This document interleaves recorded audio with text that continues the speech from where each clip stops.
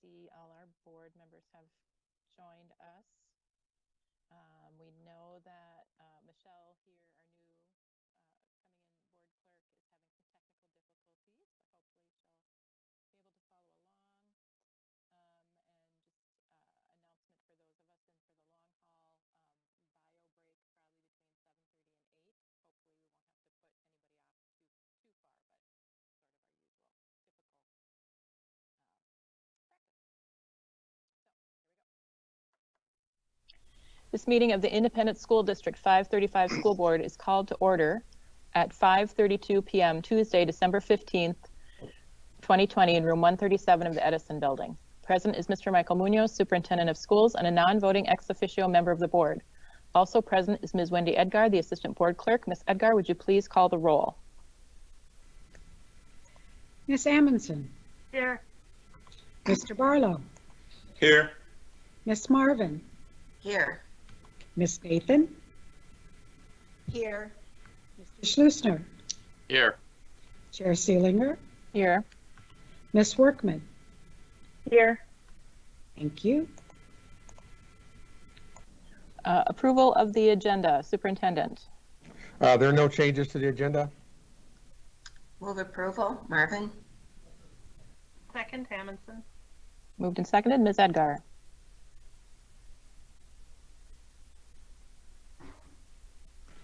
Miss Amundson. Aye. Mr. Barlow. Aye. Miss Marvin.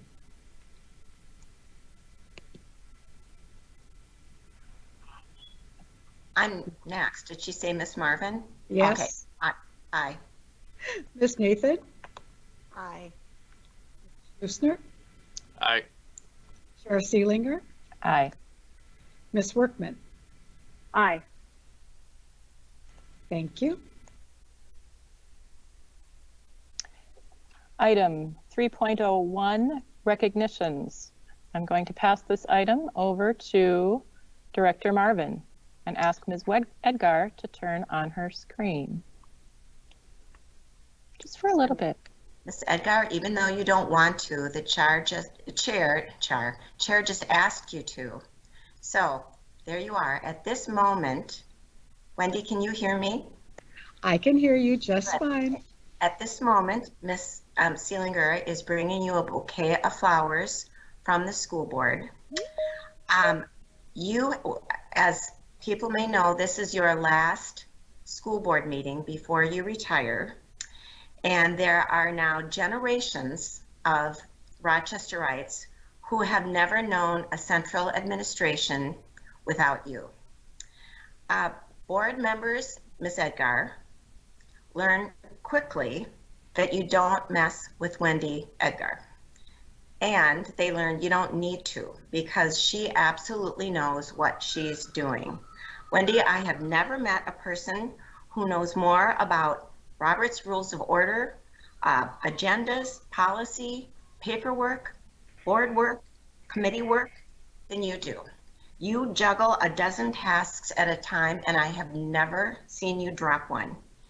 You do this with patience most of the time, and always, and this is the thing, Wendy, that impresses me the most, always with the goal of making those around you look good and helping those around you learn how to do good. Ms. Edgar, you have been a real gift to this district. You will be missed, but we wish you well and hope you enjoy the next chapter of your life. Thank you, Wendy. Thank you all very much. Yes, I would like to also add that you've made my 10 years here very positive. I've appreciated all your support and help over those 10 years, and you will be greatly missed in the superintendent's office. Thank you. Thanks, Mr. Munoz. Any other board members would like to say a quick thank you? Director Workman. Yes, I'm not sure where to start. I could talk for quite a while, but I won't, because that would be embarrassing for everybody. I just want to thank Wendy for such a welcome when I first came on the board in 2010, and for her patience as I tried to figure out what in the heck was going on. Maybe she wasn't as patient as she seemed, but she was always patient when she was dealing with me. And I think she's done a lot to keep us out of trouble in any number of circumstances where we got to check with legal on that. Yes, ma'am. So Wendy, thank you so much for your service to the district. And yes, you will be missed, but we'll figure out where you are and we will track you down on occasion. Thank you so much. Thank you. Director Nathan. Well, I think I said this at a previous meeting when your retirement was first announced at Human Resources Actions, but I don't know that I would have felt as welcome as a community member interested in what the school board was doing without Wendy. Because before I was on the board, she was my go-to for questions about how to find out about meetings and when meetings were and learning about board docs and where could I find this. And I was a community member. She didn't have to give me the time of day, but she did. And I know that she gave a lot of other people the time of day. And so I appreciate all of that before, and I've had the privilege of working with you on the board for these past 2 years. And you set a high bar for all of our work going forward. And I wish you the best and the most fun in your next adventure. Director Barlow.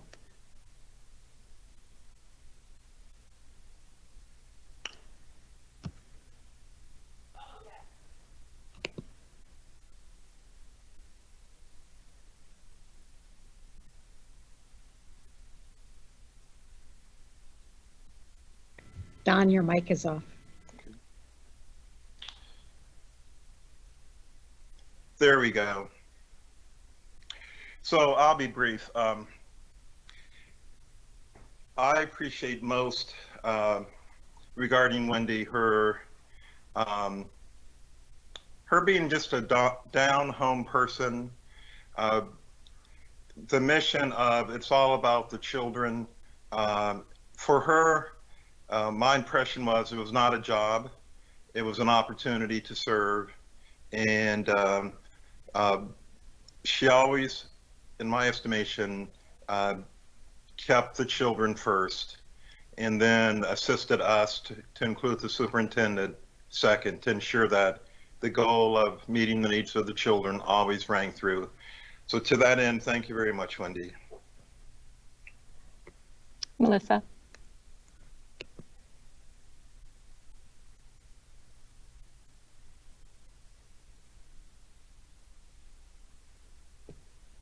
Everything that's already been said, plus thanks for being the glue that holds it all together, and the institutional memory, and the hostess with the mostess in terms of making sure that our meetings are set up and our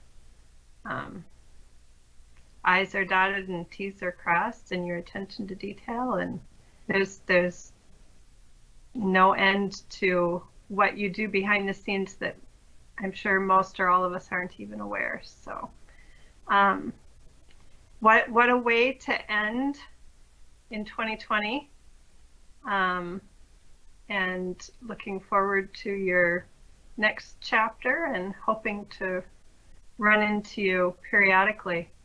I know that you're leaving one type of work for another type of work, so but I still hope you'll enjoy what time off you do get.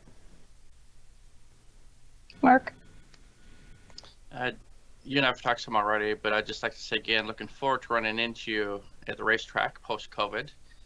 And as everybody knows, in order to move an organization forward, you need to have a rock steady personality like Wendy has, and she is, even in her roles, absolutely helps move the schools in a positive direction.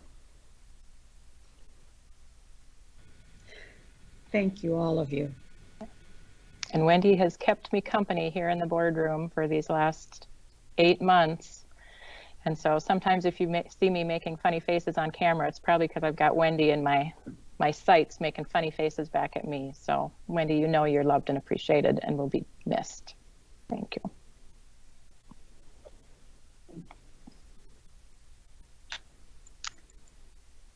(2.01) our equity update, Superintendent. Yes, we have two updates. The first one, we're going to introduce our new equity specialist, and I'm going to have Julie Ruzick, Coordinator of Family Engagement and Partnerships, introduce our two new specialists. Julie. Hi, good evening, everyone. I got a little teary there, Wendy, so thanks for nothing. Now I look silly on camera. I'm really happy to be here tonight and here along with two brand new members to the Rochester Public Schools family, Beth Martinez and Wafa El Khalifa, are brand new members to our equity specialist team. And we are thrilled that they accepted the request to work with us. We are in good company tonight with these two new employees, and the future looks very bright. And I can't say enough about how they knocked our socks off through the interview process. And as we're just getting started, we've already crossed paths through the community, right, Wafa? So just really happy to have them joining our team. They're amazing, and you can expect very great work from them. And I'll let them say a few words, if you would like. Who would start? Me? Sure, go ahead. Okay. Hello, everyone. Good evening. My name is Wafa Al Khalifa, and I am your new equity specialist. I'm so excited to be part of the Rochester School District family, and I hope that I could utilize all the skills and the experiences that I've have built for the past years, and put them in good use for to benefit the school district and the families and the students. And I look forward to work with this amazing team and with Julie. I'm really excited, and I hope that we make a difference in the Rochester School District. Thank you. Good evening. My name is Beth Martinez, and like Wafa said, I'm also very excited, and I'm just can't wait to do all this teamwork and get to new places and just reach a lot of people and help out as much as we can. Thank you so much for the opportunity again. So Wafa will be joining us. She will take the place of Willie Tipton and will be supporting the Mayo High School feeder system. And Beth, as you know from our equity plan, is our newest equity specialist. That makes equity specialist number 5. And so we are 4. Is it? No, I think it's 5, Deborah. This is our 5th one. And then we have Regan, our Native American liaison. Yes. Now you're making funny faces at me. So she's our 5th equity specialist, and we are working on a new plan. And once we kind of have that in place, we hope to come back to the board and present that to the board and talk to you a little bit about the plan for Beth and her work. So thanks so much for having us tonight. Super. Director Barlow, did you have a comment, question? Yes, I did. Thanks for the opportunity. I had opportunity this past weekend to participate in the town halls, and that the Diversity Council, along with county and district, supported. And it was there where I first saw Wafa, excuse me if I mispronounced, and I thought, well, isn't this great? You know, someone from the community, you know, serving in the capacity. But you're so much more. I think it's important to be of and from the community, but also from the inside part of the district. So I'm looking forward to your assisting us in this great work that we've been called upon to do. Welcome to both of you. Thank you. Thank you. Thank you. Anything else from you, Ms. Ruzak? No? Okay. I think that's it. Thank you so much. Thanks. Nice seeing you. Welcome. Too. Superintendent? Yes, the second part of our equity update is we have Kim McDonald, Director of Elementary and Secondary Education, and Nicole Andrews, Community Education Program Supervisor, and they're going to give us a brief summary of the Equity Map Center Equity Strategic Plan. And so I'm going to turn it over to Kim and Nicole. And before I do that, I also want to congratulate Nicole for receiving the Mayor's Medal of Honor Award. That's quite impressive. So congratulations, Nicole. Thank you. Okay, so we have some slides to show tonight. So I'm not sure how that goes.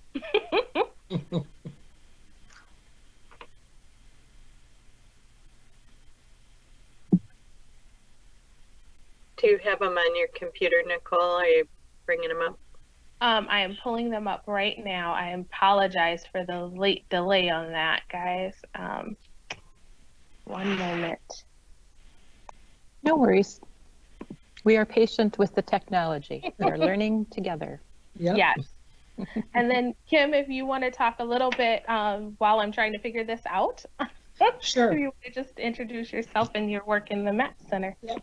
So Kim McDonald. I've been with the district for about 14 years now, and I was lucky enough to be one of the teams sent to Indiana before COVID. And we began working with the Equity Center back in about 2014. We went to the MAP Center last year. And then what we started working on was an equity plan, which is what we're going to talk about.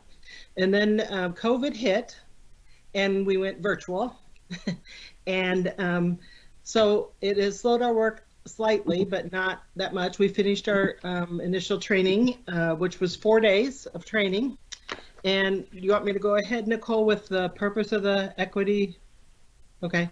So the MAP Center stands for Midwest Plains Equity Assistance Center. It's one of 4 regional supports from the Department of Ed. It's funded by the Department of Ed, and they want to build capacity within the district. Great, it's up. Within the district to continue our equity work and have all staff members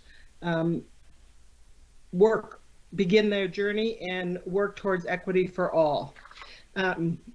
So they cover the states shown here. Nicole, you were going to add something to this slide? I do. Thank you so much for whoever shared it. As I was going through this, I'm sure that was Amy, so thank you.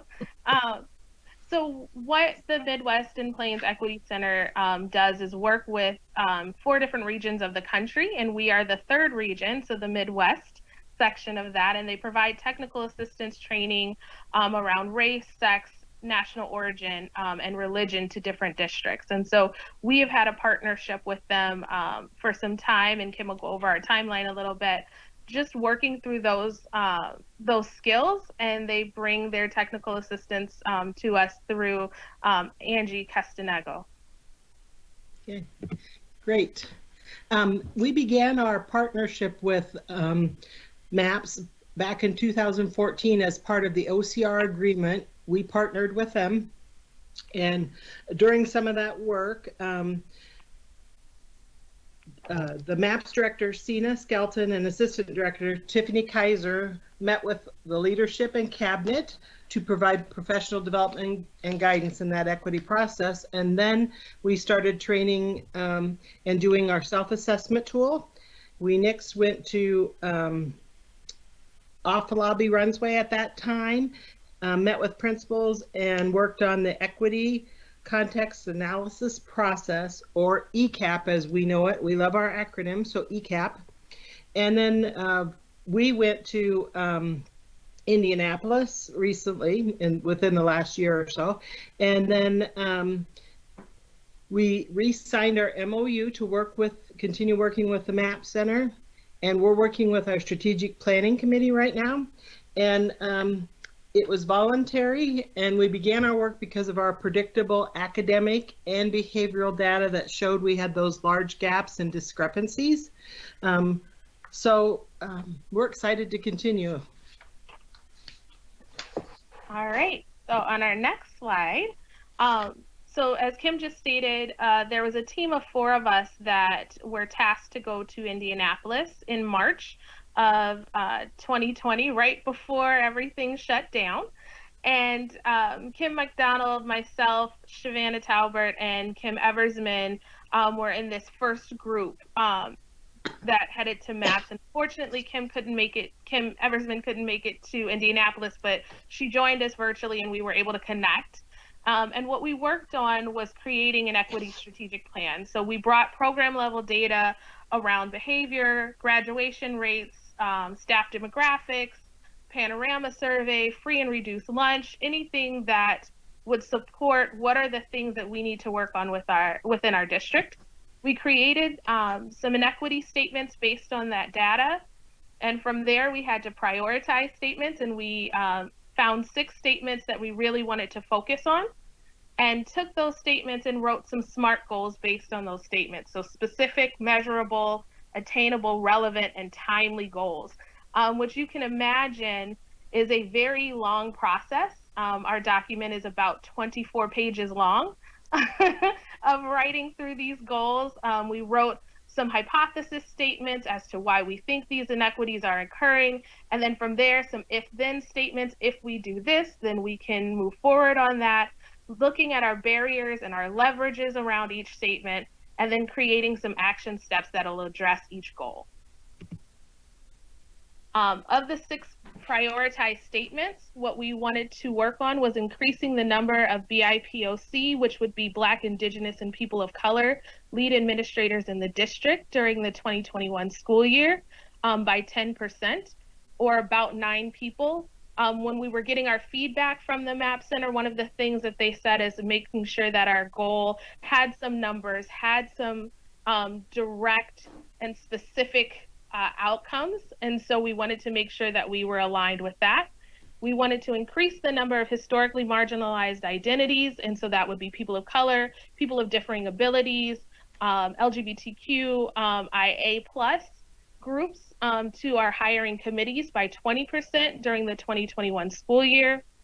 Develop an exit survey to analyze trends about why RPS staff are either moving through buildings or exiting out of our system completely.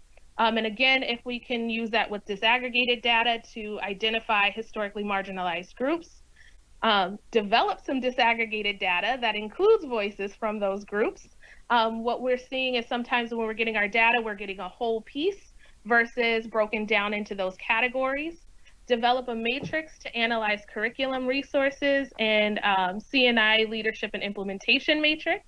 So that would be, again, the ECAP or something similar to that, where we are consistently measuring what we are bringing to the table and how our district is doing in equity, and develop an equity policy that's adopted by the district. And as you can see, those goals in March, some of those have already started to take shape.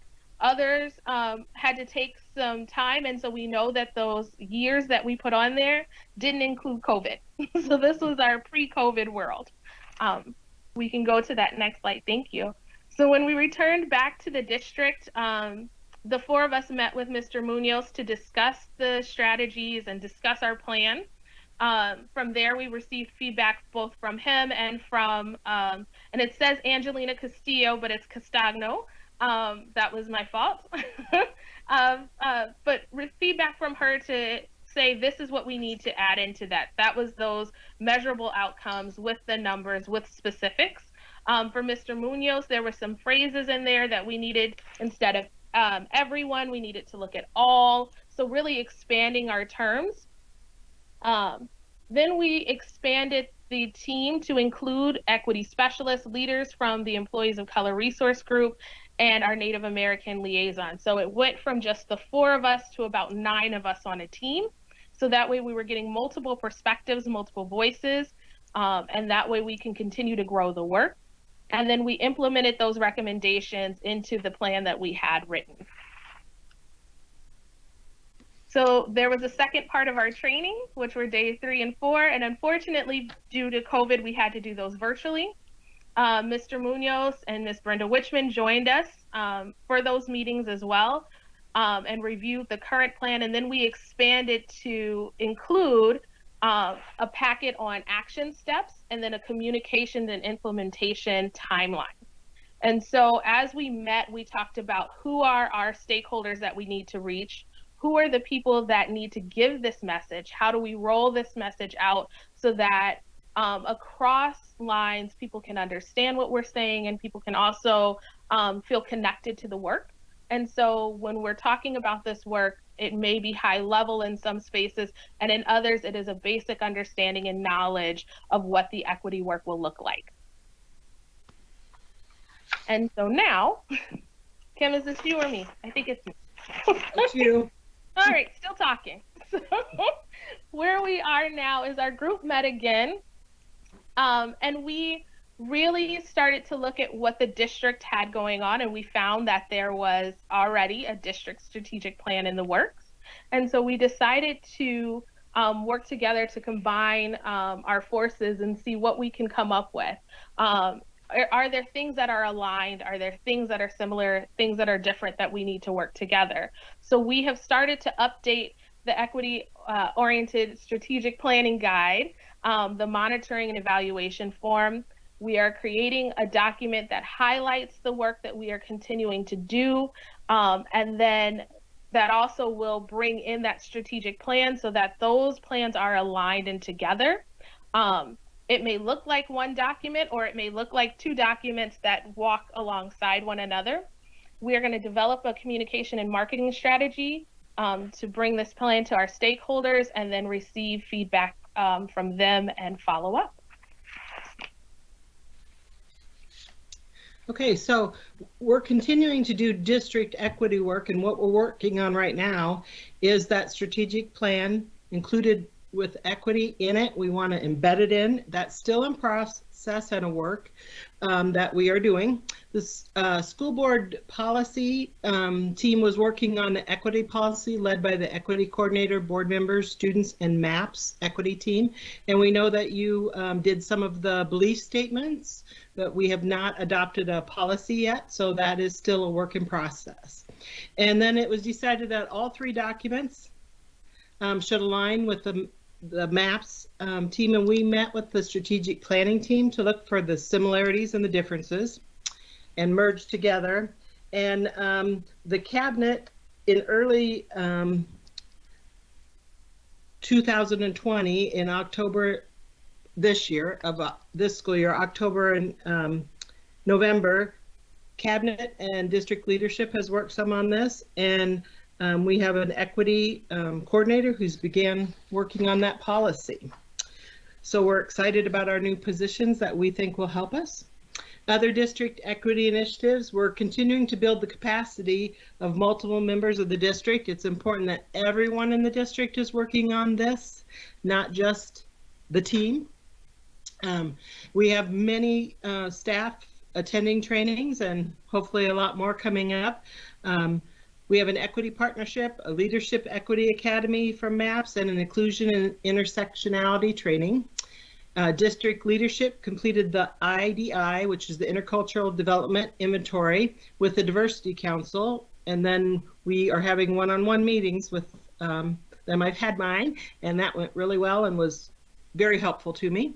The district has collaborated with the City of Rochester and engaged in the Intercultural Cities Initiative, and we've hired our two new equity coordinators to continue to move our equity work forward in the district, so we're real excited about that. The last page is some terms and the website for Great Lakes Equity, so if you would like to peruse, they have a lot of stuff on there, the forms we've used, the kind of the process, and they have so much information on there. It's a great website for resources. And then just some of our terms that we used in this presentation that we weren't sure everybody would know. So thank you. Thank you. Do you guys have any questions for us? I don't know how that works, so. Well, thanks. I'm the traffic cop here, Nicole. So, so thank you for Kim and Nicole for that presentation, and also just thanks for continuing this work with everything else going on, right? Like distance learning, pandemic, feeding hungry students is a lot, and so I really appreciate that this work continues. I'm going to go to Director Marvin and then Director Nathan. Thank you, and we may very well have the same question. For both Kim and Nicole, thank you again. The equity policy that you're talking about, I'm assuming that you are referring to the one that the policy committee has been working on. Yep. Good. Okay.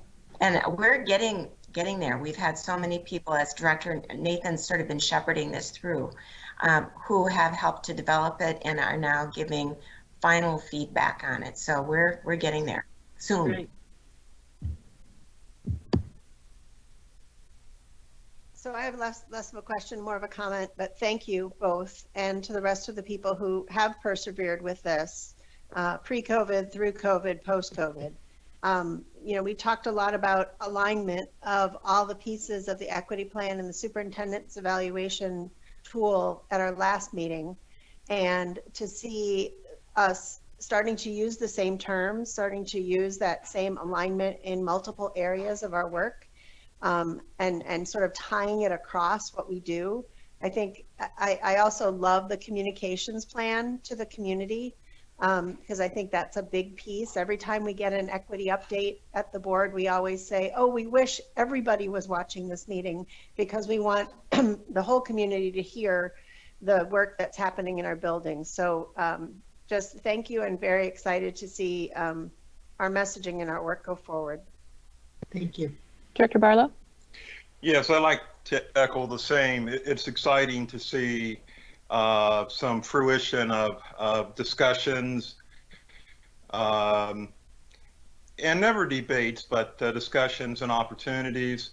Also, I just wanted to say it's exciting on a different level to see Nicole, who's been a part of this community, and I think that is so important to allow Rochester to sometimes just draw from its own, so to speak. Nicole, I don't know if you graduated from any of the local high schools. Which one was that, if you don't mind me asking? So I actually graduated from a California high school, but I was here for middle school and from elementary. So I was Ben Franklin, and I did Pinewood, and I did Friedel Middle School. Okay, and that's important because, again, we sometimes consider initiatives to, well, how can we maybe meet these goals we're setting for administrators or staff, and it may be no more than looking from within. So I look forward to how we can somehow begin to encourage our students and members of the community to get involved and engage. And so I appreciate the work, both of you, Kim and Nicole. Thank you. Thank you. Okay, board members, anything else for our guests? I have a feeling we will hear from them again. Yes. Thank you so much. Thank you. Thank you. Okay. Anything else on the equity item, Superintendent? No, that's it. Okay. Okay, 3.03, COVID-19 update. This is also an information item, Superintendent. Yes, the first COVID update is going to be, we're bringing 2 teachers to share with you their work. And I'm going to introduce Monica Bowler, Principal of Special Assignment, Gifted and Talented, and she'll introduce our 2 guests. Monica. Well, good evening, everyone, and thank you for the opportunity for us to share some of what we've been doing with you. Working in the pandemic has allowed all of us the opportunity to become more creative and to work together better as a team. And so that's what I've been seeing on our elementary gifted services team. And tonight I have 2 of our gifted specialists with me. They are Jessica Tewalt, excuse me, and Diane Fritcher. And they are going to tell us a little bit about some changes that we made this year, in part because we were not allowed to use or not allowed to do any testing, either the NWEA's, the FAST test, or the portfolio assessment for students. And so identifying students became an issue. And so in response to that, the team has created a new program, which is called Upper Elementary Enrichment. It's open to any student who is looking for additional challenge. That is, any student in grades 3 through 5 looking for additional challenge. So I will turn it over to them and let them describe a bit about what's been going on. Good evening, everyone. Before we get started, I just want to let you know that throughout this presentation, you're going to see student work that has been created this year during either hybrid or distance learning. And when we asked parent permission to show it, they were very proud And I know I'm very proud of my students, and my colleagues are super proud of all of their students as well. All of the engagement and hard work that's being done even when their classroom is virtual. So with that, we'll dig in and give you a little more information about UEE Upper Elementary Enrichment this year and all of the great things that are happening in our virtual classrooms. So UEE is offered to all 3rd, 4th, and 5th grade students that would like additional enrichments. Units offered in 2020 include logic, writing, and science. Unlike GATE, students do not need to be formally identified. Instruction is provided from a GATE teacher that works in student advancement. Students participate in a live meet with a gifted specialist once a week and have a weekly challenge that extends their learning from the live meet. An optional support session is available for each grade level during the week. This example of the students' work is from one of our recent weekly challenges. The 5th graders investigated and used 2 different scales to create a scale model of the solar system. Their work shows a distance of the planets from the sun, as well as the relationship between the size of the sun and the size of the other planets.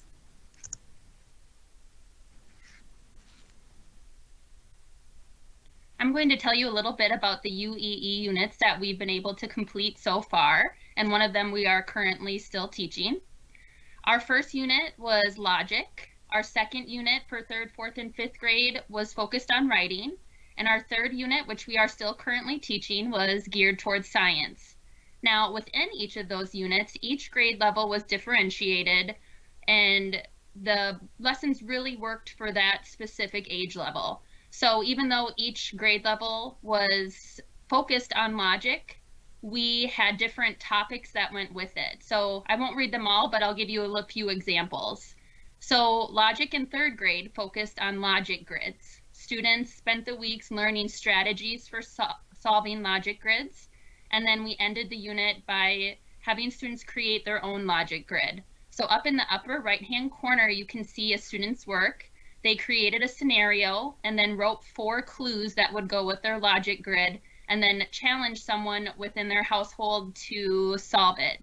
And so it really got to that application point of our topics. And then in 4th grade, it was a little bit different.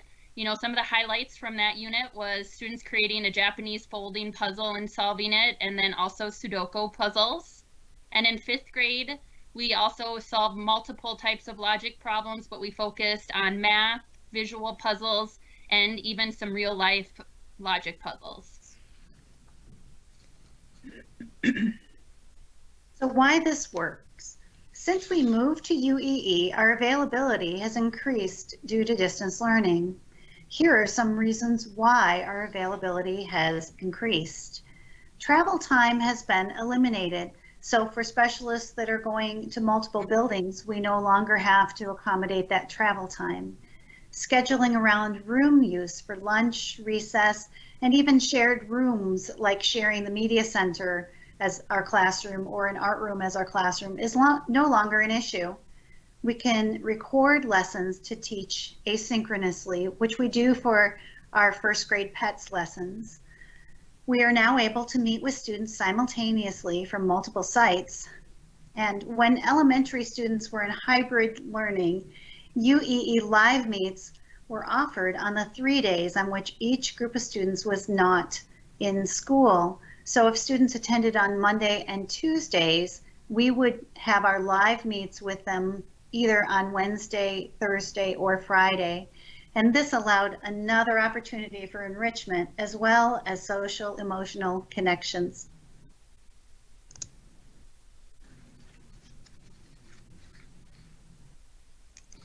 Diane just mentioned PETS, and this is actually our 5th year that we've implemented PETS into 1st grade classrooms.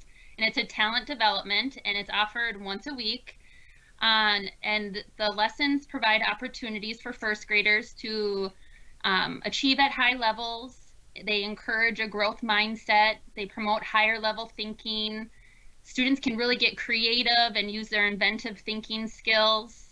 You know, we teach new ways of thinking. There's actually 6 ways of thinking and 6 different characters in PETS that go over problem solving, and it really encouraged them to look at tasks in new and different ways. And it really does encourage that curiosity. And so in one of the pictures this year, students were to create a Rube Goldberg machine because we were talking about chain reactions. And so in the picture, a student was creating a chain reaction where then the end result would be the bowling pin was knocked over. And so this lesson then geared them up for another lesson where they have to invent something for one of the characters named Isabel to get her acorns from the bottom of the tree up to the hollow part of her trees in a more efficient manner. And so it's just a really great way for them to be creative and have fun while learning. And we have a little video to show you of another student who created a Rube Goldberg machine to turn on a fan.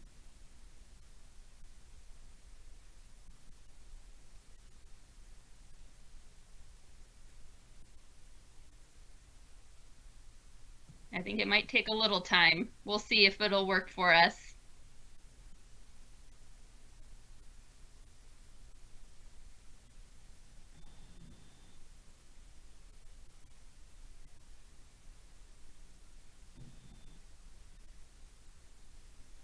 Diane, is the other tab coming up or no? Oh, I got it to work on my end. It must not have gone through. Oh, okay.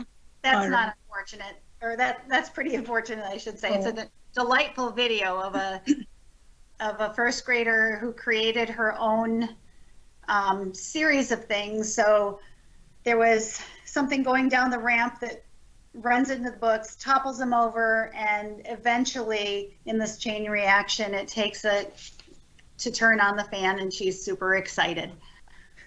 Wish you could see it and enjoy it as much as we do. Thank you. And there's another kind of ramp that we deal with in the department too, and that is the Rochester Accelerated Math Program. And this program starts in grade 6, and a few years ago, we changed how we identify students for advanced math. And that is, we're allowing students to choose as of about 3 years ago. I think we're heading into our 4th year of allowing students to choose accelerated math at grade 6. So the Ramp Prep Google Classroom is kind of a one-stop online learning center for students to get ready for advanced math. And it's intended, as I said, for the 5th grade students who are considering either single or double acceleration in math in grade 6. And it's a very equitable experience. You don't have to have the money to be able to go to a tutoring center or to hire a tutor. You don't have to have parents who are math teachers. Anyone can join this math classroom and do a lot of learning on their own. And I'll explain how teachers are also assisting in this.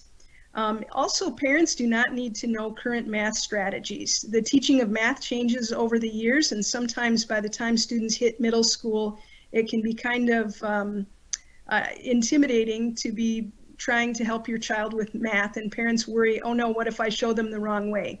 The lessons and examples and exercises are provided, so again, students can really engage in this work on their own. And I even met with some students the other day online who have formed study groups outside of school to do this work.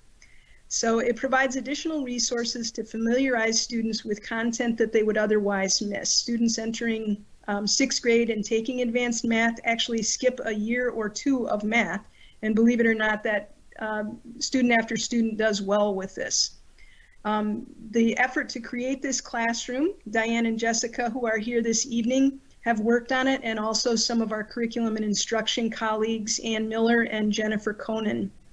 And they started that work last spring, and it has gotten better and better as time has gone on. 107, well, actually that number is wrong. I just looked. 180 students are using this math classroom independently. And then additionally, many of our 5th grade teachers are using the classroom and supporting their students directly with it. Oh, and I meant to mention the classroom is open all summer also. So any student that wants to be very ready for advanced math has the opportunity. And to end the night, we're just going to go over some highlights throughout the district with UEE. And the first one is something that I've witnessed with my students. You know, it provides another caring teacher in the students' lives we have open office hours and students can come and ask questions. And a lot of times I just have students come into those sessions and they complete their homework with me and they just want another person to talk to. And it's just another person invested in their educational journey. And that's the part that I really love about this job. And a lot of people don't know, with the upper elementary enrichment and just gifted education, a lot of my students I have from 3rd grade. So I really get to see them grow as learners, and I get to see how much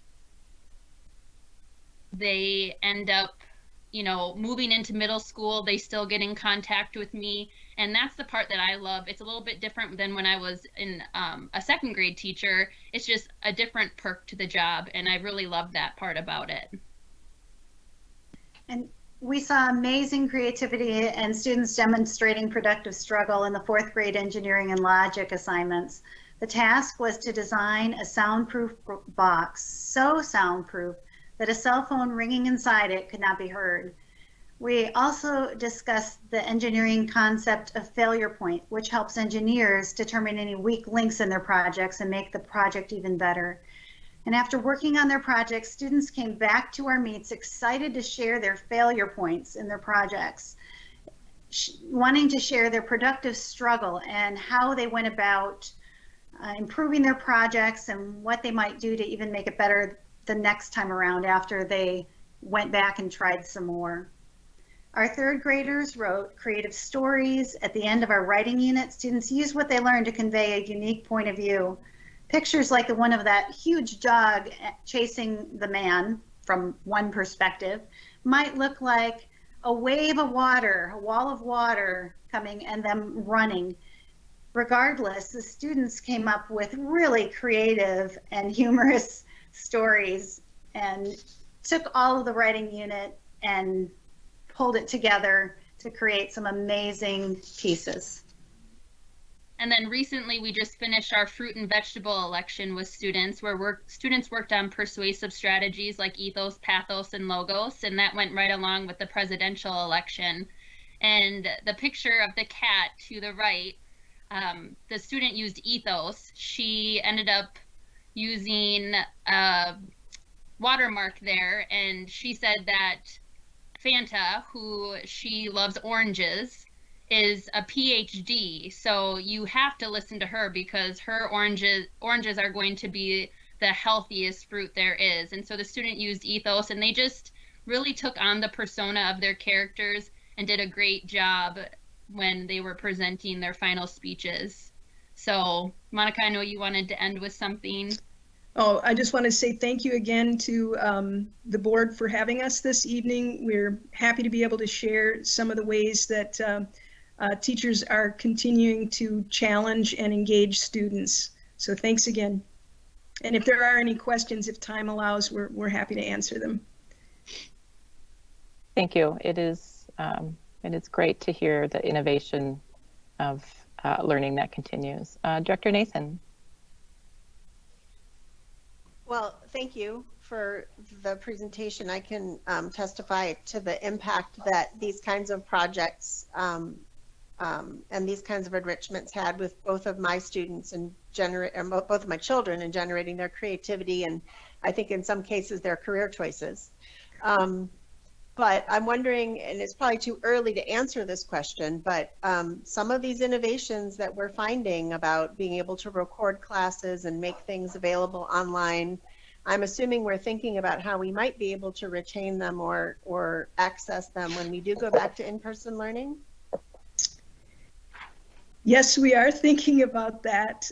We're always thinking about how else could we, provide services to students. And, as we mentioned, this service actually goes beyond students that have been identified for gifted services.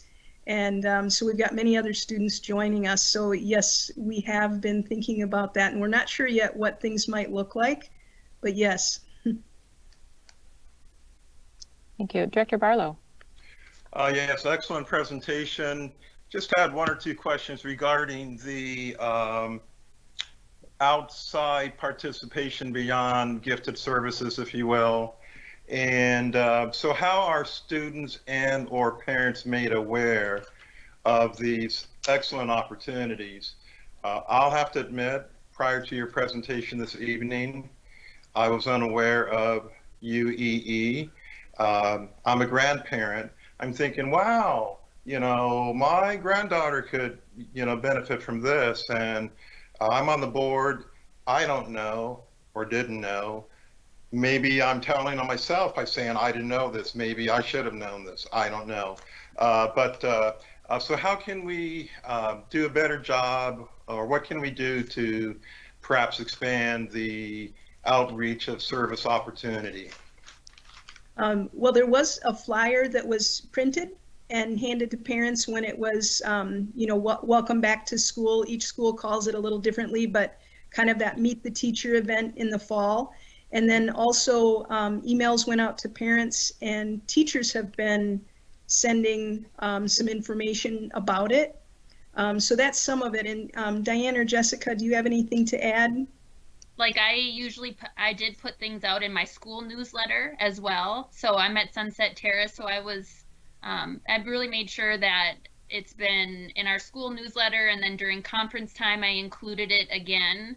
And then during conferences, I made sure to touch base with the teachers at my school just to remind them, as students and you're connecting with parents, remind them of this opportunity. And I did gain some students from that as well. So those were a few things that I tried on top of the avenues that Monica discussed. Right. And I think we've been fairly consistent throughout the district as specialists, making sure that we're trying all these other avenues for communicating this to families. We're also making sure that as we change topics, so when we went from our logic to writing to science, we're blasting out another piece of information, not only through emails in the families and newsletters, but also through those classroom teachers who are sharing this so that we can catch as many of the kids as are interested.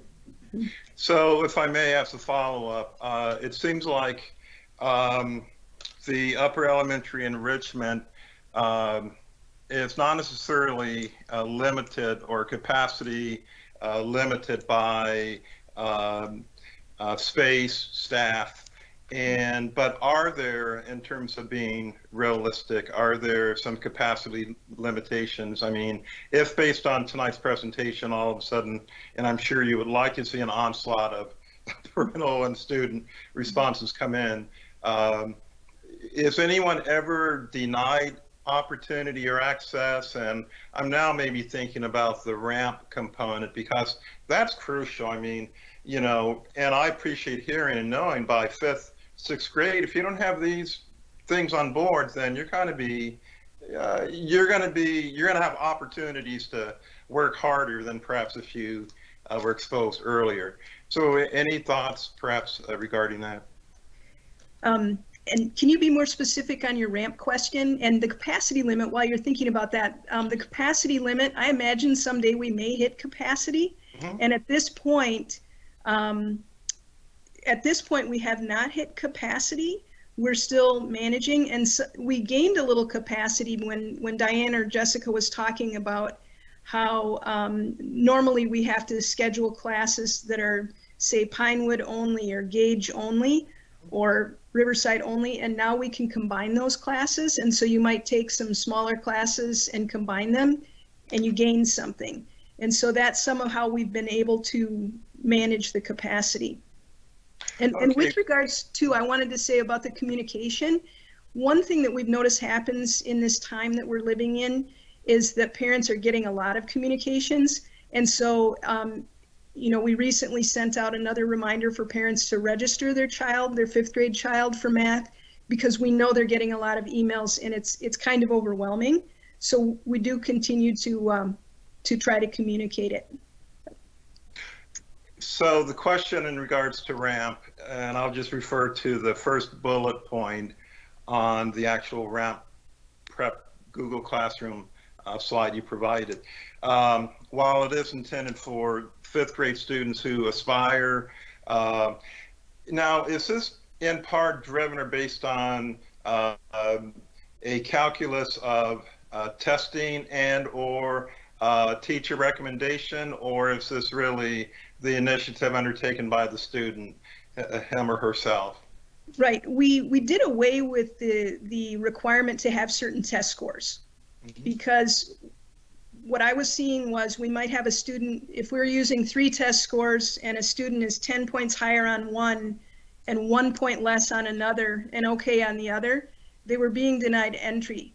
And so we did away with it. If you wish to have advanced math at grade 6, where the RAMP program starts, then you sign up for it.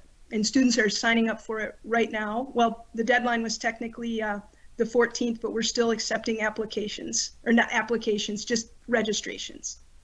Thank you. Mm-hmm. Thanks, Ms. Fuller. Director Workman? Yes. Monica, you just answered my 2 questions that I was going to ask about how students are identified or if they are self-selecting. So I know we made a change in our honors classes for high school quite a few years ago, where students could just go ahead and, say, I'm really interested in taking this class. So, and I really like the fact that you're not putting so much emphasis on a particular test or battery of tests for a math identification, because we all know that that's not necessarily representative of the student's capabilities. So I really appreciate your presentation tonight. It was very, very interesting, and thanks a lot. I liked it. Thank you. Thank you. Director Amundsen? Can you talk a little bit more about, so any student may self-select, and there's opportunities for them to, help prepare themselves. Once they are, they're tackling a challenge, which is beautiful, but maybe they're a little overwhelmed. Could you talk a little bit about the supports and the policies regarding being able to stay in advanced math if they've accelerated farther than maybe they expected to be challenged? Our middle school specialists spend a great deal of time. We have a part-time specialist at each middle school, and they spend a great deal of time on math, just really monitoring the students. And if students are having some difficulty in the advanced class, trying to get a system of support in place. We look at, what's underneath that, that grade that you're getting that's lower than what we want to see. Is it not studying for tests, not knowing how to study for tests? Is it needing some more lessons on a certain topic? Just what's underneath that. So middle school specialists stand at the ready and spend a great deal of time actually supporting students in that program.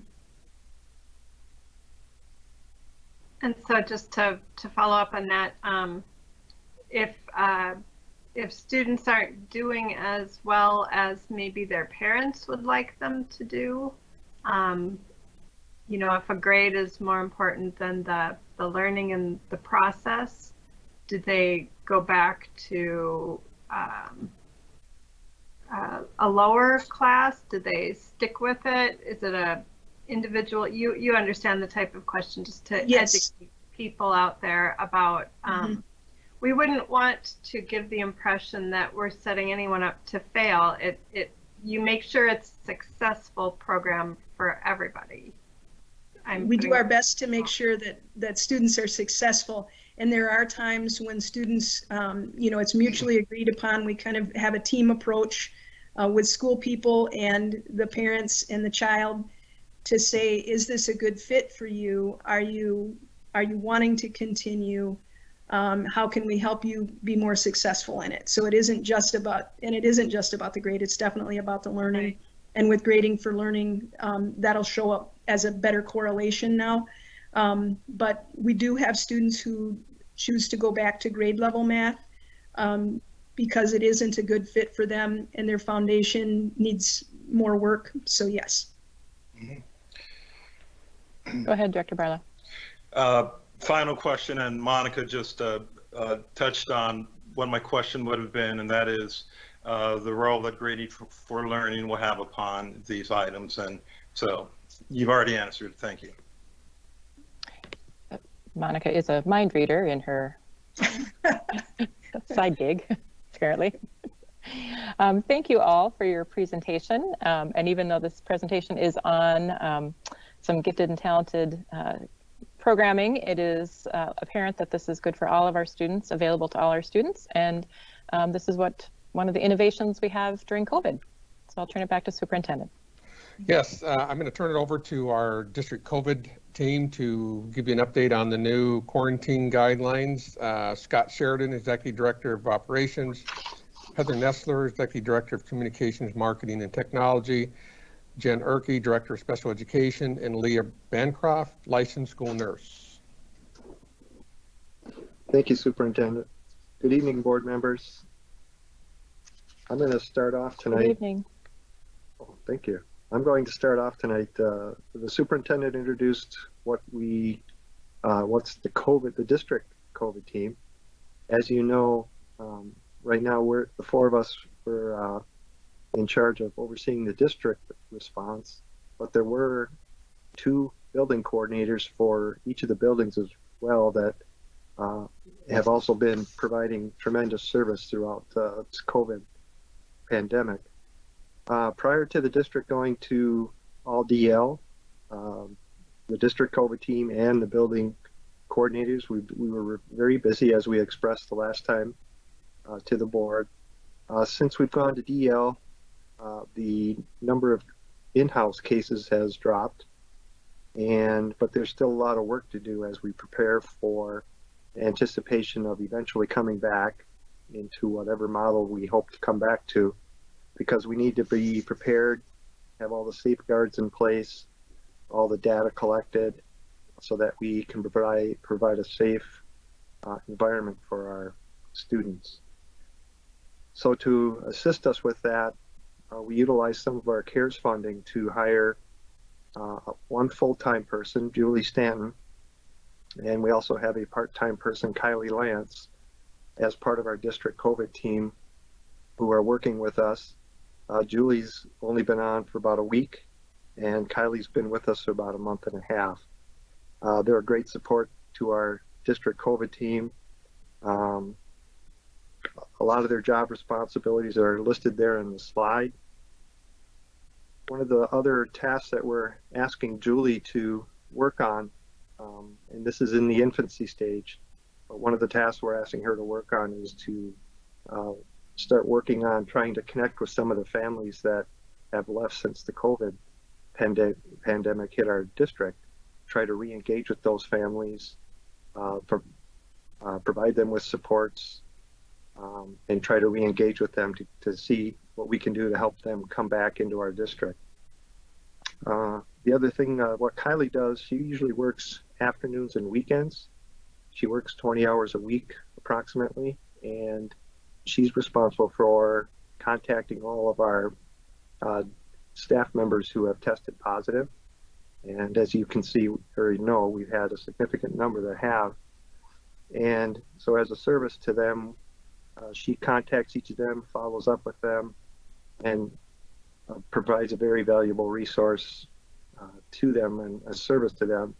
One case in point is she contacted one of our staff members who was a positive case, who lives alone, recognized the fact that the staff member didn't have access to laundry services where this person was living, and she worked and provided worked to get services provided to that staff member in order to get some laundry service to him. So Kylie's done some really great work as well. So I'm going to turn this over, if you want to go to the next slide, Heather. And I'm going to let, I believe, Leah take over on this slide. Yeah, thanks, Scott. So we wanted to share with you the next few slides.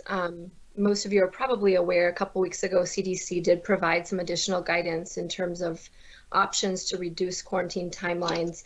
Last week, the Minnesota Department of Health did come out and adopted that guidance as well.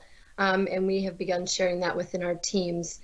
One of the things that we just wanted to make note, the CDC, MDH, and Olmsted County Public Health really do want to remind us that our safest option for quarantine still is that 14-day period to remain home and monitoring for symptoms. We know that this new guidance doesn't change the science of COVID-19. So the incubation period that we've been learning about since the beginning of 2 to 14 days remains the same. Really what this guidance is reflecting is a change in behavior. As the pandemic has continued, we know that COVID fatigue sets in, and the compliance within the community to maintain that quarantine of 14 days has not always been followed, and we know that it also imposes that burden of economic hardships and other variables. And so this is part of the reason why CDC did take a look at this guidance. If you want to look at CDC guidance on their website, they actually do have a pretty neat graph that looks at the modeled estimates of the post-quarantine transmission risk, looking at that percentage over the length of time of quarantine to 14 days. What you'll see in that graph is that after day 8 and beyond, that risk significantly drops off in terms of transmission. So what we're going to share with you are a few of the slides, the options that CDC and MDH have put forth, and it really is based on those modeled estimates that they're looking at the reduced risk. So, and Heather, I'm actually going to have you advance to the next slide. I think it'll do a little bit better. So basically, as we look at this, there's the gold standard that they're looking at, the 14-day quarantine. And how we are looking at this is if you have a member in your household, so if your exposure is to a positive case within the household, you must still utilize the 14-day quarantine to stay home, monitor for symptoms. The recommendations are the same for testing between days 5 and 7. It does not change your quarantine if that exposure is within the home. You still need to remain home for that 14 days, but we do still recommend testing. Again, this is the safest option, and you will notice that that is something you'll continue to see on websites, both for RPS, for Olmsted County, for MDH, and CDC. You can go to the next slide, please. So there are certain scenarios where a reduced quarantine timeline can be considered. And what we're looking at here is the exposure would take place outside of the home. Within that home setting, they look at the risk, obviously, of transmission to be higher. So this is individuals who had a close contact exposure in the community, work setting, or school setting. That individual does not currently have any symptoms. They have not tested positive for COVID-19. They have the option to consider a 10-day quarantine. What I like about this graphic kind of helps you take a look at how, when we're doing contact tracing, we look at numbering those days. So quarantine is always quarantine through that day 10 with a return to the community, work, or school setting on day 11. What I think is really important for us as we try to communicate and message our staff and families here is that continual watching for symptoms. Remember that incubation period has not changed. So if you do choose to return because you have no symptoms, you have not tested positive for COVID, and that exposure was outside your home, we are going to ask that you continue to monitor for those symptoms. And if there are any symptoms that you really do need to go home, remain home, and consider testing through day 14. MDH has what they call the decision tree, and we might have shared that earlier on here before the school year started, and that looks at exclusion criteria for schools. The way they define symptoms is one less common or one more common. Any symptom that is COVID-like illness symptom at this stage would need to be recommended to go home and continue monitoring and testing. You can advance to the next slide, please.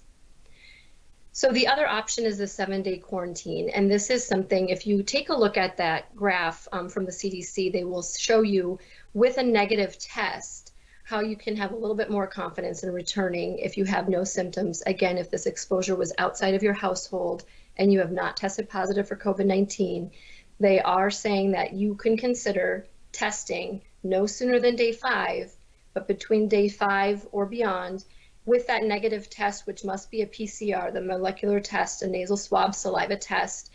Those results, when come back negative, you may return to work on day 8 or the school setting or the community. They do not want you to return, though, until that test has been finalized, not in the pending stage. So the 7-day quarantine is the fewest number of days that you would have an individual home in quarantine. Again, but this one would require a negative test. And then continuing to watch for symptoms, and any symptom at that stage between day 8 and 14, we would really want you to remain in quarantine and consider retesting. So utilizing the reduced the quarantine may require to be tested more than once during that time. You can advance slide, please. This really is just, I talked about this a little bit about waiting for tests and making sure that you do not return to the community, school, or work setting until that test result has been received. And then again, that quarantine can never be shorter than that 7 full days. Next slide. So our response to this, we want to align with Olmsted County Public Health, MDH, and CDC in saying that the 14-day quarantine still remains the safest option to reduce that community transmission. But we acknowledge that there are certain scenarios where staff and families may shorten that quarantine timeline based on the descriptors I just shared, as far as not having any symptoms with the exposure outside the home and not having a positive COVID test. So as a district, we will ask our families and our students for documentation of a negative test if they choose to return using that 7-day quarantine timeline. And part of this with that next bullet is we recognize that this is going to be a little more complicated for our buildings, who are working really hard to connect with our families and connect with our staff. And Scott mentioned Julie and Kylie. They've done a great job in following up with our staff. And this is even something that we're tasking Julie with specifically, in reaching out to buildings and supporting them in that, making sure that we are communicating this new guidance and helping them talk through those scenarios, and helping them understand whether or not they meet criteria to have a shortened quarantine timeline. You will see in the notification letters, when we do have a close contact exposure within our buildings or our programming, that we will change that language within those letters to indicate that 14-day quarantine, and then also that 10 and 7-day option. As you can imagine, this is something that is hard for us to even just communicate, but knowing that the bilingual support team really is a huge part of our team in getting this message out to our families. So we've already begun discussions and work with them and looking at the possibilities of video messaging or even pre-recorded messages to really help our families understand.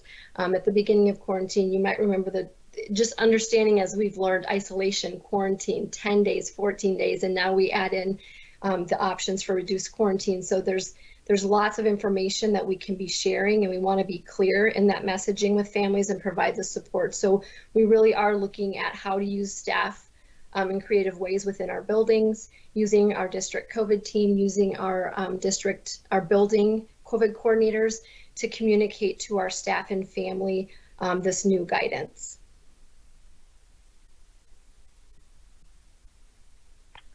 So just as a reminder, we want to share with you that our RPS COVID-19 dashboard will continue to come out on a weekly basis. Heather sends that information out every Monday with information from the previous week.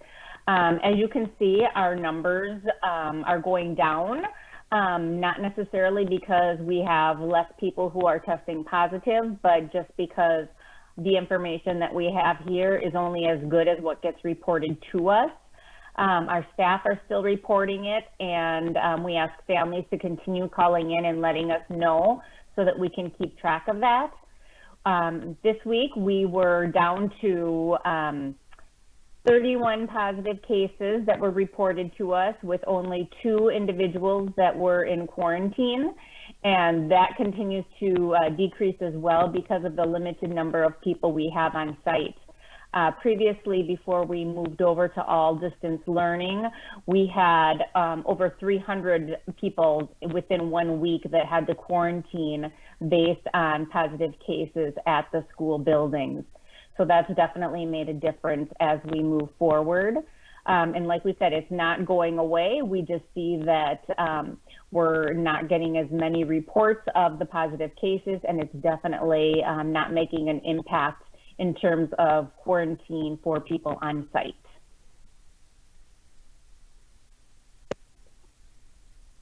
All right, I'm doing this slide, and the COVID advisor team met last week and had a conversation about how we determine when we change learning models, and we agreed to follow the current MDE, MDH guidelines.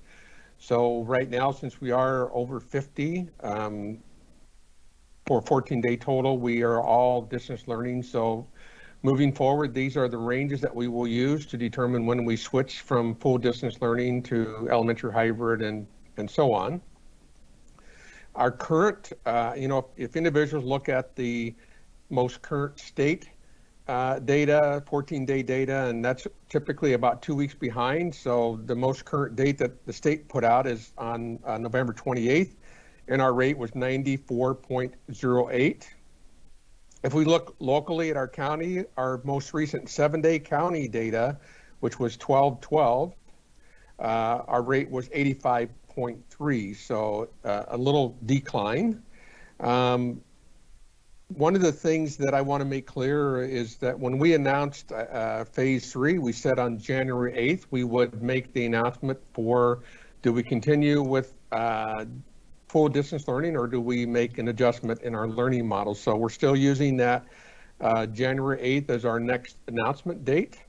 And one of the things that I'm hearing that there is some discussion up in St. Paul about potentially some changes in these ranges and some changes in the guidance that MDH and MDE is going to be putting out to schools.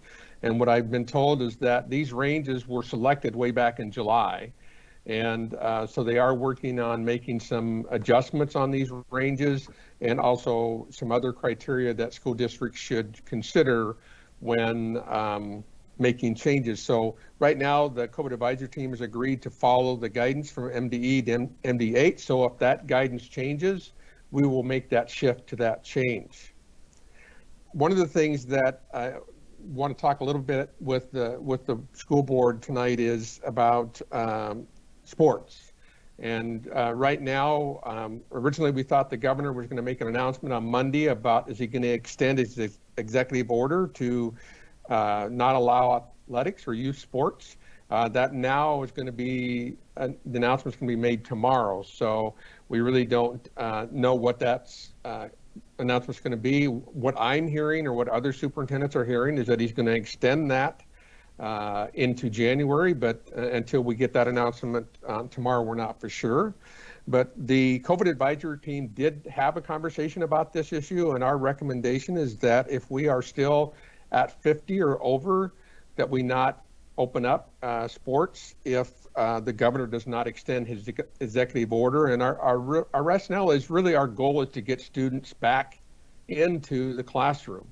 And if we can keep our numbers down, we're going to get our students back into the classroom sooner. And, if you remember when during one of the updates, we were sharing our data, or the board, if you've been watching the dashboard that has been coming out every week, majority of our secondary cases took place during athletics. So right now, our recommendation from the COVID advisory team is, if there aren't any changes and the governor does not extend the executive order, that we stay with, if we're over 50, we stay distanced with no sports starting. I do know that the Big 9 superintendents at our meeting last Friday had a conversation about this, and we would like to be consistent across the conference and all be on the same page. Right now, we're scheduled to have another meeting on Thursday after the governor makes his announcement tomorrow. So I'm excited that the Big 9 is thinking that we need to be all on the same page as far as sports is concerned. So, but like I said, I'm hearing from others that the governor will extend that executive order, and at least into January sometime. So that will give us a little time. And then, like I said, they're anticipating potentially new guidance coming out of MDE and MDH here in the near future. So I guess what I would like is if we could just kind of get, we're not voting, but if the board could maybe just give us their thoughts on, if we still are 50 or higher, what are your thoughts on sports if the executive order is not extended?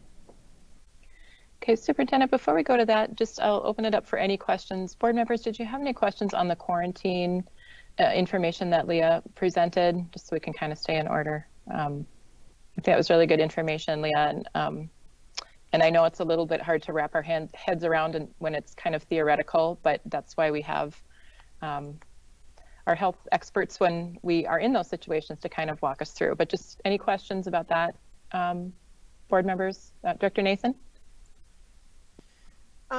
So if someone is in the situation where they're, sort of wondering what to do, is there a hotline or a phone number that they can call with just a question of, I'm in this situation and I can't find it on the website. Who do I call? Yeah, so we're in the process, as you can imagine, this comes out very quickly. And so even like MDH, a lot of their guidance hasn't been fully revised to align with what they just gave us last week. So we are in the process of even looking at our website, communicating with our building coordinators to help them understand how to reach our families. That is something that we want to make sure that we have resources in the hands of our families and our staff so that they can call with questions. And I believe for our staff, they have a direct email that comes straight to our team that we answer for those questions. For our families, we meet weekly with our building COVID coordinators, which consists of a building admin and our licensed school nurses. And so they really are helping us message to families within each of those buildings. And a lot of them, I think, are doing a great job in putting information into their family newsletters too. But yes, that is something we can continue to do, is to give them, we'd like them to reach out to their school building really first. That would be the first step, is to reach out to those building coordinators, and they can provide information. And then it really is a team effort, and we problem solve a lot of situations because, as you can imagine, it's very unique scenarios, and we learn as we go. Thanks. Thank you for the question and answer. And so, yes, families, if you have questions about COVID in your family with your students, please call your building and they will help you. Super. Anything else on just the quarantine information dashboard before we talk a little bit about sports? Kathy? Sorry, I have one more. Go ahead. So, Superintendent, I know that you said that we might hear something about an adjustment from MDE or MDH on the model, but in the absence of that, families can expect to hear about the next phase January 8th? Correct. Okay. I just want to be clear. It's not, before winter break. It's January 8th. Yes. Okay. Thanks. Great. Thank you. Okay. So, board members, the superintendent said, with numbers over 50 and significantly over 50, we know that we're in the area that sports and activities are not to be played at the moment. And so thoughts about that, thoughts about knowing that governor might come out with different language. We know State High School League has got models going. Mark, do you have something? You popped onto my screen. Yeah, I have a few thoughts. Yeah, I thought the superintendent's reasoning was sound when I heard that secondary infections related to sports activities are increasing our community rate of infection, which is resulting in all of our students, not just the athletes, but all of our students being held out of school. That really struck home for me, because we do want our students in the classrooms as soon as they can be. If that means our athletes need to sacrifice for the good of all students, I think that's the right way to go. Thank you, Mark. Any other board members have thoughts about that? Director Marvin? Yeah, I would just echo what Mr. Schlusner said, and I know it is painful for students and their families not to have a sports season, but we know proof positive that it has been our students who have been, our high school kids who have been in sports during the last few months who have gotten sick and who have passed COVID on to others. So I would be very reluctant at this point to go ahead and put kids back in sports going forward until the numbers decrease. Thank you. Director Barlow. I echo what Dr. Marvin said. I believe probably each of our fall sport teams had incidences of exposure and or need for quarantine. But even greater than that, if any situation exists for students to resume at any level, I would prefer to be in classroom participation as a starting point versus sports as a starting point. But I think our history has taught us through our fall season that athletes are not immune or exempt from contracting this and or spreading it. Thank you. Thank you. Director Nason and then Director Amundsen. Sorry. So I would have to agree with the superintendent's logic. And as I look at the numbers, I know that many of our fall sports teams were successful in mitigating spread, even though we did have some on some teams. You know, there's a lot of guidance from the Minnesota State High School League that says, you know, the right way to do it. But I think it's important to emphasize that the spread of COVID now in the winter is much higher than it was when our fall sports were operating. So even though the spread was lower in the fall, we still had spread.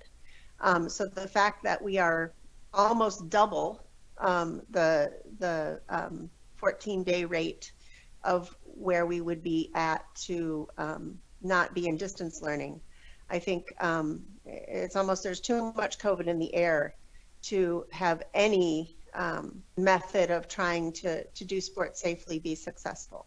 So I would agree with using that 50 as a guideline.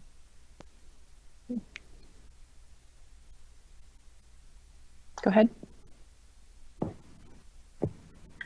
I just want to acknowledge for families how difficult and disappointing it is for athletes who, you know, have trained and have to miss a year of their sport. But I feel better safe than sorry is a good motto in this case, and I would lean towards caution if there's any issues of safety, especially because they're learning that there can be long-term effects that will affect an athlete's performance as well.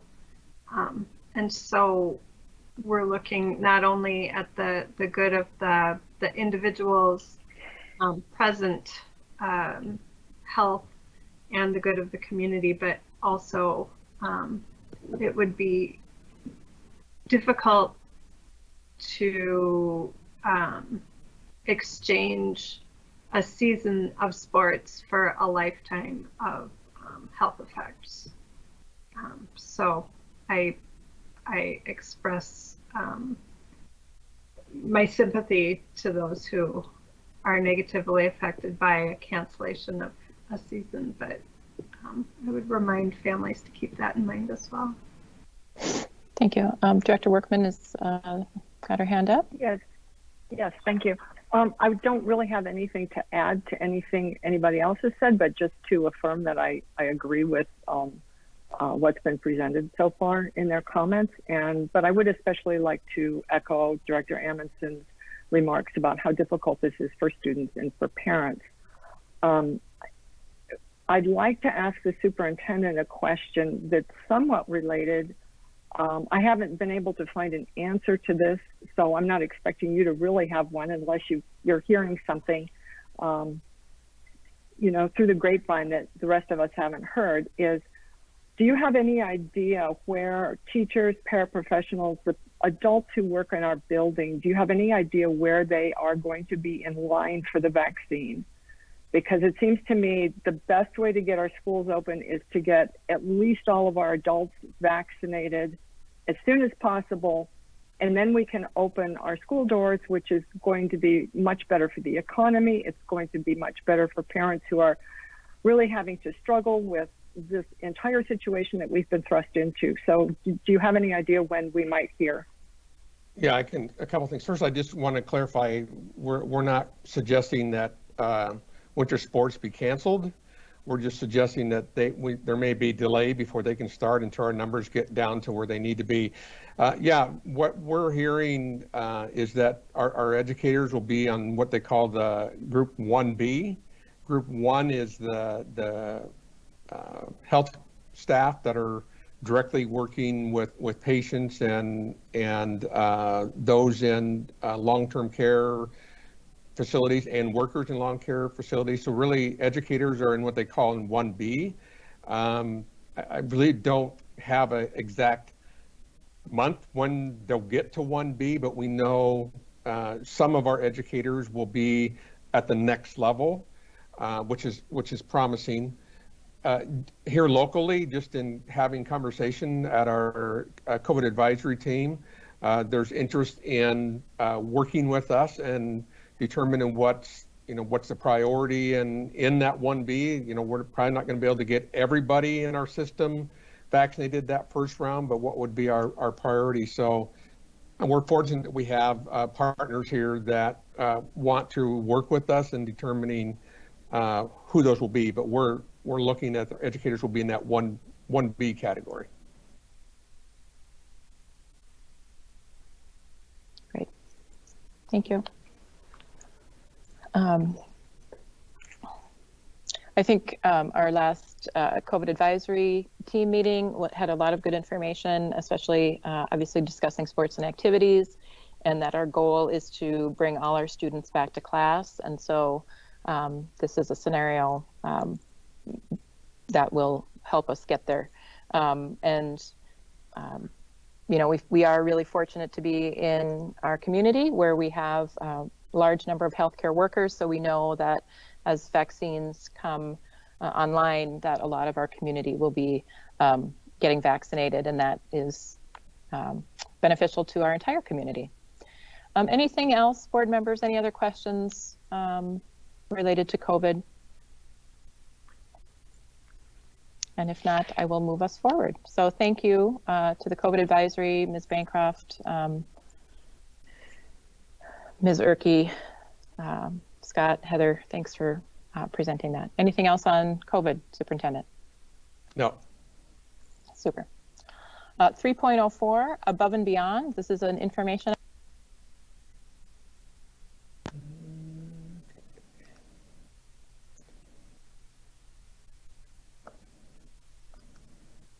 All right, this is are you able to see the screen?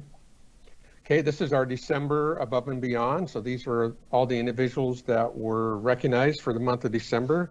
And I will read a couple examples for you. The first one is Cindy Thompson. Cindy has been going above and beyond from my kindergarten EL students. She is helping students connect to live Google Meets for EL class on her daycare days on site at John Adams. This has been amazing, and she's such an inspiration for how she works together with students. She finds a quiet spot, sets up their iPads, and helps them get things out of their EL folders to write, cut, glue, draw, etc. She is not yet using her words at school, but Cindy encourages participation and gives her wait time, talking about a particular student. And thank you, Cindy, for going above and beyond. The next one is Sam Pearson. Sam is the principal at Franklin Elementary. Sam has been an extraordinary building leader in the time of COVID. He has had situations to navigate that no other building has had, such as the first school to close due to contact tracing. He's organized, his QR code system is efficient and helpful. He is calm and reassuring with his staff, clearly communicating information which puts them at ease. He is helpful and willing to make the difficult calls to families. Sam has been a true partner, and we, Leah, Scott, and Jan, appreciate him. And the last one is Katie Schaefer. Katie has helped me learn to use teaching strategies and teach tech skills to a level I had never imagined I could achieve. She has lifted me up at moments when I did not know if I could go forward another step. Katie has encouraged me to go further, but also tells me always I'm good enough. Katie Schaefer is one of the shining stars in education among many. She has an amazing twinkle. So at this time, I'm going to quit sharing my screen, and Jenny's going to select a winner for us.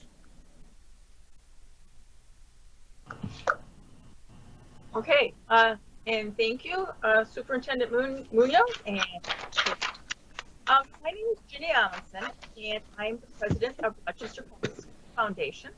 One part of the mission of our PSF is staff recognition and appreciation. And this is a wonderful way to do it. Tonight, one lucky winner will be chosen to receive a $25 gift certificate to a local business. And Wendy, would you be willing to draw the number tonight? Just picking a number between 1 and 13. I thought it'd be nice your last day. Thanks, Jenny. How about 11? Okay, so number 11, and I just left them in order tonight, will be Carrie Sackett from Washington Elementary School, and we will be getting a gift certificate to her.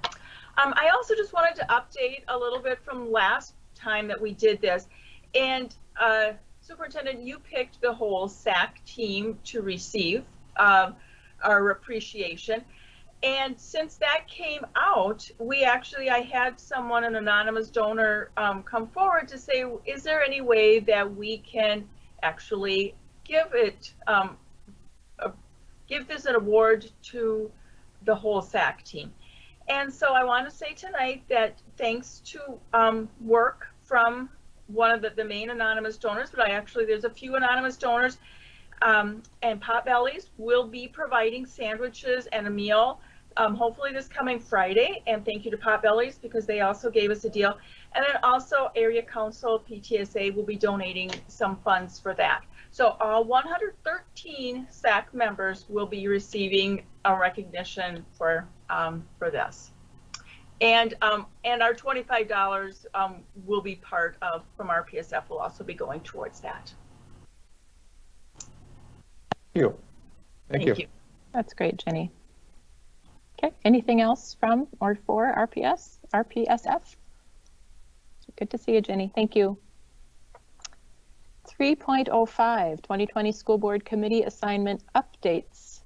Board members, I know we have a number tonight, and I believe Ms. Workman is going to kick us off. So go ahead. Okay, thank you. Board members, I don't know if you've had the opportunity to see the document that's included under this 3.05 agenda number, but I will be referring to that tonight. And it's also available for community members who might be interested in some of what our priorities are. So the Minnesota State School Board Delegate Assembly resolutions come from districts all across the state. So not all of those resolutions are necessarily applicable or important to all districts. There are big issues that impact all school districts and aren't unique to Rochester Public Schools. So I will go through the legislative agenda, which states our priorities. As a reminder, the committee researched other districts' past legislative agendas, including MSBA and AMSD. 2021 is not out yet. And our first edit went to, or our first draft went to Mr. Carlson and Superintendent Munoz, which they sent it back with some input and edits, which are included in the document that's in board docs. So I know that in past years, the legislature did not account for inflation in its budgeting or budget forecast. Inflation is impactful, as inflation increases our expenditures while revenues from the state and the federal government don't keep pace. In addition, districts have unfunded mandates from both the federal and the state governments. The big one that's a concern all across the state is special education, which is not fully funded by the state and the federal government. And the district has to fill the gap between the revenue we get from them and what our expenses actually are. That's called the cross subsidy. So our expense for the 2018-19 school year was about $50 million. $15.4 million of that was the cross subsidy. So that was money that was taken from the general fund in order for us to meet our obligation to our special education students, which we are more than willing to do, but with all mandates, we feel that it would be nice to have them more fully funded. So on the first legislative or topic under the legislative agenda, reversing Minnesota's perpetual underfunding of education by increasing the basic formula allowance by 2% or more per year and index the formula to inflation. So this is tied in with how I introduced this tonight. Inflation is an issue that's not generally been addressed by the legislature. And then increasing special education funding to reduce until eliminated the state portion of the cross subsidy. So this would take place over several years. Also connected to funding is to allow locally elected school boards to renew an existing operating referendum. Mr. Carlson is on the state finance work group. I think that's what it's called. So the next two things on our list come from that work. I believe the intent is not to implement these all at once since they do cost quite a bit. So those things were increasing overall statewide education spending from 4% to 4.6% of Minnesotans' total personal income, consistent with funding levies in the year 1997, and simplifying Minnesota's funding formulas by rolling 7 formulas into the basic formula, which are literacy incentive aid, equity revenue, local option revenue, tax-based replacement aid, transition revenue, gifted and talented revenue, and telecom equity aid. Please do not ask me to expound on any of these. If you have any questions, I suggest you direct them to Mr. Carlson. So not surprisingly, the COVID responses that we have are also related to funding. And the first 2 ideas on our list were also included in recommendations from the Minnesota School Board Association Delegate Assembly. Those 2 are hold harmless on pupil counts for 2020-21 school year to be the greater of 2019-20 or 2020-21 school year average daily membership. Hold harmless for compensatory pupil counts to be the greater of October 1, 2019 or October 1, 2020 count. Then for our compensatory funding, we are dependent on our parents and guardians to apply for free and reduced lunch assistance. Since March, when we have been supplying meals for any students, regardless of their status, we have had very few applying for free and reduced lunch, certainly not as many as earlier. But this is the count. This count determines the level of compensatory revenues that the school districts receive for the 21-22 school year. So an extension of the application time from December 15th, 2020 to January 4th, 2021 was included in a bill at the 7th special session of the legislature for this year, which passed 117 to 13 in the House and 62 to 4 in the Senate. It doesn't provide direct relief, but it does allow a few more weeks to try to secure additional free and reduced lunch applications. AMSD will continue to advocate for legislation to mitigate the impact of the enrollment decline related to the pandemic during the 2021 legislative session. So this is why we included the following in our legislative agenda: developing a new way of capturing poverty information for compensatory aid calculation, so it does not rely on self-reporting through the free and reduced price lunch application. And then the next 4 points under the COVID response section is to increase the funding for the English Learner Program to eliminate that cross-subsidy, create incentives and alternatives to attract, develop, and retain teachers, particularly teachers of color and teachers in shortage areas, increase access to school-based early childhood and pre-kindergarten programs, and expanding the fund for our full-service community schools, which is also another goal that a lot of districts around the state have. So mental health, which states increasing the funding for mental health professionals, social workers, and school counselors.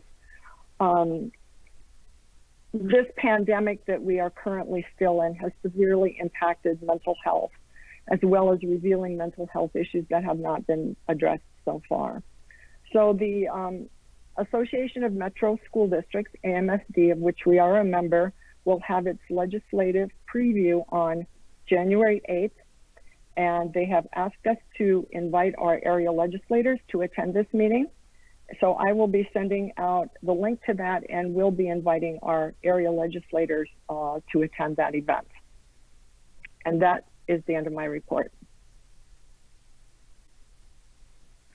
Thank you, Director Workman. Other committee reports, board members. Director Marvin. Yes, Student School Board met this month, and Monica Bowler, who we saw earlier, came to get some feedback from our middle school and high school students about the registration process for courses. The intent was to find ways to help our kids become more informed and more thoughtful about what high school courses they're registering for starting in 8th grade, so that by the time they are juniors and seniors in high school, they're really going to be ready for what comes next. They will have taken the classes that are going to prepare them for post-secondary education and work. The Family Engagement Committee also met, and I'm hoping that Director Nathan or Barlow will talk to you about that, because the three of us attended a number of the town hall sessions that they had partnering with the Diversity Council. And Director Nathan, I see you there, ready to pick up the whatever it is you're picking up. Ready to go, because I did attend the town halls, as did Director Marvin and Director Barlow. And first of all, I have to say thank you to the Diversity Council, because I think they have developed connections with our ethnic communities in Rochester that I think we're going to be able to tie into with the work of the Community Engagement Committee going forward in a really positive way. This is now the second round of these kinds of town halls they've had. They started over the summer, and this is the second round. And aside from the skills of the translators, who are just amazing, I have to really give a shout out to Julie Ruzek and to Melissa Brown, who represented the district at all of the town halls and had really helpful information. All of the information that they shared is on our district website, and they shared the links to that as the presentation went on. So they had a standard set of information that they shared, but then they had to take whatever questions came their way. And the questions were different depending on the town hall and the night, and some of them were the same. But really kudos to them, because not only did they have an answer, if they didn't have an answer, they promised to connect back. But there were just a lot of situations where you can tell the district is really trying to work out specific ways to address families' individual challenges and the barriers that families are facing that may be unique to them or may be unique to a group of families. So again, kudos to the two of them. The superintendent joined us for one of the town halls as well, and I know that he saw their work too. So what I loved about this experience was hearing the feedback from the parents, and they had a lot of great things to say, but I think it opens up doors for a lot more of these kinds of back and forth with the communities. And if I could just add to that, Kathy, thank you, because they were amazing. They had specific communities that were invited to each town hall. So they had a Spanish translator for one. I think there was Arabic, Somali, Asian Indian. I may be missing something, but they went all weekend. It was wonderful. Yep. Thank you. I have some more updates. Sure, go ahead. Director Seelinger. So for the policy committee, we have 2 agenda items tonight that you're going to see, but we also had another meeting recently for a whole other set of policies that are going to be briefed on January 5th. So board members, this is going to be an ongoing train of policy updates. The equity policy subcommittee is setting up a meeting with staff of color from our district to go over the latest draft, so we can move that forward to the next level of review and get it closer to coming to the board. The CCIAC, or Community Curriculum Council, is in the process of some targeted identification of membership. When Brenda Wichman was here talking about World's Best Workforce, and when we were talking about some of the policy changes, came up with a list of the membership that we need to meet the state statute and what's in our policy. So we're going to be doing that intentionally to go out and build the membership of the CCIC. So the community will be hearing more about that. And that is my updates. Great, thank you. Superintendent. Yes, I just wanted to add that I've asked Julie and Melissa to come to one of our January meetings to give the board an update on what they heard in all the various town hall meetings. So we'll have them come to one of the January meetings to give you an update. And that would be Julie Ruzak and Melissa Brandt, not Julie Workman, Melissa Amundsen.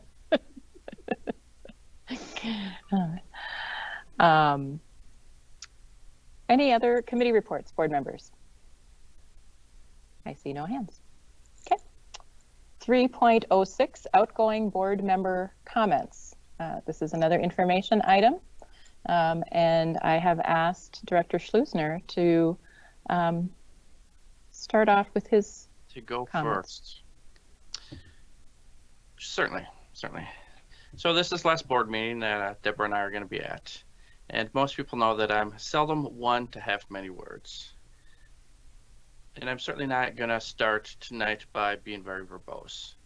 But one of the things I would say to our community, and it's been great to hear in this particular meeting, that there's finally starting to be some community action around equity and achievement in our community for our schools. I've been saying it for 4 years. I've been saying it before I was on the school board. This is our village. We are all here for our kids. We all need to do this together. It's good to hear the district is working closer with the Diversity Council. It was great to hear that there's a Rochester community initiative. It's just really good to see. So I ask those out there listening to this, what are you doing for our students in our schools? Are you just complaining? Are you doing something about it? I ask that you step up and do something to help our students within the schools. That's why I was here, to do what I could do on this level. And that's what I ask you to do on any capacity that you have. Thank you. Thank you, Mark. And before I go to Superintendent, I would like to virtually show you your plaque of appreciation. This is how we do things these days. It says, outstanding service, Mark Schleusner, in appreciation of his outstanding dedication to education and the youth of this community as a member of the Rochester School Board, January 2017 through December 2020. And Mark, I have no doubt you will continue working on behalf of the youth in this community. I will. Superintendent. Yes, on behalf of the cabinet, Mark, we want to thank you for your service to the district. And we know that you've been a service to the district prior to even becoming a board member. We really have appreciated your expertise in the area of technology and then your expertise on the facility task force and the POC. It's been of great value to us. We definitely are going to miss you being a part of our district leadership team, but we want to thank you for your service to us, to our students, and to our families. Like I always say, I will always be around. Thank you. Board members, do you have any well wishes? You don't have to. I don't want to put anybody on the spot, but I see 4 people. Director Nathan. Well, as I mentioned this before the meeting, this is not goodbye. This is we know where to find you, and I have appreciated Mark's I'm going to call it his surgical strike capacity at the board table, because when he speaks, it is targeted and it is focused and it gets to the point, and it usually drives our conversation forward. And if you've watched our board meetings of many hours, you will know that sometimes we need to drive that conversation forward a little faster. So it's one of the things I appreciate about you, Mark, but I appreciate your longstanding service to students. I have seen personally what the work with the Lego League has done for the students in this community. And I would just say to the rest of the members in the community, in whatever Mark is doing next, if he's leading it, or if he's organizing an event and looking for volunteers, you should sign up, because it will be an experience you will benefit from and not forget. So thank you, Mark, for the time we've been on the board together, and I look forward to collaborating in the future. Director Marvin. Mark, you know that you have on more than one occasion teased me about my lack of tech skills. And I put up with that only because, you were absolutely right, and because you had enough skills to cover both of us. But I have to say that I really learned from you. I appreciated that so often you were listening to understand. You know, we'd be in the middle of something and you would be listening to get somebody else's perspective and then to move us, as has been pointed out, towards a conclusion, towards a consensus on something. So I appreciate that, and I hope that you will stay in touch. And if you ever need help with a computer or any kind of tech in the future, don't call me. So, but good luck, Mark. You're amazing. Thank you. I'm calling on Director Barlow next because he had his hand up. Okay, thank you. Well, for me, Mark, you're an example not only for those of us who are on the board, but for our students. You are, after all, a product of the Rochester Public Schools. You have served our nation through the United States Army, and you have served this community through participating on the Rochester School Board. So I appreciate the opportunity of serving along with you and make myself available even now to assist you in future endeavors, and look forward to continuing our conversations. Director Workman. There we go. Mark, I really appreciate everything that you've brought to the board that's been said so well by all of my colleagues who have preceded me tonight. Your very pithy comments, which, as Kathy said, would drive the conversation forward.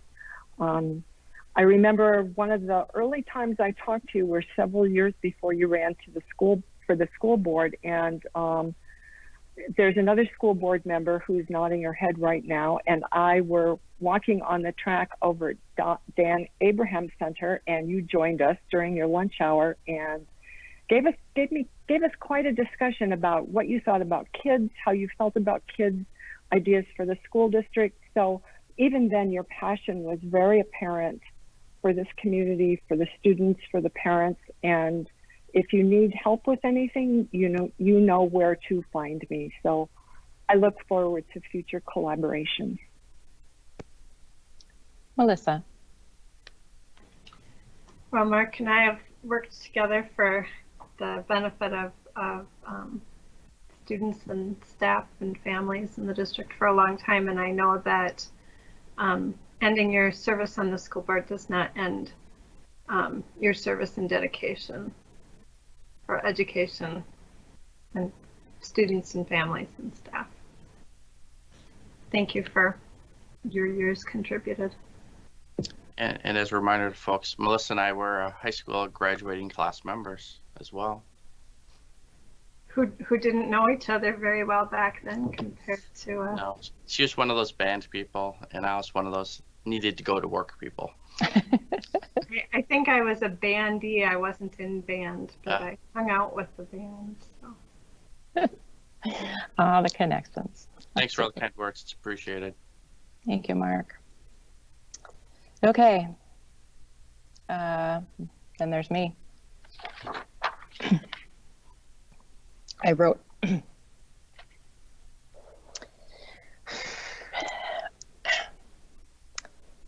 when I make presentations and talk about why I ran for the school board, I often tell the story of my number one son. At the end of 5th grade, the students were asked to write what they wanted to do in the future. There were the typical responses of astronaut, veterinarian, football player, pop singer, and often a combination of several jobs. My son North wrote, in the future, he wanted to disrupt the education system. I ask that you hold those words in your head. At 10 years old, my child already knew that the education system was not serving him so well. Now, no two students have struggles that are exactly the same. The challenges faced by my two sons were very different. Asynchronous development, mental health issues, learning disengagement, addiction, feelings of inadequacy, feeling stupid, lost, unchallenged, and unmotivated. Facing these issues helped guide my decision for the thousands of students in Rochester. Over the last 8 years, I have been proud to support the district as we introduced the community schools model, brought innovative programming like Incubator EDU, allowed for student-centered learning at our Right Fit programs, and expanded career pathways for students at CTEC. Our focus on social emotional learning and our journey toward educational equity will have great impact on how our students see themselves and the world around them. The staff I have met at all levels share a deep commitment to our students and their families, and meeting their education and basic needs are their priorities, even in the midst of a pandemic, especially in a pandemic. And I am thankful for their service. I want to give special thanks to Superintendent Munoz, members of the cabinet, and Ms. Edgar for their teamwork and camaraderie over the years. To my board colleagues, I task you with considering your work a shared moral imperative, as defined in the book, The Governance Core. This means a relentless commitment to the learning of all students, no exceptions. This must drive the work of the board and its individual and collective action. The moral imperative, deep focus, constructive monitoring, and corresponding action are an unstoppable combination. Do not lose sight of your governance role. I want to express appreciation for my family and my friends who have supported me, listened to me, and advised me. And I promise to get a hobby that is not education related. Finally, as I close my board service, I ask myself, have I answered the call of my then young son? Have I disrupted the system to make education better for students? Have I disrupted it enough? Thank you.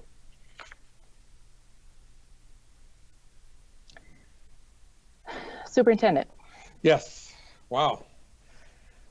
First of all, for the cabinet, Deborah, we want to thank you for your leadership. I know as a board chair, it's a little more challenging than just a director on the board. We've always valued your ability to look at things from our lens as well, and we've appreciated that in you. And answer to your question, yes, you have disrupted the system enough to make those changes, to have an impact on all of our students. And you have led us through a pandemic, which is also an additional challenge. But we have just appreciated your friendship outside of the cabinet and chair. So thank you. Thank you. Director Marvin.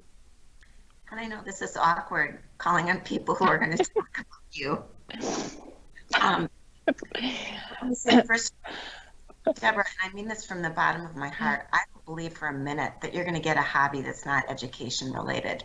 I just don't think you have it in you.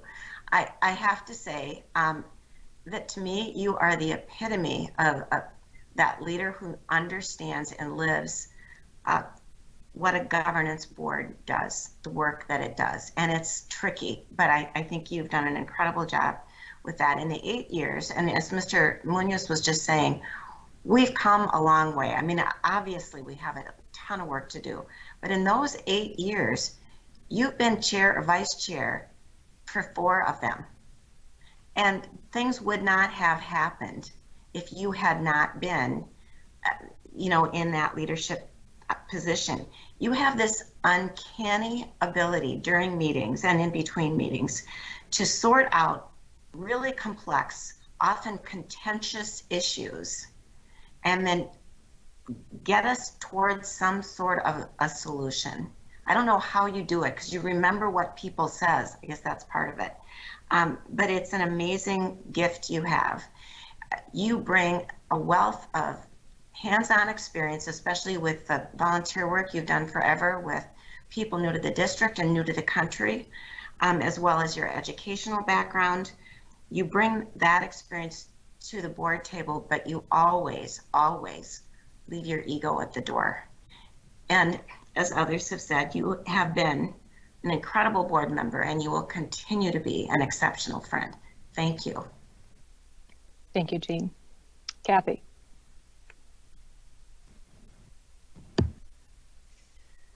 Well, you and I have been getting into good trouble together for a long time. And I know that we are going to continue to be getting into good trouble together. I have had the pleasure and the privilege of seeing you. I've seen your moral center and your heart that goes along with your tremendous capabilities and intelligence. If you haven't seen the opportunity of seeing Deborah work with a parent to help that parent have the system work for their children, and the intensity of the communication and the care, you're missing out on something, because not only is she a governance leader at a board table managing the rest of us cats and clarifying what she thinks she's heard us say, but one-on-one, she brings that that intensity to those relationships, helping people navigate. So she's helped us navigate our board and our district so ably, and she has helped so many people individually do that as well. And it is not going to be a hobby for you in the future, if I have anything to say about it. And I appreciate you, and I look forward to our ongoing friendship. Thank you. Melissa. Well, going at the end, I'm already emotional, so I better not say too much. We've known each other for a long time, and I am continually in awe of your skills, and I can't imagine the board without you. So thank you for all you contributed and given, and will continue to, hobby or not. Thank you. Julie.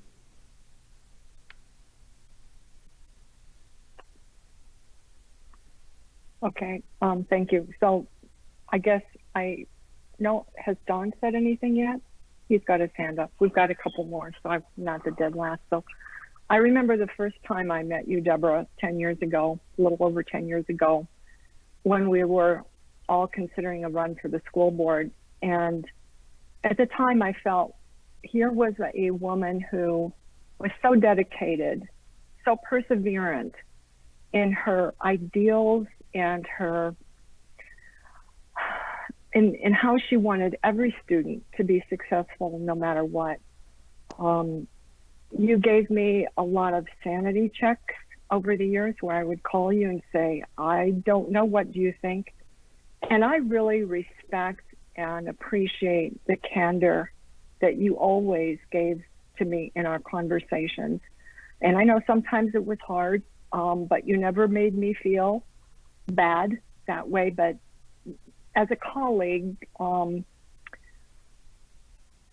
someone where I could share ideas and share maybe how we could get into some good trouble, to share our lives, our experiences with our families and our kids, and how so many kids have so many issues that we're not aware of, and always how can we do better for our students. So I know where you live, so I expect to be spending a lot of time with you once this pandemic is over. And as the others have said, I simply cannot see you not being involved in some form of education at some point. You've really been such a fine example of a true public servant who's never looked for praise or for admiration. You simply quietly go about what you do, and it's just been awesome, and I really treasure that. Thank you. Mark, and then Don.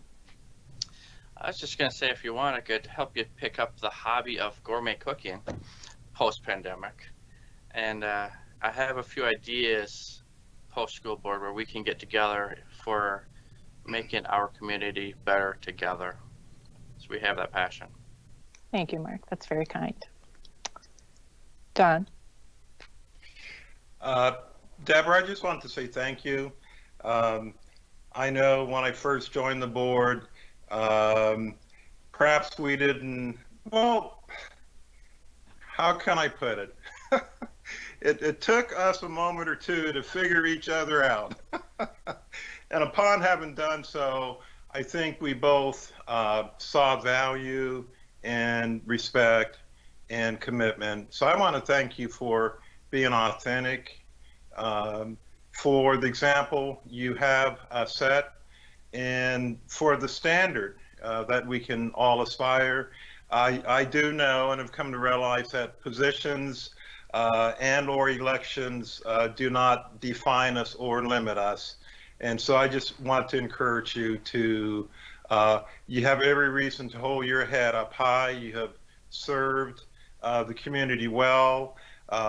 And I believe if you were to ask your son, well, son, did I disrupt the educational system? He would probably say, yes, Mom, you did. And I think you have. You've been an example to me, and I thank you for it. I look forward to seeing you in the future. Thank you. I'm glad we're not here all together because I think there'd be a lot more Kleenex flying around. I do want to thank the cabinet. I will show you the beautiful arrangement that they gifted me with when I came in today. So thank you, cabinet, and I look forward to seeing some of you on a retirement party soon. For Ms. Edgar, Superintendent.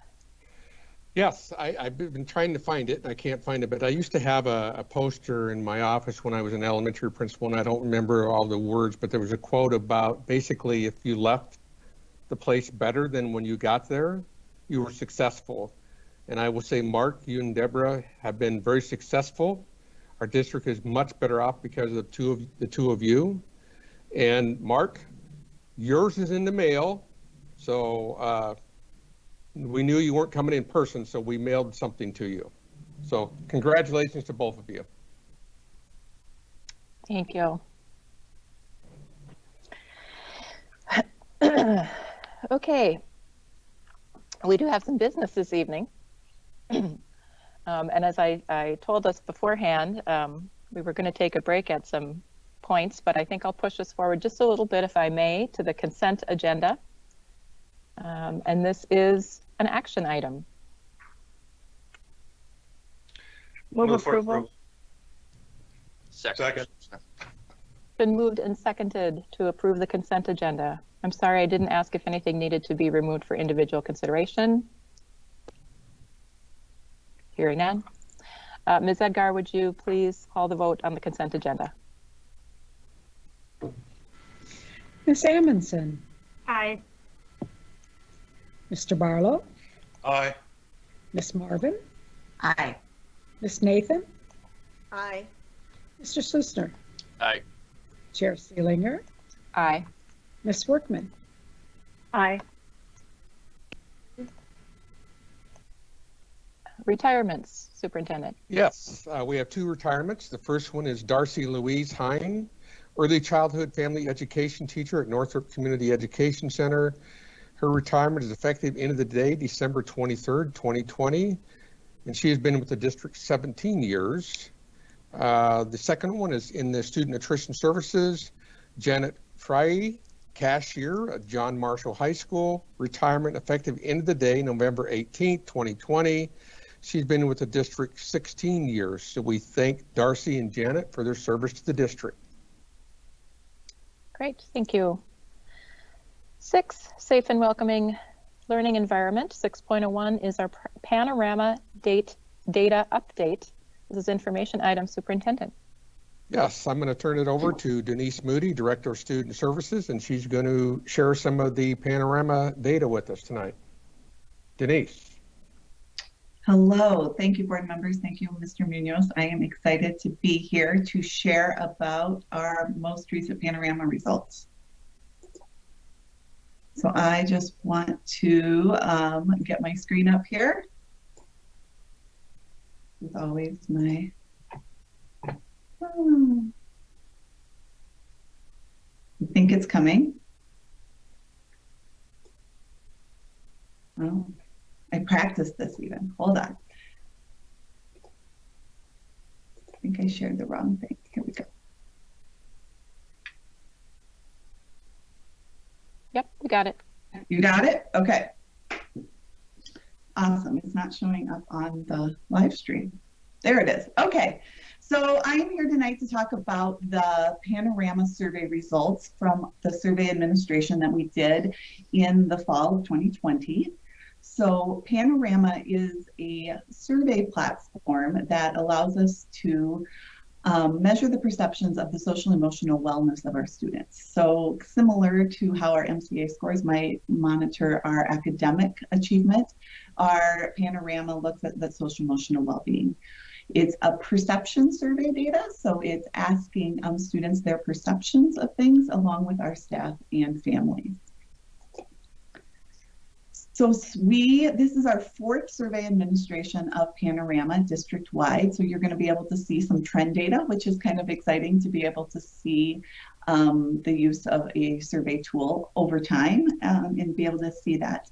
So we do survey our third graders through 21. We find that the survey of this type just doesn't work for our youngest learners, but that we can get a good read on our students by surveying that 3 through our students up to age 21. We did a survey administration window the last 2 weeks of October and 2 weeks of November, and first 2 weeks of November. We kept it open a little bit longer than usual just to allow for we just don't see our students as much. So to make sure that we were able to get the time in the classrooms to be able to do those for our learners that were in the classroom at the elementary level. For our secondary students, it was sent out over email. And I know that different schools had different strategies for how to make sure that they had a good response rate. And so we will be talking a little bit about those response rates once we get to that.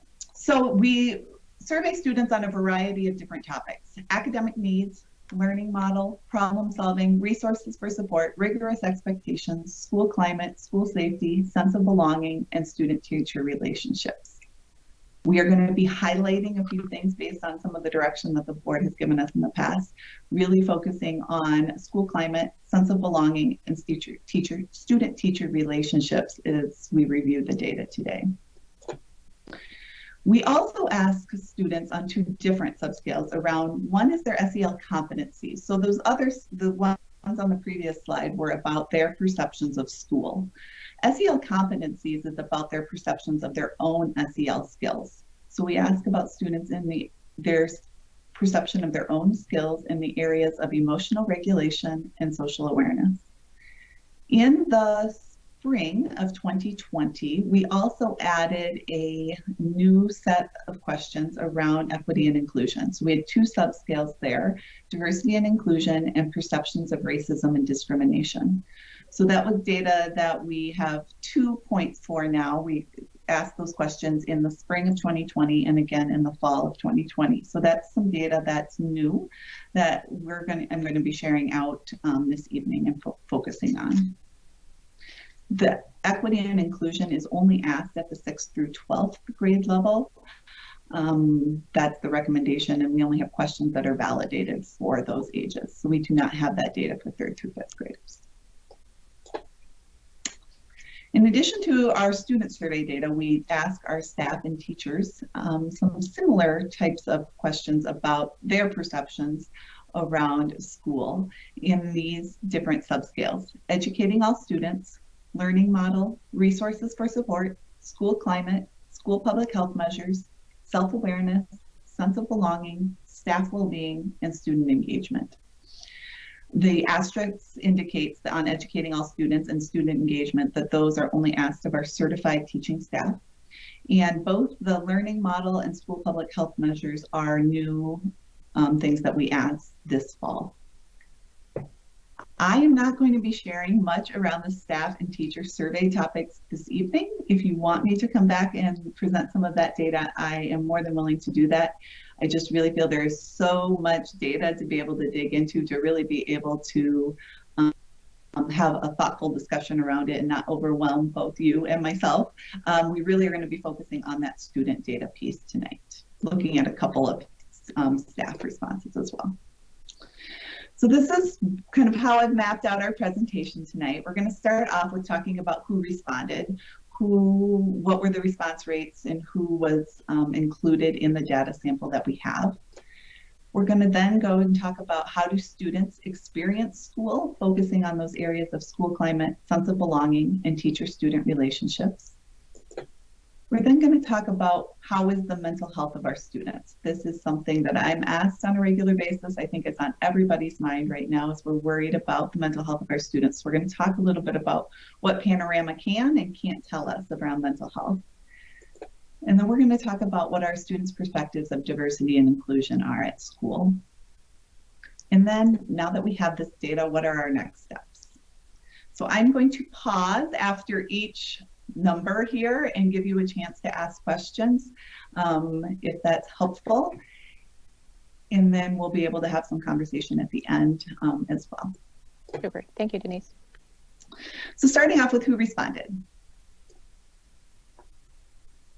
So if we look at that total sample size of the students that we had enrolled when we pulled to start the survey, we had 12,924 students from grade 3 up through age 21. We received a response from our survey for 6,199 of those students, which was 48% of our overall total sample size that we could have received.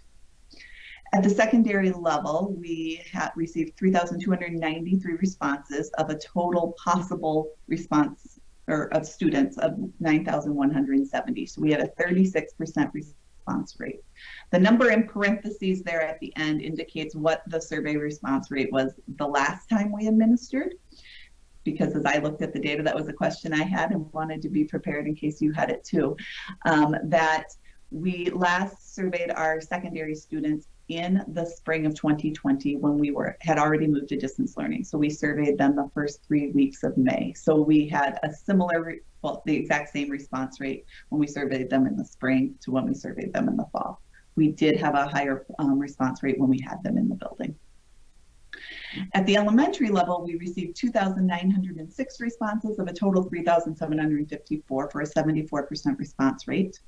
The last time we surveyed elementary students was in the fall of 2019. So we did not survey our students when we were at the stay-at-home order last spring. Our elementary leaders felt like that would just be too challenging and stressful for our students and our families. So we did decide to forego that spring 2020 administration. So for our elementary students, we have data from fall 2019 that we'll be comparing our fall 2020 data to. Staff, we had a response rate of 1,260 of a total possible 2,744 and a 40.9% response rate. When we surveyed them in the spring, we had a response rate of 60.4%. So there are some concerns that we've had with this data. When you see that you're only getting 36% of your secondary students, that it may not be indicative or representative of our total student population. And I think we're always mindful of whose voices might be missing from this data set. So I did do some looking into how did the data set of the students that responded compare to our overall demographic. And throughout this presentation, I'm going to be focusing on the demographic around race and ethnicity, because I think it's one that people have questions about. And so I want to just, there's a lot of numbers on this slide right here, but what I am trying to indicate is that there's actually a pretty strong correlation between the overall demographics of our district compared to the students that are represented in this data set. So if we look at, if we just look at the first line, amount of American Indian and Alaskan Native, we have 0.4% of, made up 0.4% of our 6 through 12 respondents and 1% in grades 3 through 5. And overall in our district, they make up, in our American Indian or Alaskan Native students make up 0.4% of our total population. So any questions on that? I think that's my last slide there. Yeah. Any questions on that about before I move on? Thanks, Denise. I think that was really interesting to show the Skyward versus the respondent data. Okay. Good to know. Board members, other questions so far? Okay. Okay, go ahead, please. Keep going.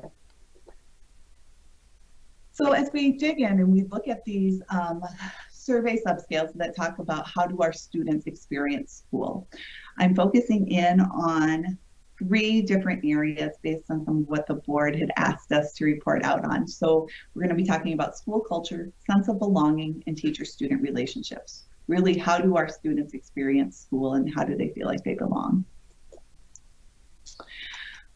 But before I do that, we saw improvement in every area, almost every single area of our student survey topics. So when we looked at all of the ratings on this, we saw an improvement from the last survey administration, whether that was in last fall 2019 for our 3rd through 5th grade students, or in spring 2020 for our 6th through 12 students, in every single area, with the exception of problem solving. And we actually saw a slight drop in both our elementary and secondary students in the area of problem solving.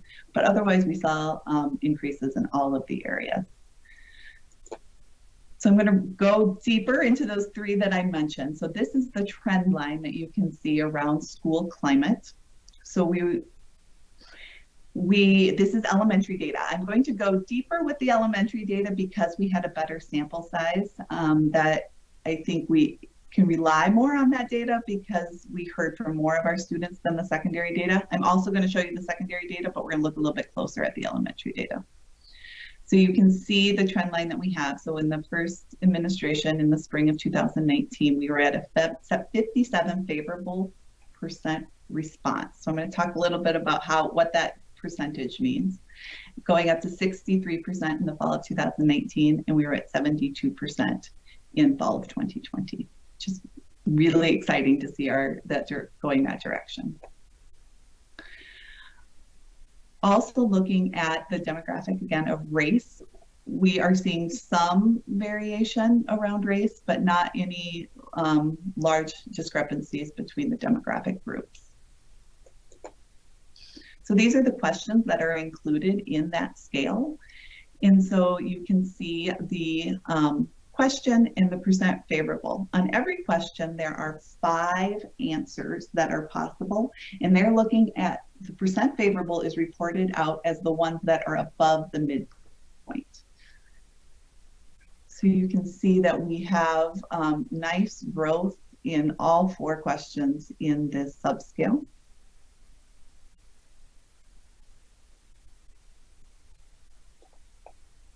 The next area we looked at was teacher-student relationships. And so again, you can see that in the spring 2018, we had a 69% favorable response. Nice growth in the fall of 2019 to 74% favorable. And our students had an 81% favorable response in the area of teacher-student relationships, this last survey administration. And this one looks about how strong the social connection is between the teachers and students within and beyond the classroom. We saw a little bit more variation in this one. We have 9 points from our lowest score to our highest score.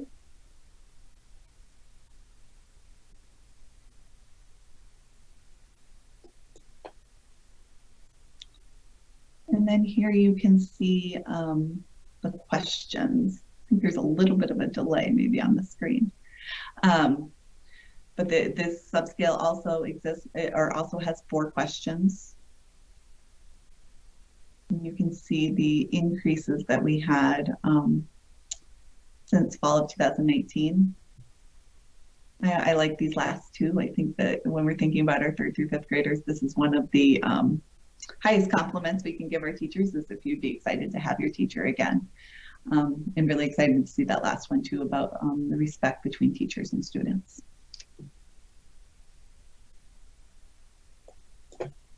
Then the last one we're going to look at is sense of belonging. And again, kind of a similar trend line, from 58% in the spring of 2019 to 63% in the fall of 2019, and then 72% in the fall of 2020.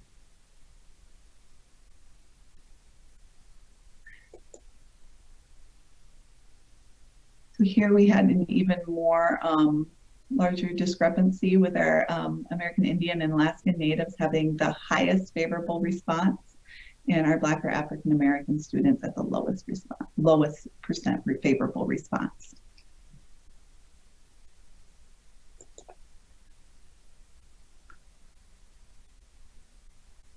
So the last set of questions we looked at talked about how much respect, how respectful teachers were of students. This one is talking about how much respect is in between, or is between students, and you'll see that we had a nice jump there too of 15 points, that students are reporting a higher level of respect for among students. So as I looked at this data with a couple of elementary principals, I just wanted to know their take on kind of what's the story behind some of this data. What do you think is really working well? And they really feel that while distance learning has been very hard, that one thing it has brought us is stronger connections with our families, that having teachers invited into families' homes, being able to talk with families over the computer, being able to have that connection and that eye-to-eye contact with our families on a regular basis has built those connections. I know our schools have been doing a lot of creative things to connect with families and their students, and it's really showing in this data that even though they don't get to see their teachers as much, they're showing a stronger sense of belonging to that school community. So these survey questions were, students did answer these when we were still in a hybrid model, but they are really still, we've seen nice growth in this area of sense of belonging, and I think our schools are doing some really great things to make sure their kids know that they belong with their school team, even if they can't always be at school.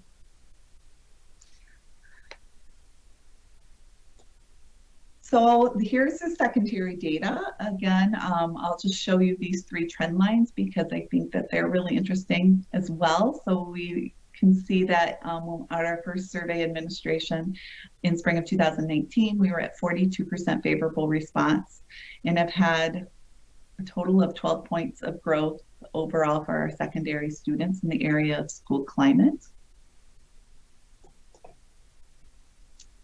In the areas of teacher-student relationships, we started at 49% favorable response and have had incremental growth over the last survey administrations to being at 67% right now in that area. And then sense of belonging, again, slow incremental growth that, I don't know if it's slow, but incremental growth. As we see that, we still want it higher, but we're heading in the right direction. And it's nice to see that some of the strategies that we're putting in place around how we're connecting with students, thinking about being really creative about that. And I think also around some of the work we're doing around SEL has been an important step in moving those results in the right direction. See, Director Marvin has a question. Yes. Thank you. Denise, my audio went out for a minute, so I'm not sure if you covered this, but when you were talking about the elementary students, were you differentiating results from the kids who were hybrid learning versus the kids who were distance learning full-time? Included in the data set I showed you was all of our students. So whatever learning model they were in. So if they were in hybrid or distance learning, this was the total elementary sample size. Okay, thank you. Any other questions or comments on this section, board members? Dr. Nathan. Hi, Denise. Hi. Thank you for this. Thank you for this information. It's always so good to hear from you. So, sorry, I have to find the page where I had the question. Okay, sorry, you answered that. You know what? I think she answered it up to this point, so never mind. I'll come back. Okay. Okay. She'll be here. Okay, I'll be here. Okay, let's keep going. Go ahead. So the next question I want to talk about is how is the mental health of our students? And so this is something that I know that everyone is really worried about right now. It's something that's on everyone's mind, and want to think a little bit about how this data helps answer that question. And so this is a survey around the social emotional competencies. And so that is a different question or a different perspective than looking at mental health. And so I want to just explain a little bit about how I think about this and how we're addressing this as a district and providing mental health supports. And it goes with my little continuum here that probably lots of people have heard me talk about, but mental health happens on a continuum, and that we sometimes are more on the side of mental wellness and sometimes more on the side of mental illness. And I think anytime we are experiencing prolonged stress and prolonged change like we are right now, that it would be completely expected and a typical predictable response that we may be seeing more things on the mental illness side. But we want to be able to think about what are the SEL competencies that can happen across the wings. So SEL competencies, we're going to talk about the competencies of emotional regulation and social awareness. So somebody may be struggling with a mental illness and still have strong SEL competencies. They may have strong mental wellness, but still have a lack of skill in the area of regulating their own emotions or being self-aware of what their emotions are. And so the survey questions that we're talking here about are a student's perception of their own SEL competencies. How well can I navigate the social emotional skills that I need to be able to be in relationship with others and manage myself? And so the competency to regulate emotions and manage ourselves is impacted in times of rapid, unexpected change. I would expect that a perception of less SEL competency is expected, but isn't necessarily indicative of a mental illness for our students right now. It means that they're under some prolonged stress, that things are harder right now. And I think as adults, I know that I have a lot more emotions than maybe I do normally, and that even sometimes labeling my emotions, they're confusing right now. I think we're all dealing with some grief right now. And so students having some of that same experience as they're learning about managing and regulating their own emotions would be expected.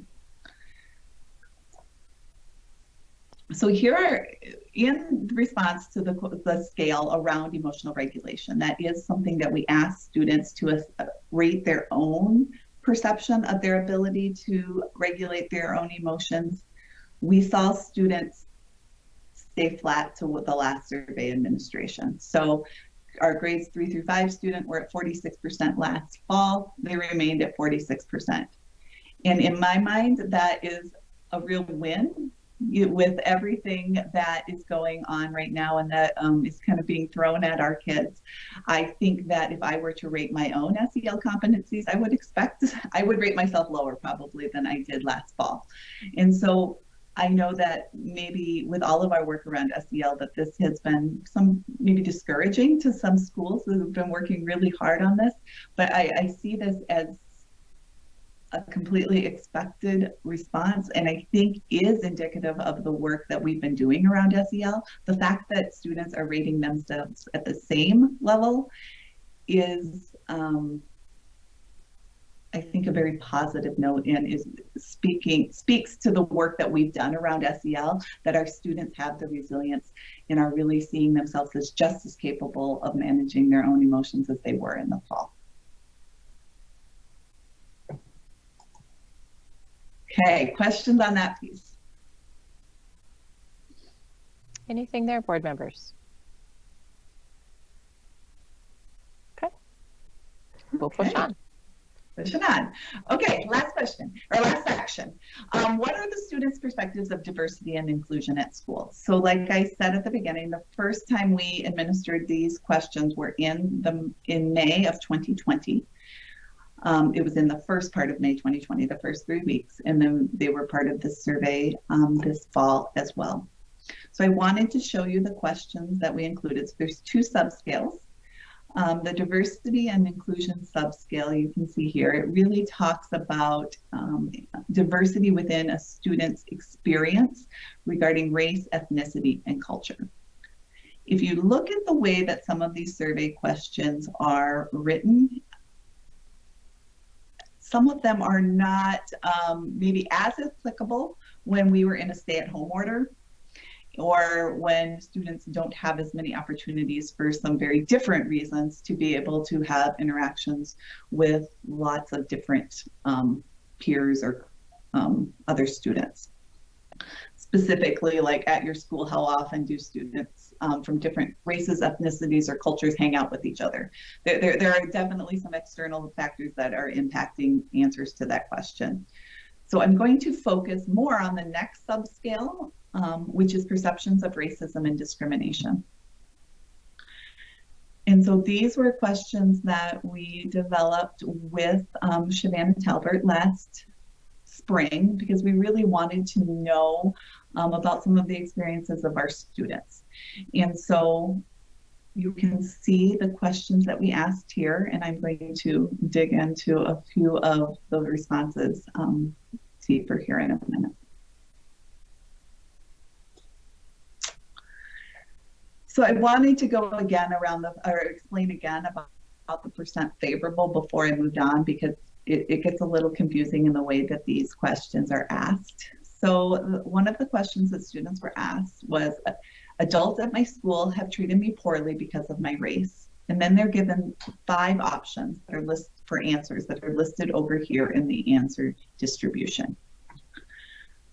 The percentage that is reported over here is the percent favorable, are the 2 green bars over on the right hand side of your screen, the disagree or strongly disagree. We want students to disagree with the statement that they've been treated poorly. So therefore it's kind of the inverse, and so we get a percent favorable response. So you just want to kind of lay that out so everybody understood how that was laid out. We're trying to move the strongly agrees and agrees up into the other categories is what we would want to see as progress. So you can see on this one that we had an 87% favorable response, and that was up 2 points from when we administered this same question the last spring. And again, all we have is 6th through 12th grade data on these questions.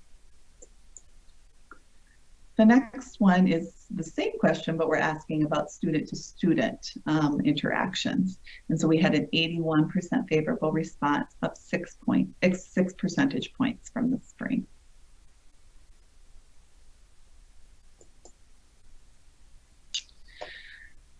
But in this question specifically, and a lot of these questions, we need to look at how our students of color responded, specifically around these questions. And as we dig into the demographics by student race, you can see that we have more of a discrepancy in some of our responses than we did in the students' perceptions of school. And so the top box is the answer to the question or the statement, adults have treated me poorly because of my race. And you can see that we have a pretty, we have a 20-point discrepancy between our Black or African American students and our white students.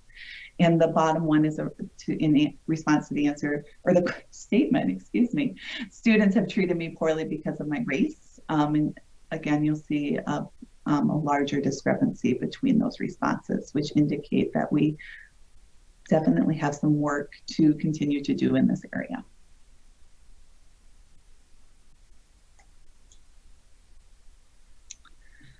So I took some of the questions and put them in a graph just so we could get more information in. So the way to read this is in that first blank on the how often do, you're going to fill in either students or adults. And then the second blank filling in homophobic or transphobic language or racist language. So it could be read, how often do students use homophobic or transphobic language at your school? We had a 41% favorable response on that, so quite low. But it was also a 10% gain from our administration in the spring. How often do students use racist language at your school? We had a 43% favorable response, which was up 16 points since the spring administration. And then how often do adults use homophobic or transphobic language? We were at a 78% favorable response, up 1 percentage point. In reference to racist language, we were at 85% favorable, up 3 percentage points since this spring administration.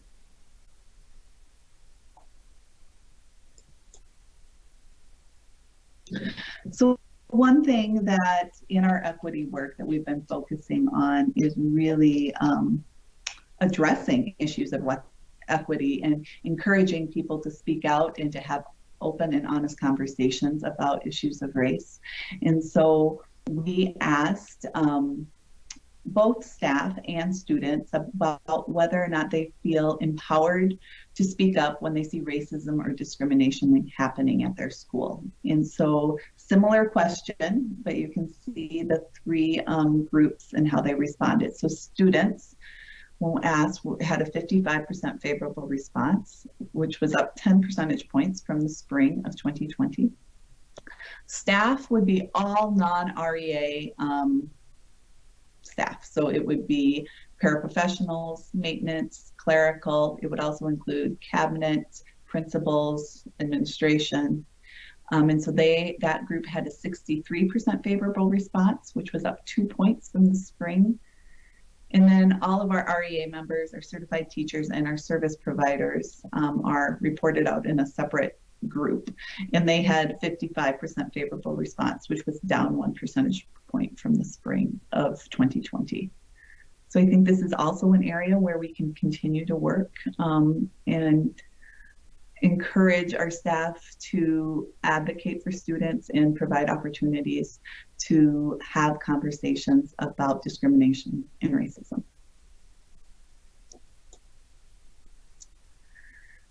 So the last series of questions here are about staff and conversations about race. It's something that I think is really important, and it's interesting to see some of our student and staff response. So this first one is to our staff. In response to events that might be occurring in the world, how comfortable would you be having conversations about race with your students? And so we had a 60% favorable response, which was down 9 percentage points from the spring 2020 at home. And you can see how that breaks down by racial demographic. Not specified would be staff that chose not to provide that information at the time of hiring. We asked a similar question about students, about how confident they were that students could have student-to-student conversations with each other about race. And we had a 45% favorable response, which was up 8 points from the spring administration.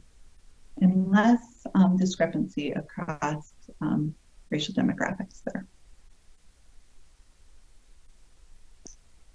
So I think that's my last slide before we talk about next steps. Any questions on that data?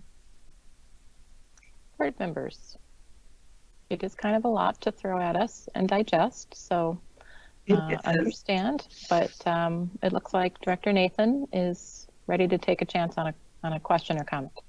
I'm going to take a chance. And I'm going to build off of the last slide about the student data and maybe connect it to some of the other responses regarding students in the rest of the data.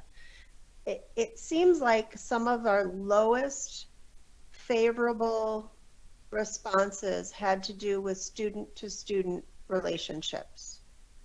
Staff-student relationships seem to get a higher favorable rating as I look across the questions as opposed to the student. And this might not be an answer that you have tonight, but is the social and emotional learning curriculum that we're using have that focus about those interpersonal student-to-student relationships? Is there something missing that maybe we haven't quite found the way to do that? Because that was a little striking to me. I would agree. I had the same response, and I see the same opportunity that there is some pieces in our SEL curriculum, but honestly, I don't think that it's direct enough, that I think this is a topic that our students really want to engage in. I know we're hearing it from Student School Board that they believe that some curriculum around anti-racism is important, and I think it's an engaging topic for our students. So I think there is an opportunity to help our staff have conversations with their students, and then to encourage conversations with our student groups. And I think that's where we're going to see some movement on some of the other scores that we have, right? So once I understand why this racist language that I'm using is harmful, I would be less likely to use it. And so I think really, I think it's an area of work that we can really do moving forward and to think more intentionally about. Okay, thank you. Director Barlow. Yes, and perhaps I missed it earlier, but my question deals with is there any correlation, or can you explain briefly the correlation between the MAPS equity work and Panorama and much of the information you shared this evening? I guess more specifically, how do they interface, and I'll await your response because I then have a follow-up based on your response. Okay. These have been intertwined, but kind of separate kind of initiatives that we've been moving forward as a district. We talked about equity work and we talked about SEL work. They're both very important. I think we've been moving them forward.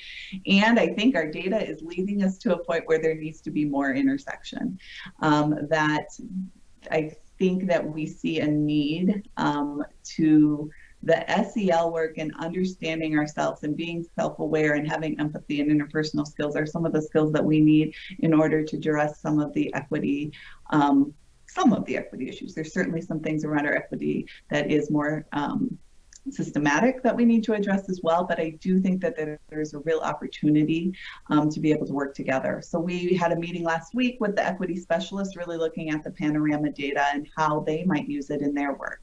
I think that there is some work, even we are talking with the crisis team this week about, if there is more social unrest, how do we have conversations with our students, and how do we equip our staff to be able to have those conversations? So I see them coming together more and more, and those are conversations that we're having that I think one can have a positive impact on the other, and they no longer can continue to kind of move forward as separate initiatives. Okay, and then, and thank you for that. So the slide that, and it was number 41, I believe, Okay. that dealt with the how often do, yes, that one right there. So if I understand this correctly, then, and I'm not saying I do, but this would suggest, if I'm understanding this correctly, that while there's a 10% increase, is this suggesting that 59% of the students, help me to interpret what's not stated here in terms of the other percentage? So when there was an answer to this question, it was probably how often do they use homophobic or transphobic language? That's what we asked our students.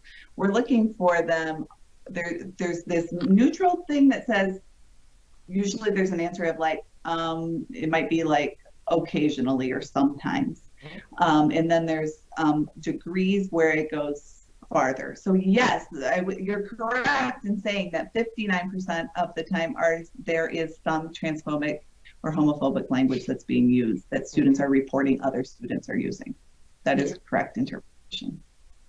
Okay, and I just wanted to, I suppose, hear that stated. While we are seeing gains, and this is an important, and perhaps the purpose was to show how improvements are occurring, and so I would also then be curious, because I know you're toward the end of your presentation, so there still is work to be done, and then what specific strategies may be in queue to address the work that still needs to be done. In earlier slides, of course, where the numbers may be higher in terms of more favorable in terms of climate. If 17%, I just threw that number out, but if we have, our goal is for all of our students to feel at home, welcomed, supported, and able to learn. And so I suppose for me, even if every student matters, I think we agree. And so I guess I'm simply wanting to hear, so how are we addressing those who may not feel that their needs are being met? Well, I'll jump in here a little bit. I think, Don, I think I'm going to answer your question, but one of the things that we want our coordinator of equity and C&I to really focus looking at, is there specific curriculum that we need to use to talk to our kids about racism and use of homophobic language and others. And that's something that our students have told us that we need to teach students about that. Actually, we were on a call this morning, the cabinet was this morning, with a vendor or company that has curriculum that he teaches critical thinking, but he uses equity topics to teach that critical thinking. And so I think we're looking for where there's opportunities that we can put things in our curriculum to teach kids about racism. And that's something that why we particularly had a coordinator of equity to focus specifically in C&I, because we know that we need to do a better job of teaching these types of topics in our other content areas. And that's what we're hoping that she can really help us zero in on that as we continue to look for other opportunities of lessons that we can purchase or use to bring into the classrooms to help address these areas. Okay, thank you. Dr. Amundsen? One of the things I think about when I see questions and responses like this, because I project myself, I think, if I were in this situation, I am guilty of using language that people find racist or transphobic or just purely insensitive, sometimes out of out of pure ignorance, not realizing that a particular word choice it can be hurtful or make somebody feel like I may be racist, homophobic, transphobic. So that idea of being intentionally choosing words that you think would be harmful or hurtful versus unaware, I'm wondering if there's any way to drill down to that sort of level, because the approach would be vastly different, in my opinion. Not that I'm an expert, but it seems to me that if we need to be creating more awareness to remove some of the ignorance, versus whether we really need to be working on a deeper, more personal level with students who may be intending to be harmful. I don't know if I'm making sense, but I'm wondering whether future questions on a survey like that would be helpful to drill down to getting more to the root of these types of concerns. You know, as I am doing my own work, you know, and learning as well, I think that sometimes the intent doesn't matter, that something can be racist and something can be transphobic, whether or not you intended it to be. And so I agree with you that there may not be a malicious intent by students to use homophobic or transphobic or racist language. That they might not be intending to, but it still is.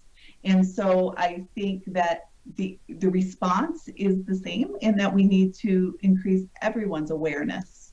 And so I think whether or not that's through conversations and being able to address these concerns and just having honest conversation about what does that term really mean and why is that offensive, and being able to just build that into some of the content and curriculum that we're doing, I think is an important step. So I don't know if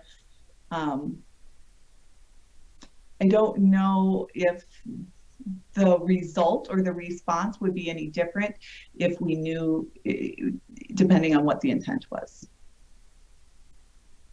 I think we would respond in the same way either way. Okay. Move on to Director Schleusner. Building on everything you just said there, Ms. Moody, I completely agree. The question I have is, what are we doing in our community to have these discussions on these topics? Mm-hmm. I think we do a lot in the schools, but I think a lot of this comes and is unfortunately picked up outside of the schools. Mm-hmm. What are we doing in our community to help fight this? You know, Director Schleusner, the approach that I take is, one, I have some control over what we're doing in schools, right? You know, yep, and so I hope we're doing more in communities, but that's also somewhat out of my sphere of influence at times. And I see our students as the next generation of community members. I mean, they're community members now, but I think that's how we impact systems. I think that my work is around impacting that system within schools. So I absolutely agree with you that this is not just the roles of schools. This is a role of our whole community and being able to work together. And I would love to see even just talking points of students going home and having conversations with their families, you know, and to increase awareness, increase conversations. I really believe that that is how we are going to build more awareness and more empathy and attention around these topics. I think you're exactly right. I completely agree with you. And I agree where this is, you know, outside your sphere of influence. But this is where I hope folks, like say again, Diversity Council, which is more of a community asset to help fight in this area, can help more with the schools from community conversations. And it's been good that there's been some of those recently. Hopefully it's just a start and not an end. Yes. Thank you. Director Nathan. Thank you, Director.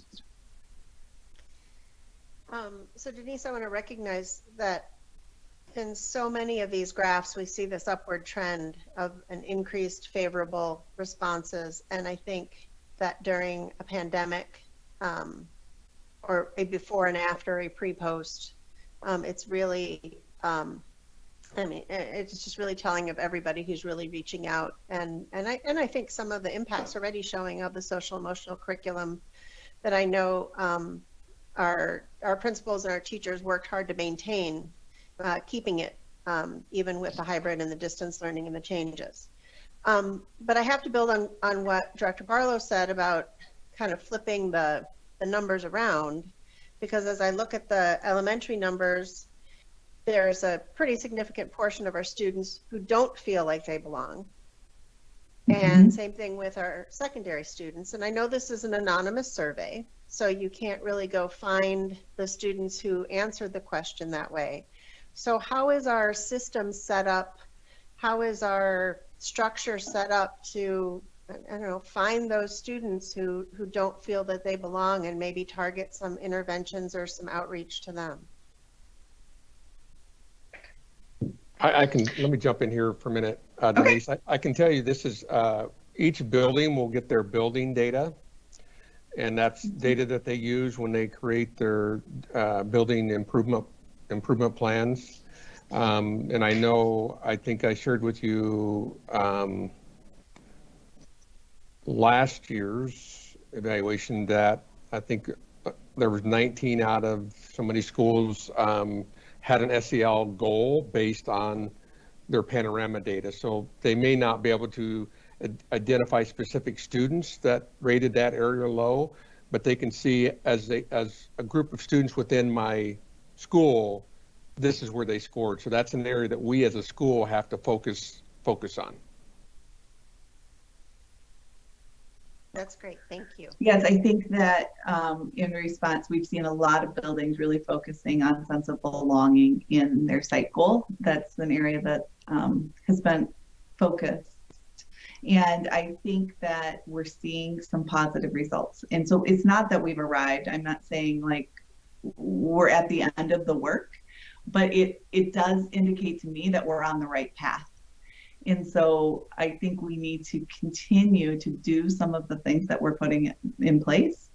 And the other thing I think about in response to that question is around our MTSS model. You know, we have to think about what do all students need? And we know that some students are going to need more. So what are we doing for that next level of support for students that still just need some extra support or some extra care or some extra kind of strategies or some more individualized time where they need some more connection with their families or, you know, and so that's a model that we're really working with our counselors and social workers to think about is what do we provide for all students, but then as providers, what do we do to support those students that need that extra level of support? And you're right, we can't use Panorama to identify who those students are, but we have other ways of knowing who those students are that we are able to look at and be able to lean into data. So, you know, whether it's just referral from that teacher, whether it's attendance data, those are other ways that we're identifying kids that are beyond Panorama, but are part of our processes that we're doing as a SEL team. I appreciate that. I think both the points the superintendent made and you just made, Denise, are really reassuring, I hope, to the parents listening that even though we're looking at numbers tonight, our students aren't just numbers. And there really is a system to identify them as individuals and try to meet their needs. So I really appreciate that. You know, I just want to highlight, you know, in response around mental health too, that I know that's an area of concern, and it's an area of concern for me as well. And I think our district is posed to respond to the needs that we're seeing. The investment that we've made around the mental health supports and the SEL supports over the last several years, I think we are in a place where we can respond well. I think I think, better than any district in Minnesota. And so I think the work that we're doing around the family sessions that we're providing to families, the free mental health consultations that we're able to do, the school-based mental health providers that we're able to have, our student resiliency specialists and our mental health practitioners, we have a continuum of supports that I think is really available to lean in and support students now during this time of distance learning and as when they return to the building. Thank you. And do you have some next steps to tell us about? I do have a few next steps. I think we've covered some of them, but let me just maybe walk through a couple of them. So thinking about response rates, we didn't talk about that very much, but that's been some of the conversations that we've been having is how do we increase that response rate, especially at the secondary level.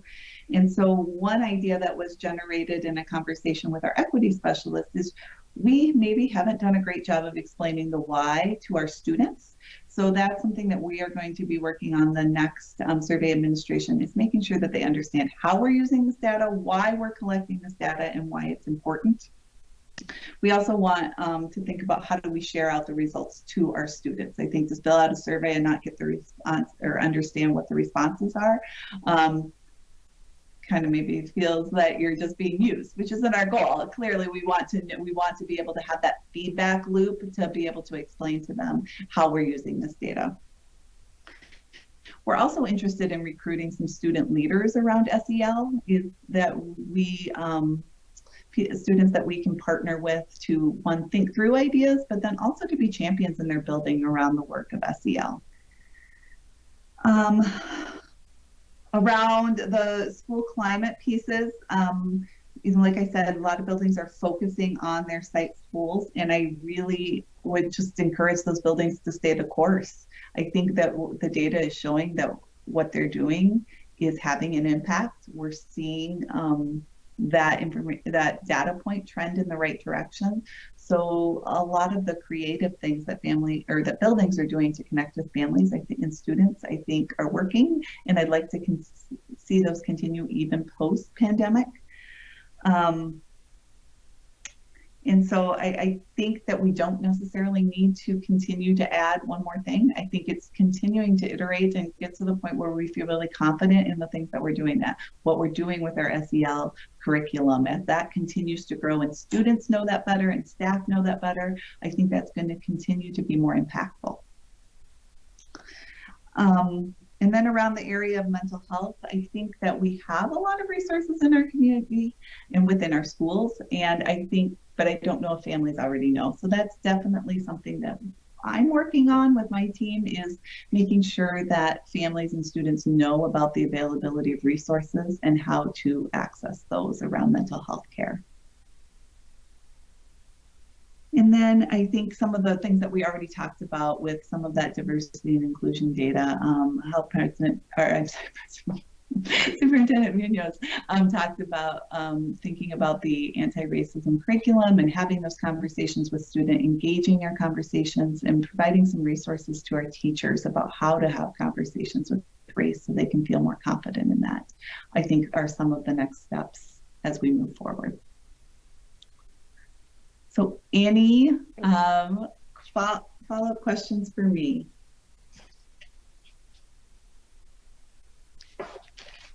Dr. Nathan.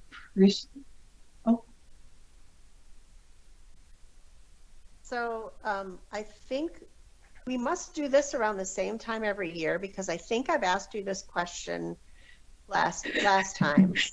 But we will be starting a budget process in January, and we start looking at our resources. So I can direct this to you and the superintendent.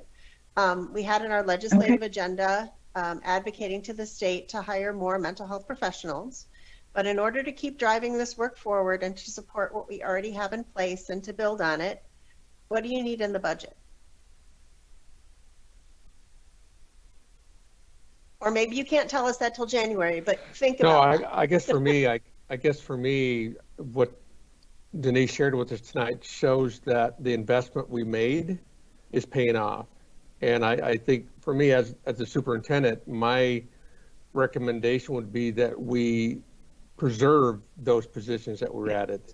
And as we move forward in the next couple of years and start looking at budget reductions, I think we have to protect those because one, we need them, and our data is telling us that that investment we made is starting to pay off. We're headed in the right direction, so we want to make sure that we continue our focus on mental health and at least preserve the positions that we added. I know, I feel like that question's kind of a gift, Director Nathan, and yet I don't know if I think we need more staff at this moment. I don't know if my team would agree with me, but that I think there is a continued focus around some of the curriculum options that we need, some of the training that we need, and so that is probably where, from a budget standpoint, what I think the needs are moving forward. Great. Can I ask one more thing, or at least give Denise another opportunity to say something? I discovered the new Twitter account from your team the other day, which is great. Do you want to give a little plug for that and the website? I would love to. Yes, so that has been one thing that we have been working on, increasing awareness of some of the mental health services that we provide as a district, because I don't think everybody understands the full continuum of services that we provide. And we have a lot of different kind of types of providers, whether it's our school counselors or social workers. And so we are all organized now under the umbrella team of emotional and mental well-being. And so we have a new Twitter account that, yes, you can follow, that we will be sending some things out. We have, yeah, that would be a great place to share some of the things that we do have that we'll be getting more information out about, or whether it's the free consultations that we have, or the mental health screening tools, or some of the family sessions that we're offering. We have some exciting things going on. That would be a great place to find out about them. There's no other questions. I think we can move on. I really appreciate everybody's time. I appreciate your thoughtful interaction with this data and the questions that you asked. We are using this data to inform our work, and appreciate our students and staff being able to take the time to give this to us, and appreciate the board's commitment to services in the area of mental health and SEL. I think we are doing great things within our district, and I'm excited to be part of this work. Great. Thank you, Ms. Moody. We appreciate that. Yes. So, board members, colleagues, we have exceeded my typical expectation of a break time. So I am going to call us into recess at 8:48 p.m. I will see you back here at 9 p.m. Thank you.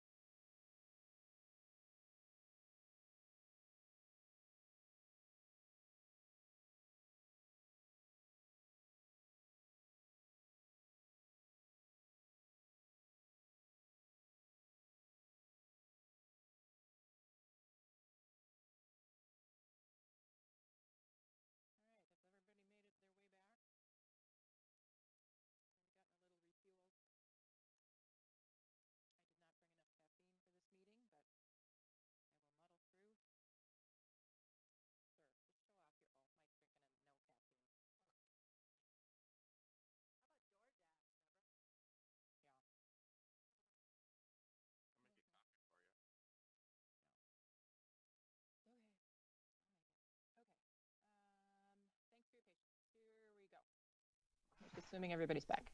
We are reconvening this meeting at 9:01 p.m. 7.01 referendum budget update. This is an information item. Mr. Munoz. Yes, I'm going to turn this over to Scott Sheridan, Executive Director of Operations, and he will introduce our guest tonight. Good evening, board members. This is the 12th monthly update. Tonight, there's 3 different parts. Kian McWaters from Knutson Construction, who's our CMA, is going to give a presentation on the budget and executive summary. Then we also have an update on the pool projects, and that will be with Knutson Construction Representative Tyler Lenzer, who's running the pool projects, along with Dana Hlubchek, who is the representing WSN, who are the architects for the pools. And then finally, we'll have Kevin Holm and Jason Woodhouse give a presentation on the design development of Longfellow Elementary. So I'll turn it over to Kian, and you can take it away, Kian. Okay, good evening, everyone. Good evening. 12th update. Does not feel like we've been working on this for a year, does it? It's amazing. I'll just get my PowerPoint to show here. So you should see it on my screen now. And we'll dive right in. So starting with the 2019 elementary school, we are well underway in construction. And if anybody's been keeping an eye on the webcam the last couple of days, precast panels started being erected yesterday. So we were on the exact date that we scheduled that we'd be on back in July when the contractor was hired. So this is a pretty big milestone. We've had really great weather, and the project's off to a really good start. Moving on to the middle school, we'll be bringing forward later on tonight the bid package 3 contracts, which gets our budget to be about 90% complete. As far as construction goes, we're a couple months into earthwork on the site, and we actually started working on the first foundations yesterday. So we're roughly 2 to 3 weeks ahead of where we thought we'd be at this point. Again, we're really trying to capitalize on this really great December weather that we've been having. Harriet Bishop Elementary School, the design is wrapping up. We're actually going to be putting those documents out to bid on Thursday this week. It'll be a single bid package for this school, and with the holidays in here, we're giving bidders a little bit longer time to review the documents. So we won't actually bring the Harriet Bishop bids to the board until February 2nd. Longfellow Elementary, you'll be hearing from Kevin Holm tonight. He'll be giving you a design document, a DD presentation, and that project is still on track to bid out towards the end of January. No real update on the secure entries. Really just waiting for school to get out in June, and we'll tackle the rest of those projects.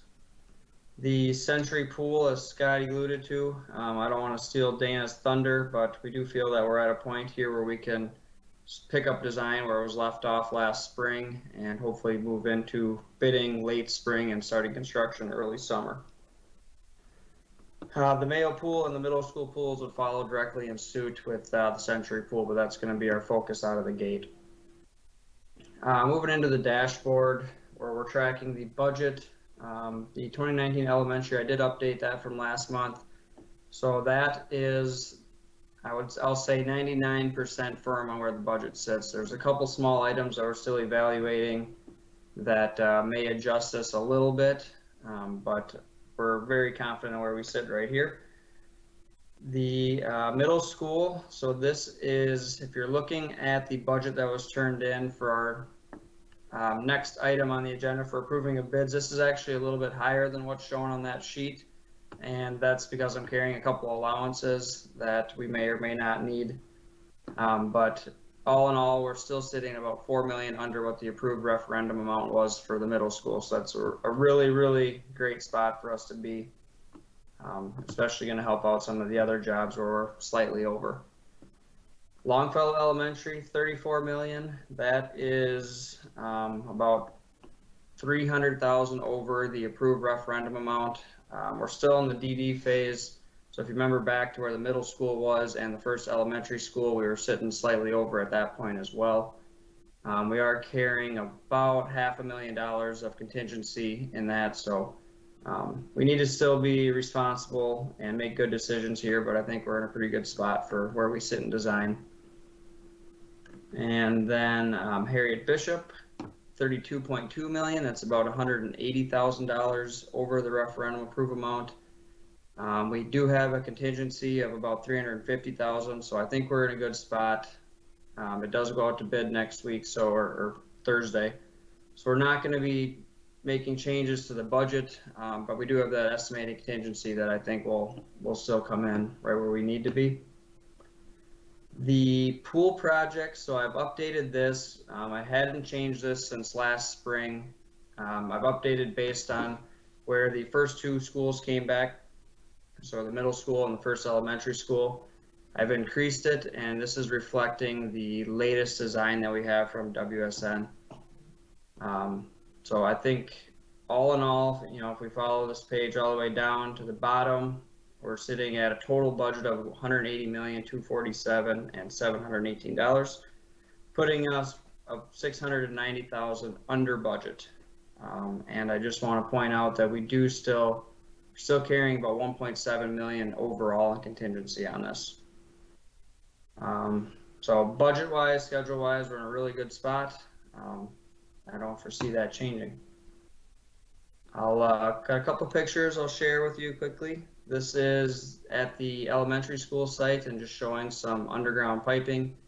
We originally intended to not start any of this until after the precast walls were standing, but footings and foundations went so well that we had a couple weeks where we were waiting for precast to finish up, so our plumber actually came in and finished, I would say, 90% of their work underground. Here's another photo. This is actually your transformer pad. So all of these are the electrical conduits that your main power supply will come into the transformer, and then from there into the building. Jumping over to the middle school site, kind of hard to envision, but if you can see on the right-hand side of the photo there, I believe that's about where the gym will be sitting, and then extending off to the west. Another photo from a different angle. It's great to see pictures in December with no snow.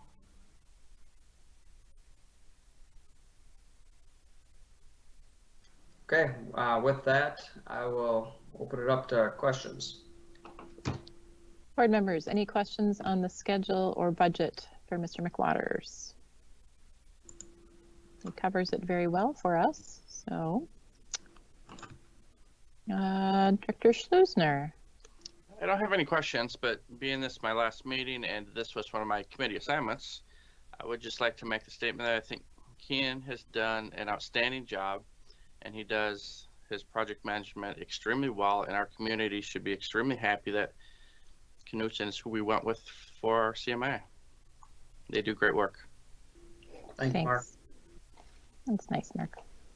Okay, I don't see any hands. So I will ask Mr. Sheridan to move us along. All right.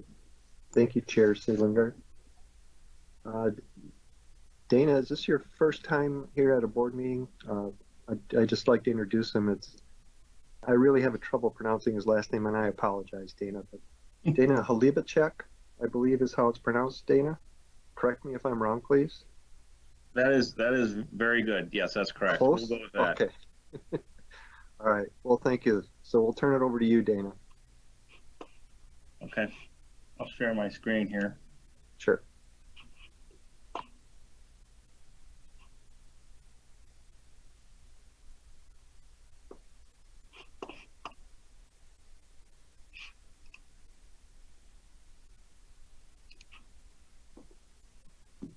Okay. I presume you can see my screen at this time. Oh, we're just, hold on here, just resizing.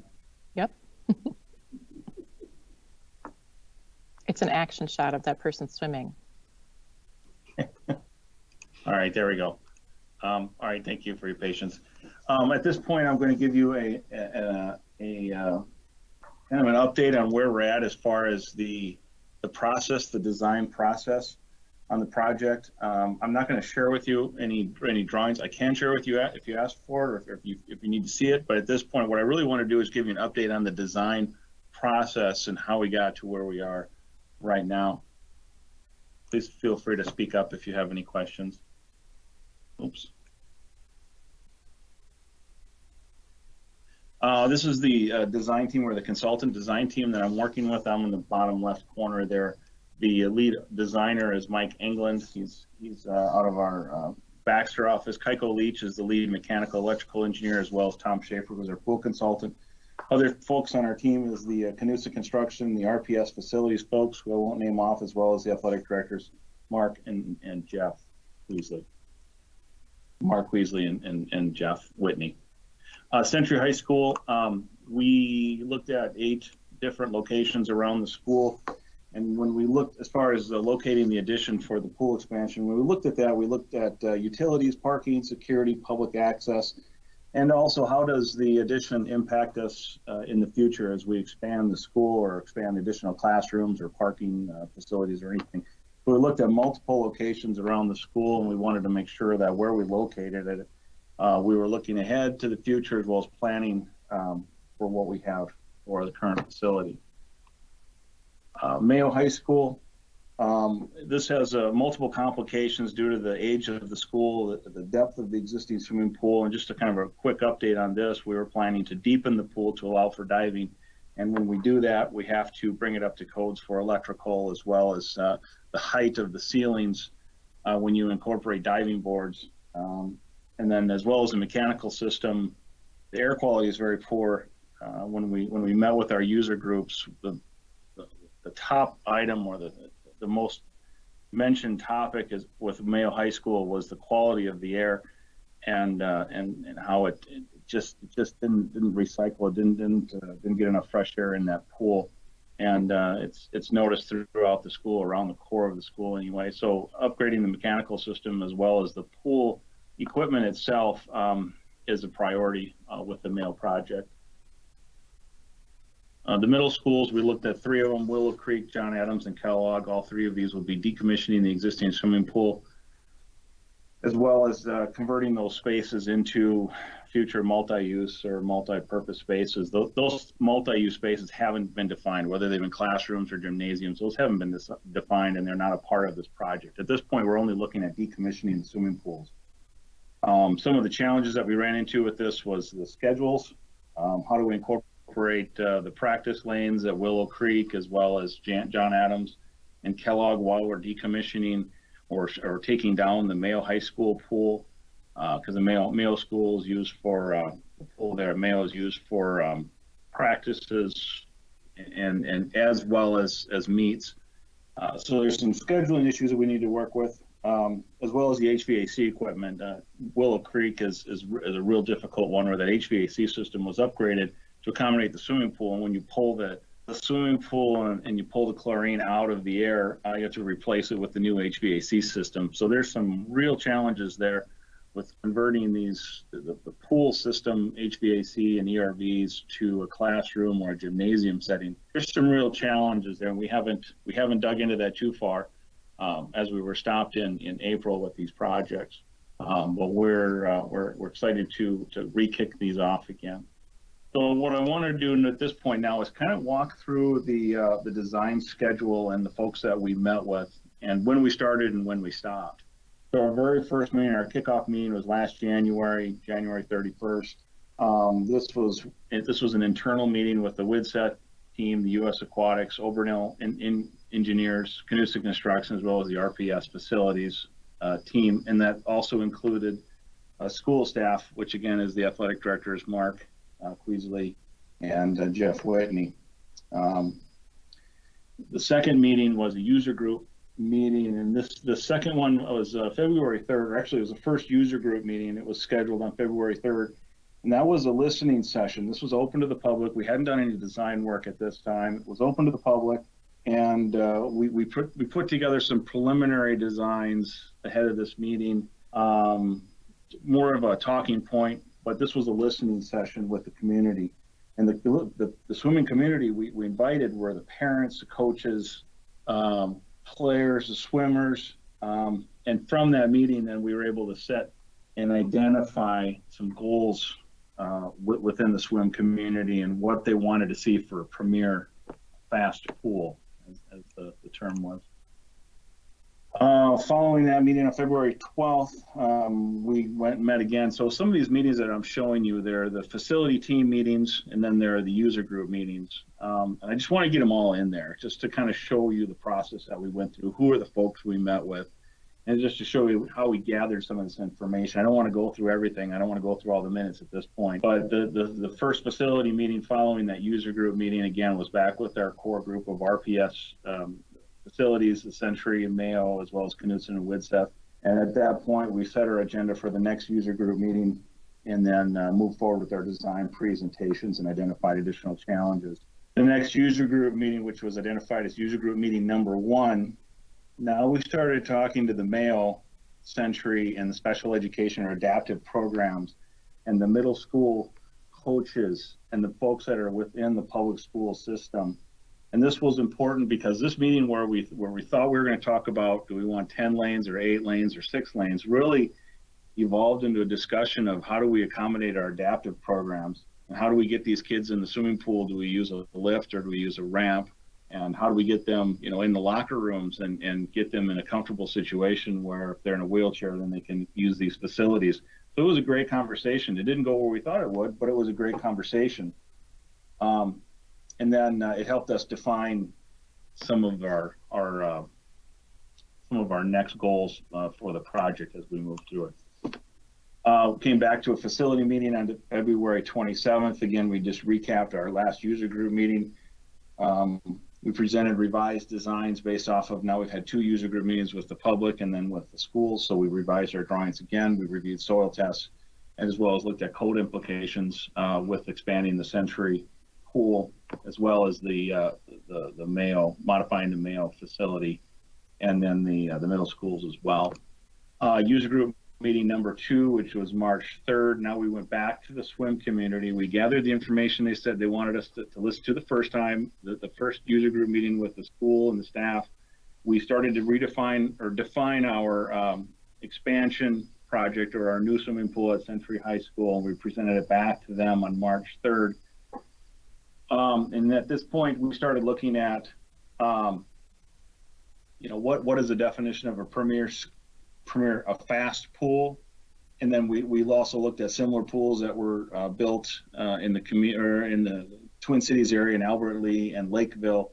What were the costs of those pools? How many lanes did they have? And then how does that reflect what we're doing here at Century and Mayo?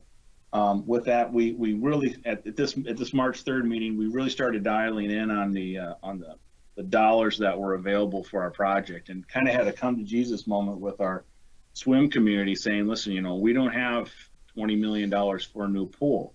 We know what you want. We know what we need. So let's try to find some common ground. And that was one of the reasons we had this March 3rd meeting, is just to kind of circle back with them and let them know where we were following the design process, and then where we ended at that point. Now we start getting into March 11th, and we're starting to see some of the negative, the direction that we're going in our community, of course, with COVID shutdowns. So at this point, we're starting to circle back with what are our next steps and how do we get there. And so we started looking at additional the feedback, the negative feedback and positive feedback from our user group meetings. How many lanes can we afford, and how does that affect scheduling and budgets?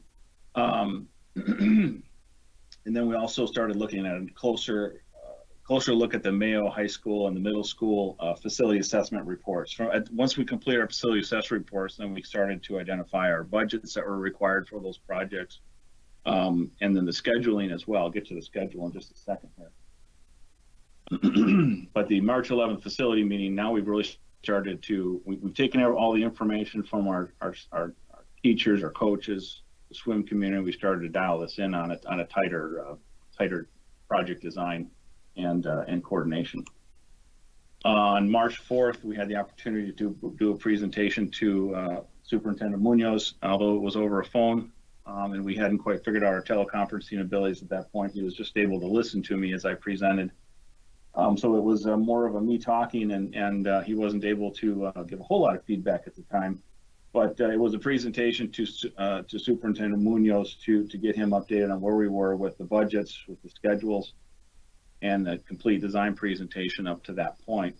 We followed with the April 2nd internal team meeting. At that point, we continued to look at value engineering options, which included mechanical systems, incorporating a storm shelter, which is required by code. We looked at structural systems, multi-use pool decks, and then also we got deeper into the project schedule at that time. I know I'm moving through this quickly, and I apologize if I'm going a little too fast. On April 16th was basically our last meeting as a team with our Widseth, Knudsen, RPS, Overnell, US Aquatics team. At this point, we narrowed our design down to an 8-lane pool within budget, and then we reviewed the scope for Mayo High School as well as the middle schools.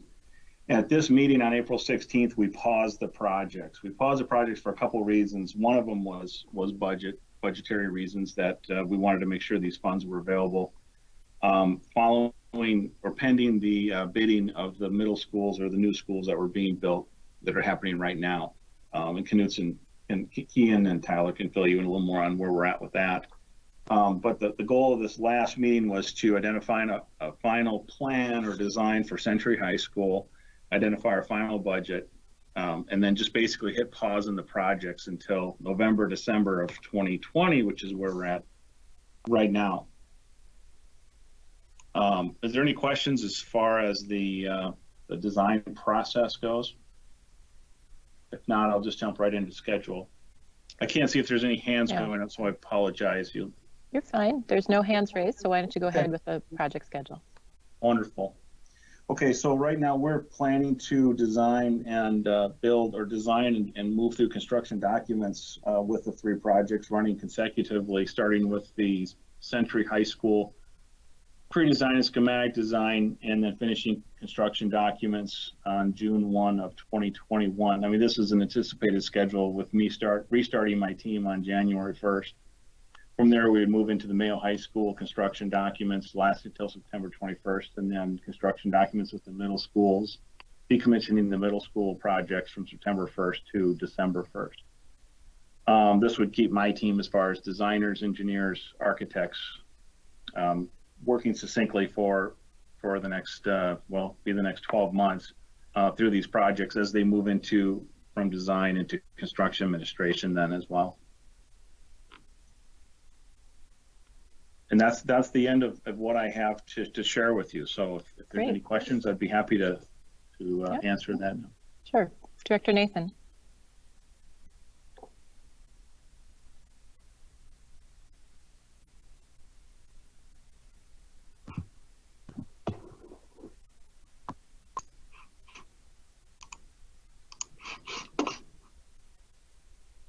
Okay, Director Nathan, your hand disappeared.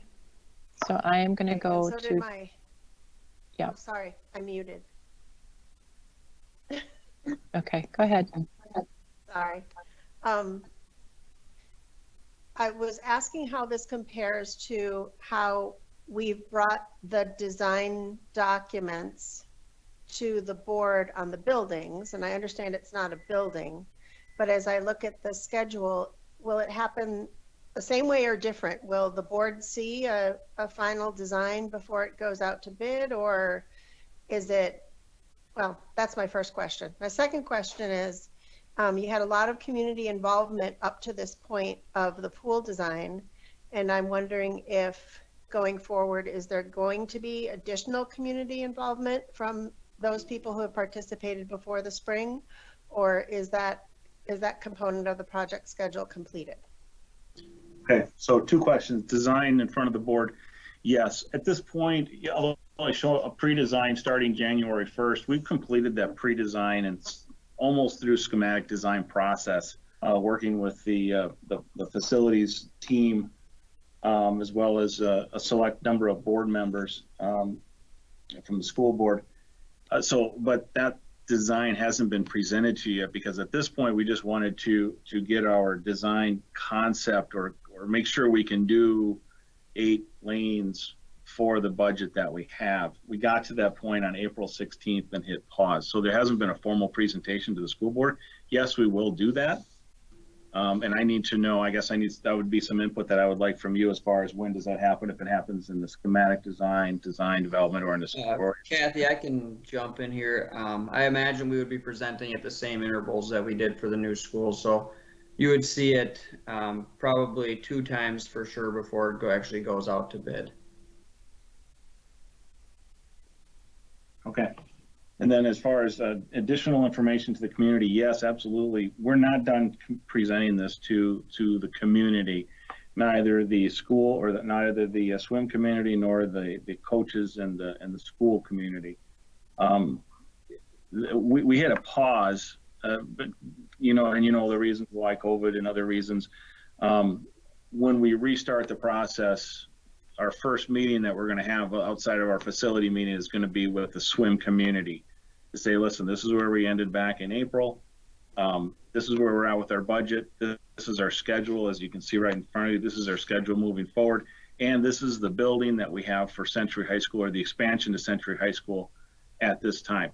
We'll present that to the swim community. We present that back to the school community as far as the coaches, the adaptive programs, the teachers, and anybody else within the public school system who we've included in those original meetings outside of the swim community, the public swim community. So yes, answer to both of them. Yes, you'll see the design, and yes, we'll go back to the swim community with more design. Great, thanks. Dr. Schleusner. To expand a little bit on Kathy's questions, because mine were very similar, I guess I'd be looking to Scott on definition of swim community, or who you envision going back to. Clarity of words matter, especially in this particular topic. And I guess I'd just like to hear your vision for who you're going back to. We had some internal discussions, and I don't know, Dana wasn't involved in that, but our interpretation of our internal group that's going to work on this from now on would be the swim coaches, ADs, and the facility staff working alongside with Whitseth and also Knutson. That was the direction that we kind of discussed in cabinet as well, as far as where we go from here, because the community's had several opportunities already to give us their input, and Dana was very welcoming to that and listened to them. And I know you were there as well, Mark. Yep. And so we just feel that we know what they want, and we've listened to them, but now it's our opportunity to take what we can. Like Dana said, we have a budget. This is what we can do with the budget we have, and that's the reality. So that's. And I agree. I think that's a good group of people that you've laid up there. Thank you. Okay, board members, anything else on our swimming project, pool project? Truth be told, I don't know how to swim, so this is all beyond me. But Mr. Sheridan, why don't you move us along? Thank you, Dana. And Tyler? Thank you. Thank you. The next group would be Kevin Holm from LHB and Jason Woodhouse from CRW. And they're presenting the design development drawings or diagrams for Longfellow. Kevin, are you ready for that? I am. All right. So I believe my screen is visible for everybody at this point. It is. Perfect. So as Keen had indicated, we are here today to present the design development level of the Longfellow Elementary School. This is the middle design phase. So the last one we presented was schematic design, and the final one will be construction documents. So again, just to kind of go through what we'll be talking about today, design first. So we'll show you some images, the schedule as it remains, and then open it up for questions. Next slide, you've seen a few times now, and that's just the word clouds defining some of the goals and expectations that the different building committees and user groups had.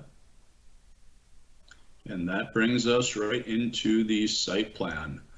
So again, just a quick reminder, the existing Longfellow building is just northwest of here. Marion Road is kind of cutting diagonally through the upper right-hand corner of the image that you see. And the white spot in the middle of the upper right-hand corner is the proposed elementary school. So that is the floor plan shape of it.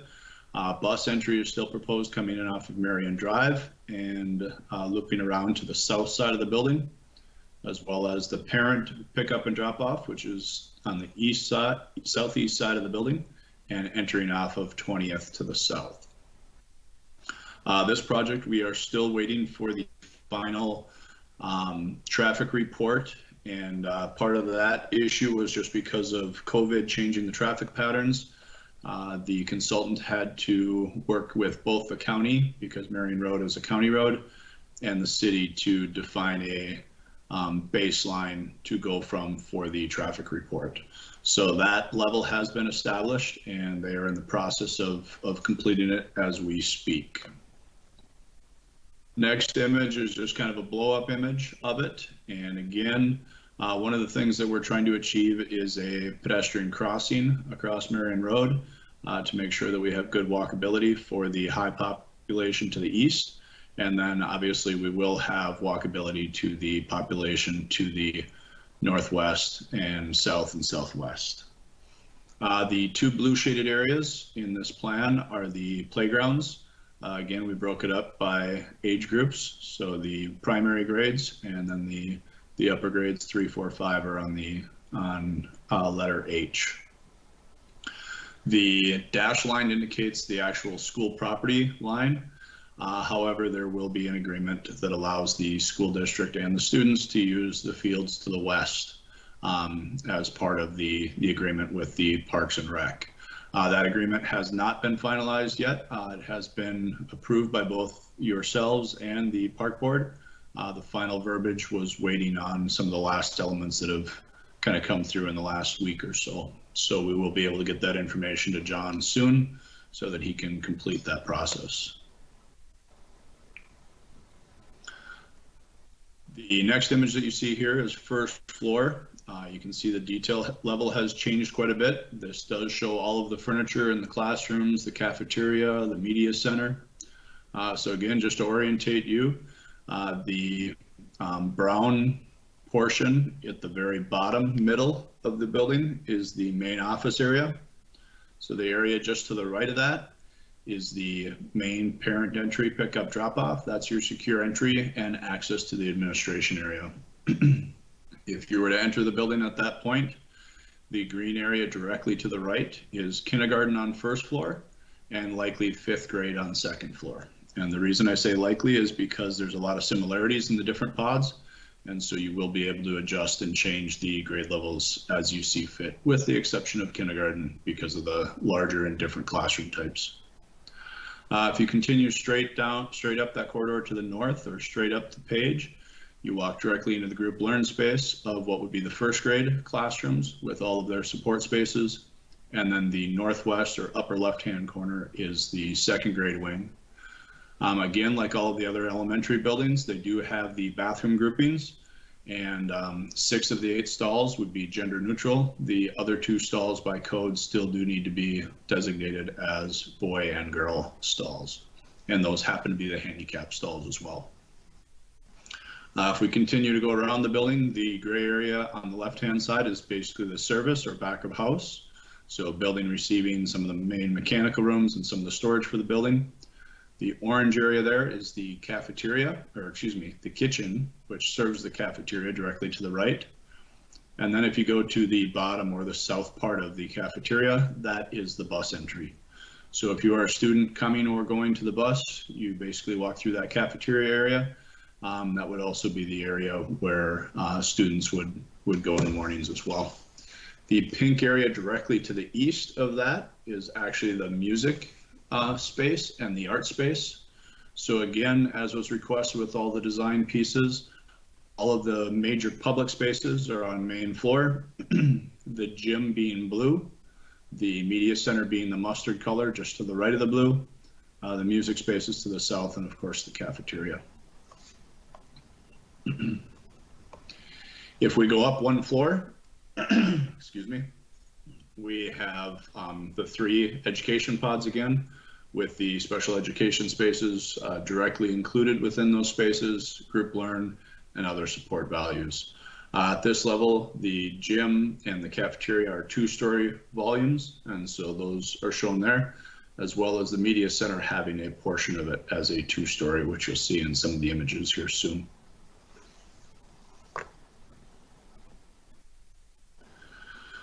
The image that you see here is the safety and security, kind of looking at how the building can be cordoned off in the event of a serious scenario. And then of course the gym is still designed as a tornado shelter. And so that is designed to accept winds up to 250 miles an hour. That is in the middle of the building in this facility. And so it lends itself well. There's no windows or anything like that we need to worry about. The image in the upper right-hand corner starts to show visual control of the site and anybody that might be approaching the building once the building has started or even prior to the building. The image that you see here is an aerial image from the northeast, getting a good look at the classroom windows. Again, very good window orientation, about 20 lineal feet of glass in each classroom, similar to the other 2 elementary buildings. And that glass goes from an elevation of 3'4" up to 10'8". So it provides excellent daylighting to the classrooms. And again, with this design, we really focused on the north daylighting, which means that you do not have the direct sun or glare within the classrooms. You also start to see from this image some of the group learn areas that have a fully glazed wall, which looks out to the east in each case. The image that you see here is the main entry from the parent drop-off. And so just to the right of the flag is the canopy, which allows people to get in and out of the weather right away before entering the walk-off area. The area directly to the east of that is the eastern classroom wing. And so on first floor is kindergarten, on second floor is that 5th grade or whichever grade you choose to put there. And again, you can see the sunshades that both block the direct light and reflect light in off the top of the systems. Next image you see here is the cafeteria and the bus entry. So again, the bus entry has the overhang to shelter you from the weather and draw you in. When you look at the cafeteria, it's not an optical illusion by the image that's there. That glass is tipped out at 10 degrees. And part of the reason for that is to deal with the southern sun and create more of an oblique angle. That is also why it has an overhang on it, so to try and reduce the summer heat gain, but still accept the winter heat gain when the sun's at a lower angle. This image here is actually a start to the animation. So you start with the approach of a parent driving up to the building. So this entire area on the right-hand side is stacking distance for students to get in and out of the vehicle. Most parents, however, will probably wait until they get up into this area to drop the student off and have them walk into the main entry. The glass that you see above the entry there is second story, clear story glass going into the media center. So again, the media center is a 2-story space, and that glass provides daylight into the middle of the building where the media center is. Again, a focus on daylighting and light within the middle of the building per the request of the design groups. So that glass wall that you see there is the east end of the kindergarten and 5th grade rooms. The mullions that you see there are actually exaggerated. So because we have east facing glass, we've put I'll call it a applique of the compression plate for the glass. And so it sticks out about 6 inches and again reduces the amount of direct sun or solar heat gain that comes into that glass as the sun rotates around to the south.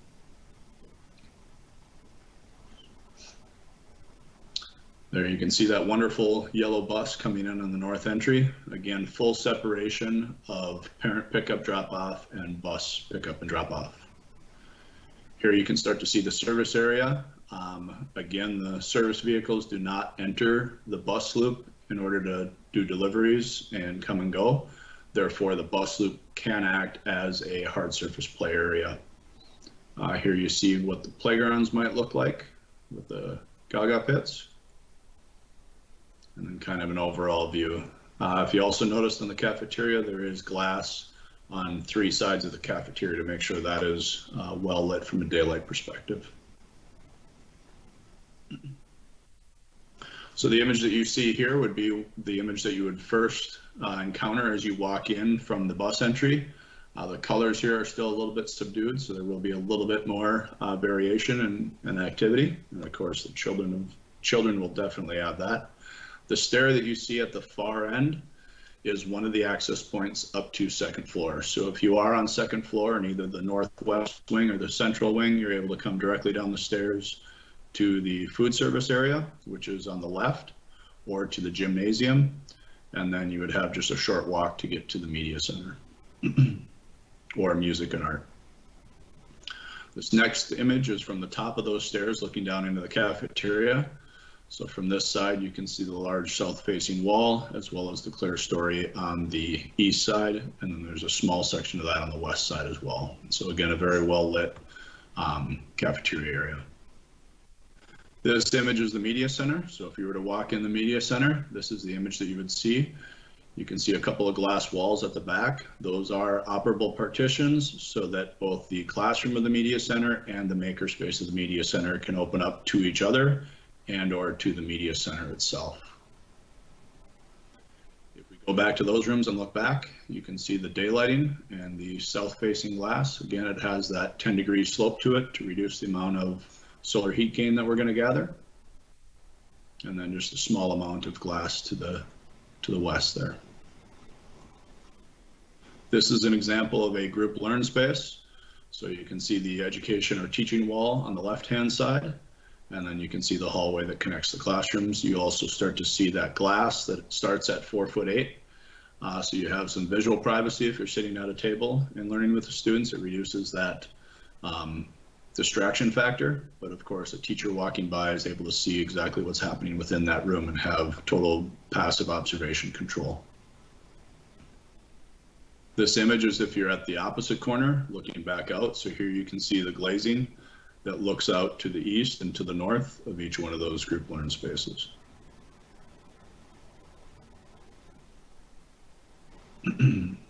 This is just another example of if you walked in the main hallway. So the group learn is to your left. And again, you have a sight line to the exterior of the space. So again, each classroom has a section of glass that's about 12 feet long and about 4 feet high. That area to the left is the bathroom grouping. Stairwell at the end of the space.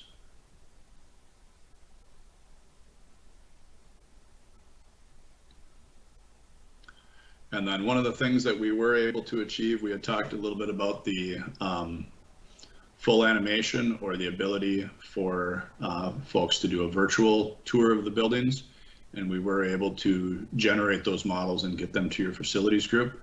And so we will continue to look at ways to share them both with you and with the community so they can see what these buildings will be like already before they're even constructed.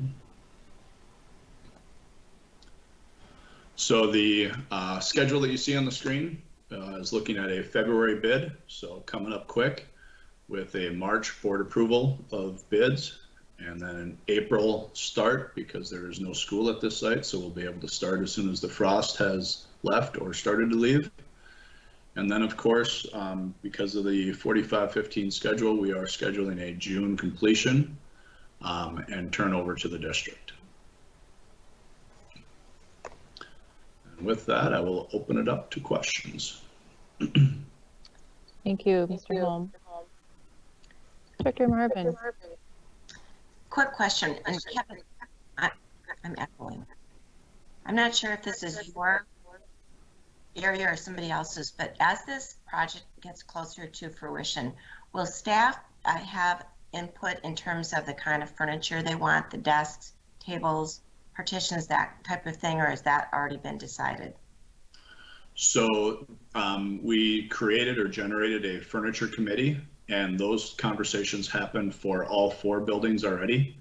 And so that took a process of probably about 6 or 7 months of having those conversations, talking about the approach and the direction. And then there will be some pricing variations or options for the individuals that are going to provide pricing or quotes to the district to provide recommendations or options that could be accepted.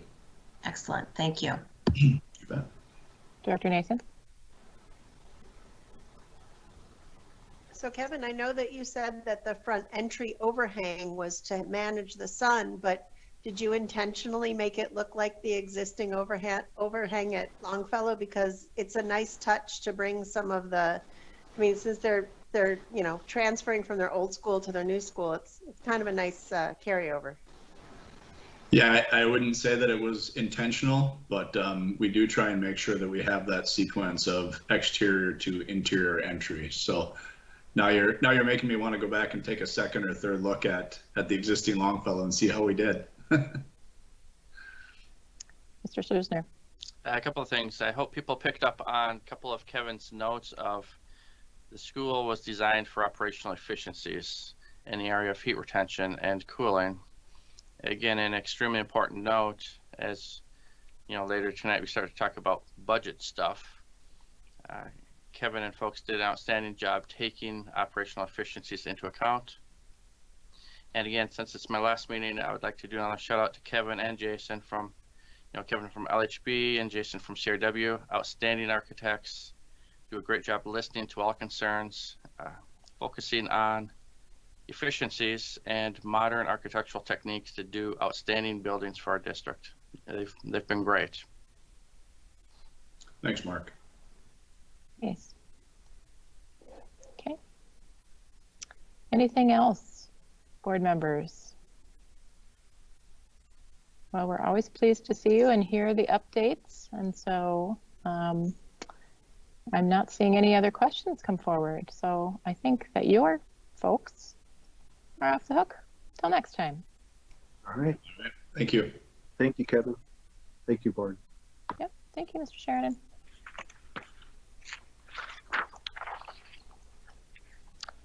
Next up, 7.02, the Boundary Advisory Committee selection process. This is a briefing item. Superintendent Munoz. Yes, I'm going to turn it over to John Carlson, Executive Director of Finance, and he will introduce our 2 guests tonight. Good evening, everyone. Hopefully I still have Matt Sachs and Scott Leopold with me tonight. We are here to talk about the Boundary Advisory Committee selection process. We had an initial conversation about this in a study session on November 10th, and then we hosted a community engagement evening on December 3rd where we opened up an application for people to apply. We did get 82 applicants who want to serve on this committee, and so now we need to talk about the direction we should go in choosing the people to be on the committee. I have not, we have not published the list of names. I have not seen the complete list myself, so we kind of wanted to have a theoretical discussion about what should be the process for picking them before we started going through the list of names. So Matt, Scott, I'll let you maybe talk a little bit here about the process. Sure. You want to just go to the next slide? So this is just some high-level information about the respondents to the survey. I think we had a pretty good turnout. The majority of the respondents, associated, as being parents of an elementary school student, but we had a pretty good spread across the board. 38 of those respondents were staff, and as the respondents could select these items, it was really please select all that apply, and so they could be in there a couple times. They could be a parent of an elementary student or a high school student and a staff member. And so this just kind of gives you an idea of what that looks like. We didn't get any students apply, but that's a group that we can easily get some, we can volunteer some students to be on the committee later on in the process. Next slide. As far as feedback, I'm glad that we got applicants from every single school that has an attendance area. We didn't get any applicants for some of those programs that we kind of added down there at the bottom, but overall a pretty good mix of individuals that we have here to use to compose this committee.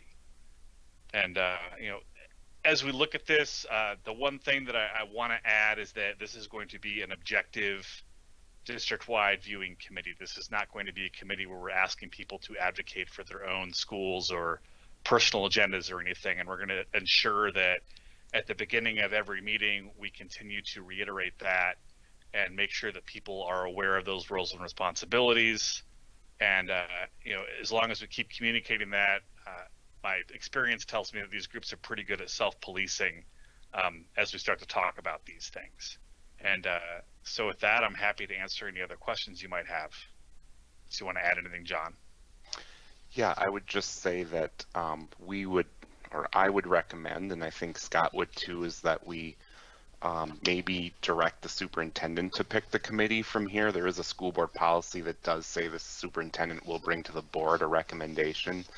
And so, but we really never came to consensus on that. So that's why we're here again, to just confirm how you'd like to proceed. Okay. Thank you. Mr. Leopold, perhaps you'd want to speak to this in terms of choosing the committee, and I don't have issue with superintendent doing that, but is there any sort of, I know we talked both about, how do you get the representation that you kind of want to get priority-wise? I think it's important that, we have people that, could represent each school. I think we need to be aware that you can have the same person that may have students or affiliations with multiple facilities to check that box. I think what's important is that we have a committee that's a manageable size. I think that if we're in that neighborhood of 25 to 30, that's a good number to be in. For those that expressed interest that, may not be placed on the committee, I would just reiterate that this isn't going to be a process where the committee is going to do things and then present them to the board. Everything that we do in the committee will be presented to the public for feedback, and we'll have the opportunity for those supplemental focus groups later in the process. So just because you're not on the committee does not mean that you're not going to have the opportunity to provide feedback. We will ensure that we have community engagement throughout the process. As far as the method for selecting the committee, I just want to reiterate that we're going to continue to stress that it is an objective district-wide committee. And so, again, that is really the keystone of it. Thank you. I didn't give you the answer that you were looking for. No, that's perfect. Perfect. My follow-up on that is, yes, I just wanted that number again, 25 to 30 people on the committee. And then do you usually find, you've selected a group of that number and find some people have, now chosen that they can't make the commitment, and then you kind of choose a few more, and knowing that you're going to lose some along the way? Typically, yeah. I mean, I would not anticipate that we would have a major fall off in this process just because of the general engagement of the community, but typically, yes. Okay, thank you. Director Marvin, then Director Nathan. Scott, I see the breakdown of the number of people from each school who have applied.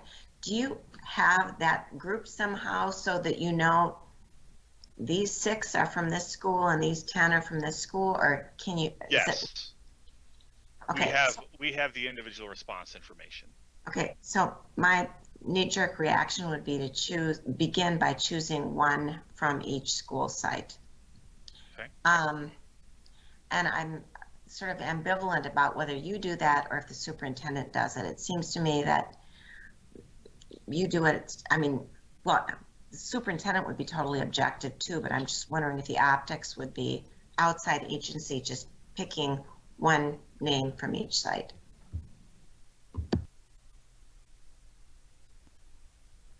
Okay, thank you. Director Nathan?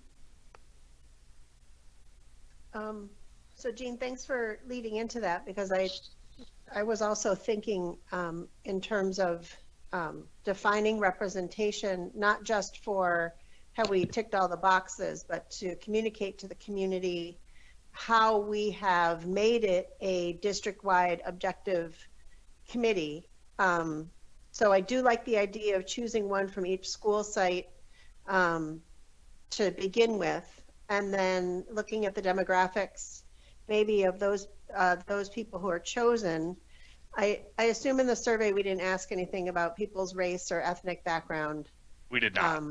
So we don't know how some of our communities that might need to be represented are represented. And it looks like we have a cross-reference by what school where they're from and who they are, like if they're a parent or if they're a teacher, et cetera, et cetera. So, so yes, I would think the choosing one from each school is a great place to start. And then I don't necessarily feel that the board needs to be in that process of identifying the individuals, but I would like to maybe have a conversation about the different classifications we represent. Obviously, we want teachers, we want parents, we want students if it's possible. I'm wondering about other community members. I keep going back to wondering if we should recruit someone from the realtor community to be on the committee, because they do a lot of communication about our schools, and I think their perspective might be an interesting one. And then, so I don't know, I don't know what the process would be to do that, except to ask for that representation in the final selection without us actually manipulating, names to make sure that that happens. Okay. Director Barlow. Hey, Scott. Hey, Matt. Just a question, actually two-part. One being that of your experience in terms of committee construction, how we can, and we've shared that there's been a community perception at times that, well, we're somehow loading the deck, so to speak, with this particular group or that particular group. And obviously, we're trying our best to, debunk those perceptions as best we can. And I would want to do everything I can to say, whatever you can offer to say, this or that, whether it's the superintendent selection and or the consultant, selecting, I can see an argument either way, well, the consultants don't know the community. I get that, but it is your expertise. We wouldn't necessarily expect the superintendent to have the level of expertise that you do. If we did, then we probably would have asked him to do all of this versus asking you guys. Now that aside, additionally, I know Director Nathan asked or inquired about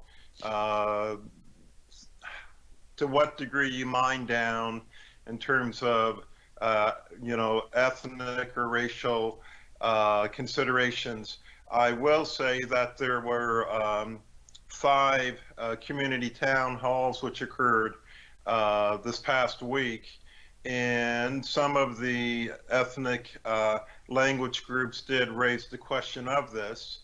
And I think it's important that we, however we build this out, that there, from a communication point of view, that even though they may not be participants in the process or selected, that we do build out a mechanism to communicate the information back to them. And that's all I have right now. Thank you. Okay. Thank you, Director Barlow. Director Slusner. Kind of building a little bit off of what Kathy had said, I guess this is where I'd remind folks to try to include folks from city, county planning in these discussions. I just happen to know there's a number of city council members who have kids in Rochester Public Schools. What a great opportunity for collaboration between the city and the schools. Thank you. Anything else, board members? So I, just for clarity's sake, Matt and Scott have met with each board member along with Mr. Carlson to get some initial thoughts. And so this is just another spot along the way. Director Amundsen.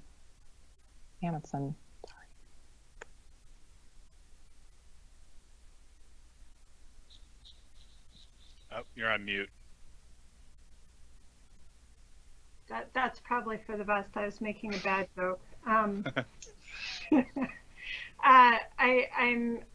thinking a little bit, and I don't really have a solution that's congealed in my mind yet. But the issue of transparency, and as Director Barlow mentioned, you know, trying to address those perceptions, and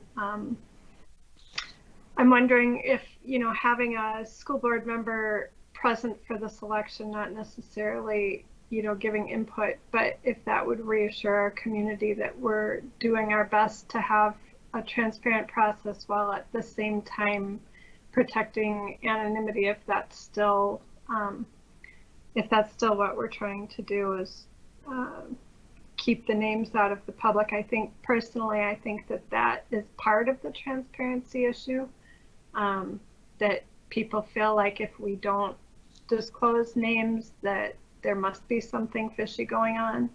And I do understand and respect the reasonings about,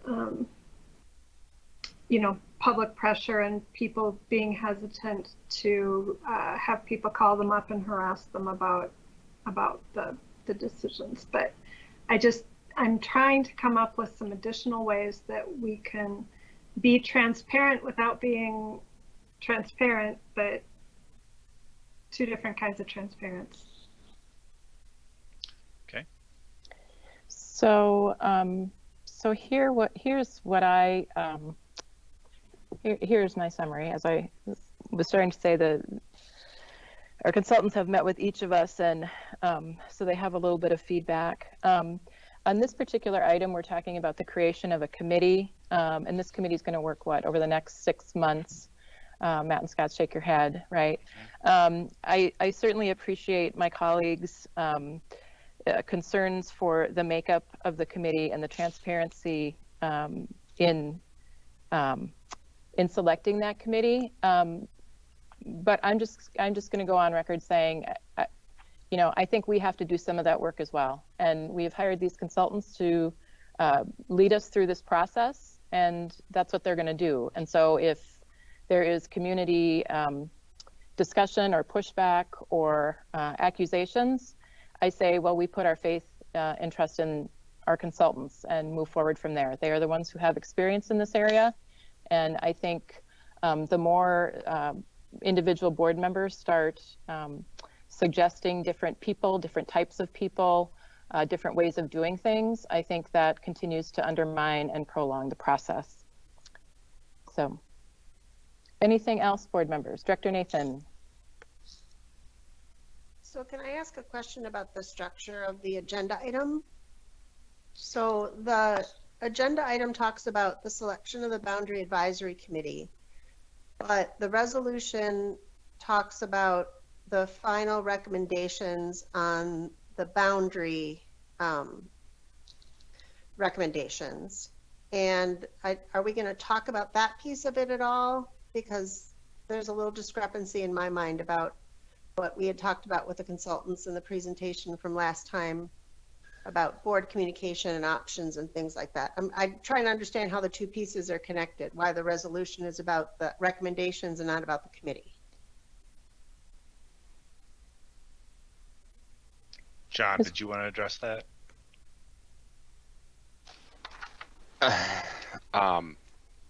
So just to summarize, you're saying that the two topics tonight, or the two?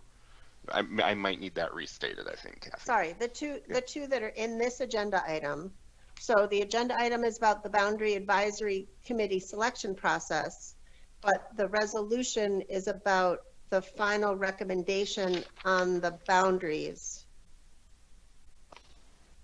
And are we going to have a conversation about sort of how we get from here to the final recommendation to the boundaries? I see what you're and, saying. Right. Yes. Okay. So the way I wrote that was kind of to say, you know, we are going to have the school superintendent come back with a recommendation. So he's, in other words, he's going to run the process. He's going to figure out the committee with some input from you tonight. The committee's going to work. They're going to come back and bring the recommendation. So basically the resolution is just saying, let the superintendent run the process and follow the school board policy. Okay. And I get that part because I know that that's in policy, but we had conversations, I think at the November meeting and then with the consultants about milestones and that there was going to be presentations to the board, and we still have some other decisions that we need to make about some of those exception pieces. And so it just sounds like there's like a beginning, we're here, and the end, the superintendent comes back with the recommendations, but I don't know where all that board work fits in the middle. Gotcha. Now I have a clearer picture. So maybe that's, now I need to shift more to Scott and Matt to say, yeah, where does it go from here if the superintendent picks the committee? We'll continue to have the engagement and the updates with the board throughout the process. So before we present anything to the community, the board will be the first group to see anything publicly. And so I think that the purpose of, you know, this is just the mechanics of, per policy, it's a superintendent's process, and, you know, the selection would fall under that purview. I think that was the purpose of inserting that language in the agenda item. Is that correct, John? Yes. Well, everything that we talked about before, as far as the transparency, the community meetings, the board interaction, those updates will continue to come as informational items. We're not going to crawl into a cave and then come out. That's right.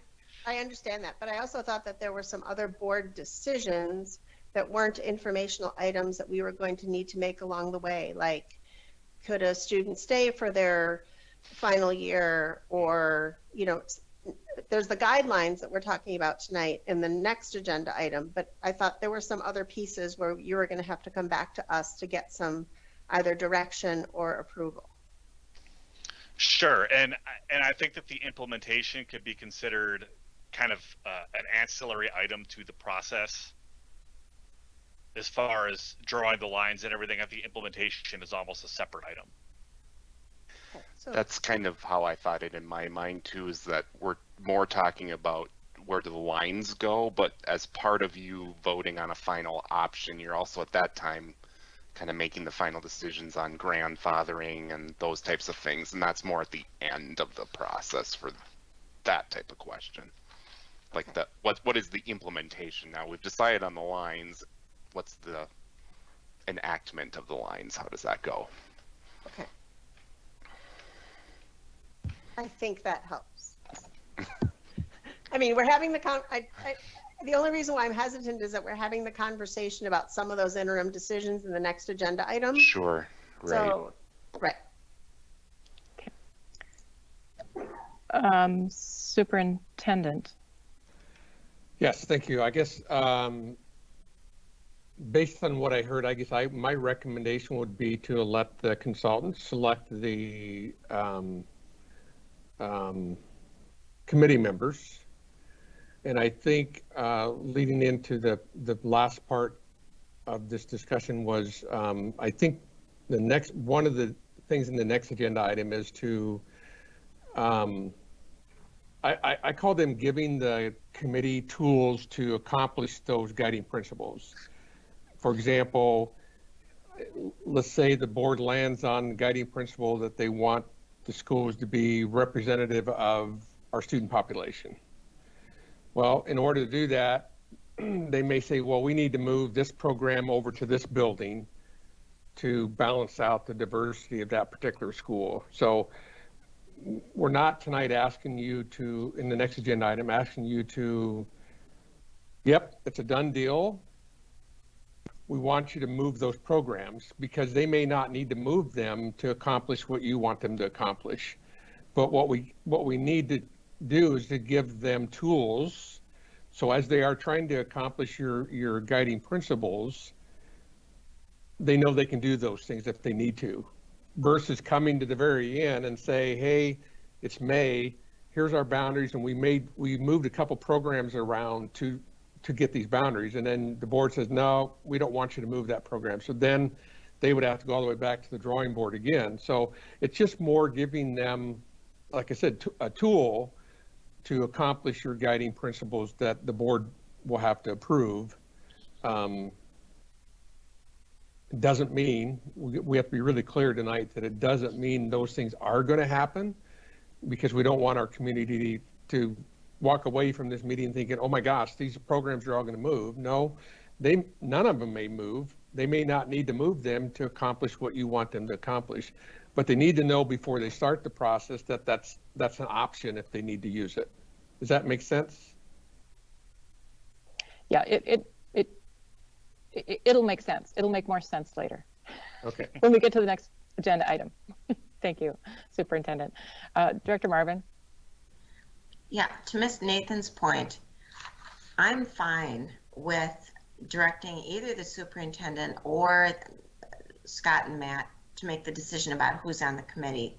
But I think the issue that we're struggling with, and Kathy, maybe you've gotten beyond this and explain it to me, is that the resolution doesn't match what the question is. The question is, how do we decide who's on the committee? The resolution is that the superintendent determines ultimately the boundaries. So it's the wording that's off. And I'm wondering if we just need to move this to January, the first meeting in January, unless there's a pressing need to determine it now. But it's the wrong resolution for this question. And that would be my fault. I wrote this. Well, John, there's dollar signs in it, so that's the Yeah. that's the problem. Yeah. John, what it was your, maybe we can get this, what was your intention, and then maybe we can adjust if we need to. Yeah. And of course, thank you for writing a resolution and bringing this before us, because Sure, it's always a recommendation, and you don't have to pass any resolution administration presents to you. You can modify them too. But my intent was to say we've had a lot of good discussion.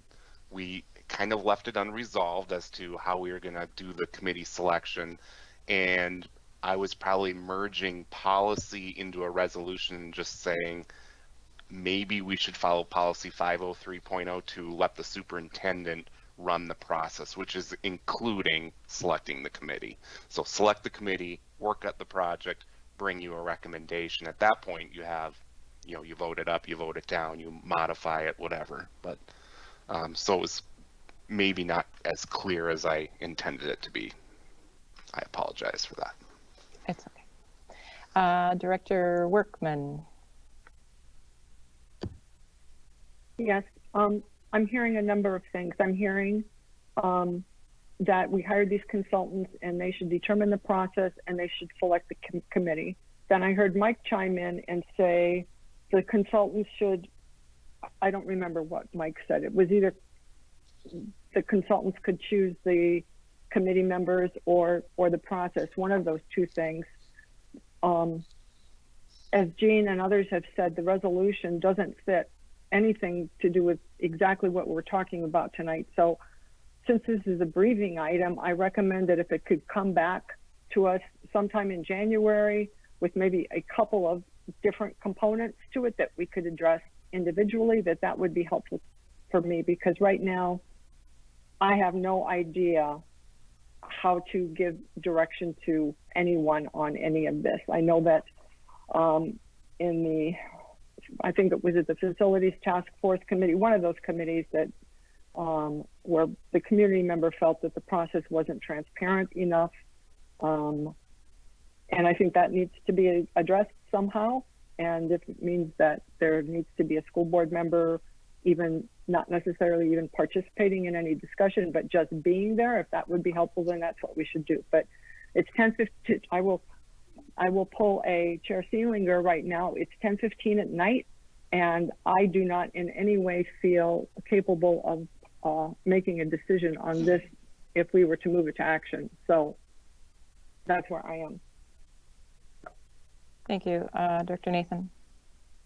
Well, I guess, and I don't know if this resolves it, although I did hear, maybe it was in the FAQ, that the consultants were hoping to start notifying individuals between December 16th and January something. So waiting to the January meeting might not help the process move forward.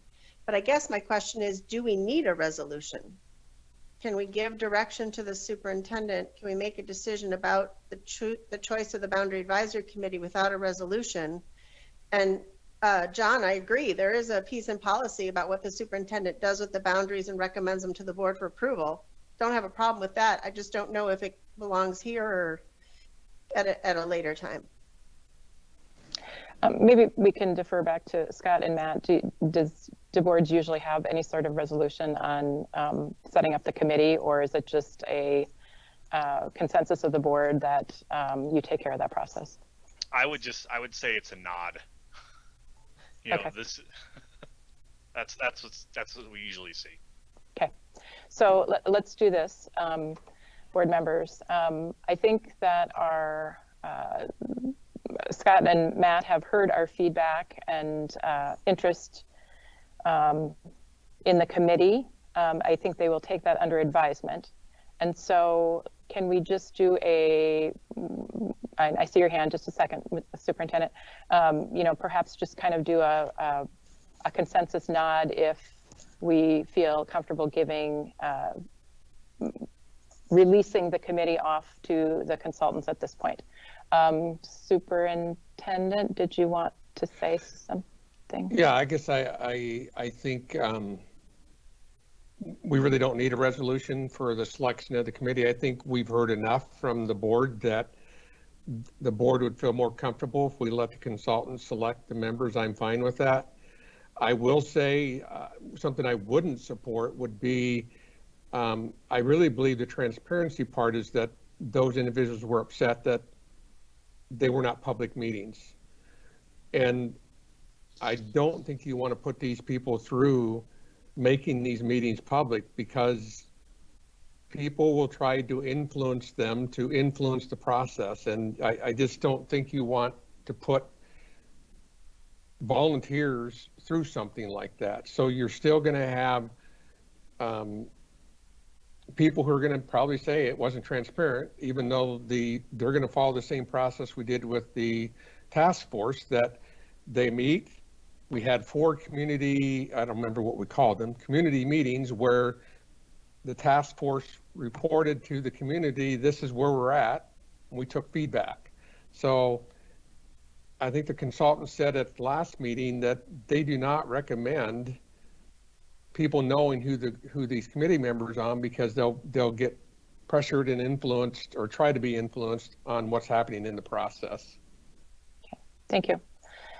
All right, I've got 3 hands up. Director Nathan. So I know we've had a conversation back and forth about releasing the names. Once the committee is selected, is it possible to give us a sort of a demographic report on the nature of the members? How many, you know, we covered all the schools, how many parents, how many teachers, et cetera, just to give a profile maybe? Absolutely. That might help a little bit. Mm-hmm. Okay. Yes. Thanks. Thank you. Dr. Amundsen.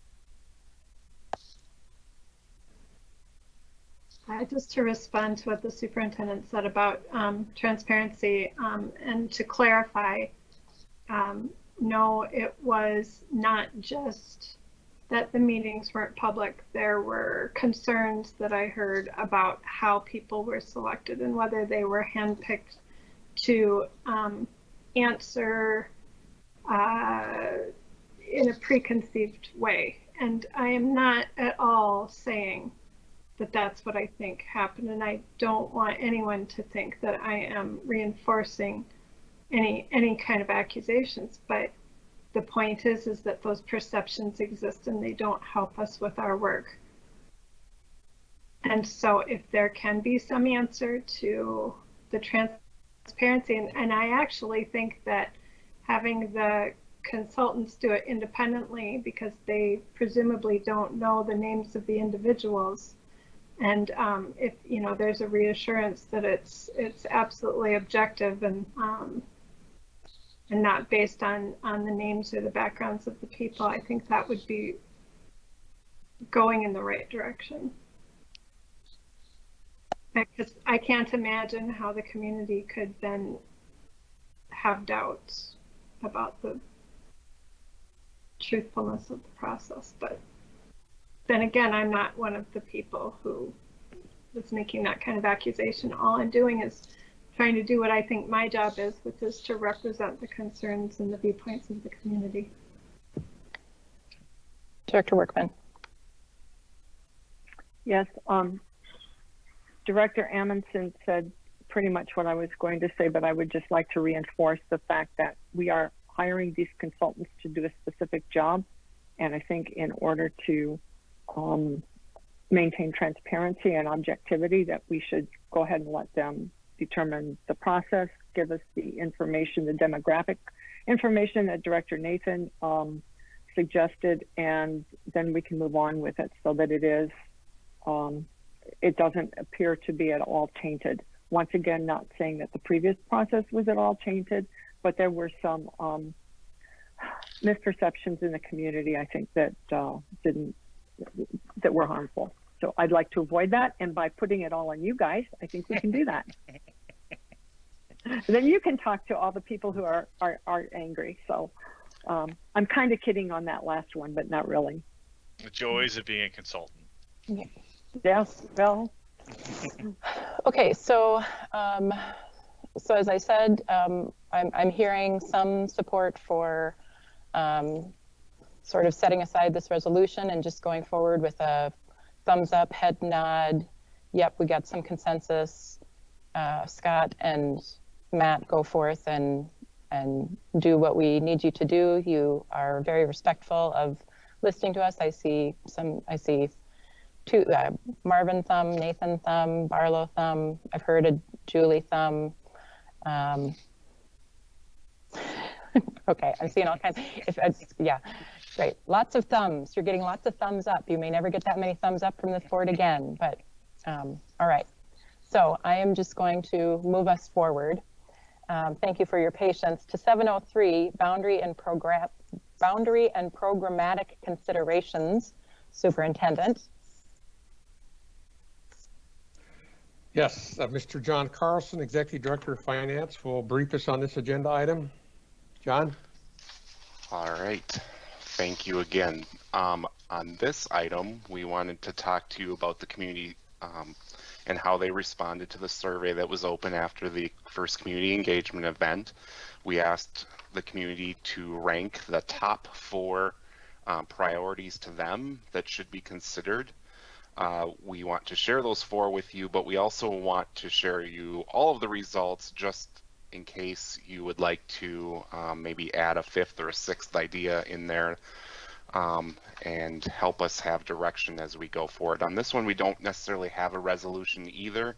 This one, we were kind of looking again maybe for some consensus, but if we needed to document it into an official resolution, we'd be happy to do that and bring that to you in January.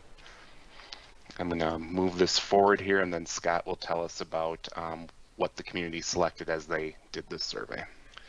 Okay, thank you, John. So we asked them to select their top 4 guiding principles. We didn't ask them to rank them. It was just pick your top 4, and this is how it all shakes out as far as the totals go. Not surprising, attempt to create boundaries that assign students to their closest school, got 446. Next one that we had was attempt to create boundaries that align feeder patterns. So for example, one elementary school feeds into one middle school, 409. And then we have create boundaries that prepare the district to grow with minimal future changes at 364. And then we have at 320, attempt to create boundaries that maximize walkability and minimize busing. And then after that, we get into attempt to create boundaries that equitably balance enrollment among schools. And then we have attempt to create boundaries that reflect the demographics, socioeconomics, and diversity of the district as a whole. And then we have attempt to create boundaries that are contiguous, one piece without detached portions. And then finally attempt to align boundaries to existing geographic features, roads, rivers, etc. One thing that I will say is I don't think that we have to say, you know, let's pick 4 and that's all we're going to look at. I think that this gives us a barometer of how the community may react to certain options. And so I look at this and what I see is if we have an option that takes students away from their geographically closest school for the sole purpose of trying to create diverse boundaries, that may not be received well. And so I don't think that this says that we shouldn't pay attention to all of these. It just gives us an idea of what that response may be. And one thing that I will say as far as the turnout goes with this is Matt, what did we have about, was it around 600 total responses? Yeah, it was just over 600. I would anticipate that when we roll options out later in the process, we will get a lot more response when we actually have names associated, or names of the schools associated with the changes. But from my point of view, I think this gives us a good barometer of what to expect from the community as we develop options. If we look at the next slide, the responses that we have here pretty much mirror the responses that we got from the application survey as far as the distribution. You know, more responses from elementary and middle school parents, fewer from high school. And then I think that's, this is our school representation, again, about the same. I'm not going to read all these out loud to you. But any questions or comments, I'm happy to address. So, Scott, what are you looking for us from tonight then, or how would you, are you looking for reactions to this information or additional thoughts? And I think that just reactions are good. I mean, the way that, can you want to roll back to that response slide there? The way that I would look at this is that I would use each of these as metrics as we're comparing options. Like, you know, I would make a kind of a checklist where we can say, all right, well, how many schools are within 10% of the district-wide average for free and reduced lunch under this particular scenario? How many feeder splits do we have under this scenario? And so we can see how these options stack up against each other. But I think that this gives us a very good barometer and a framework to operate within to see what's going to be palatable to the community. thank you. Board members, does anyone want to start? Director Marvin. Thank you. I appreciate this information. For me, absolutely, without question, the most important issue we have to look at is school demographics and getting a balanced demographic in every school. Two of them, I think, having students attend their closest school and the whole walkability or short busing time, to me, those are sort of the same thing. And if we could have all neighborhood schools that were incredibly richly diverse, that would be great.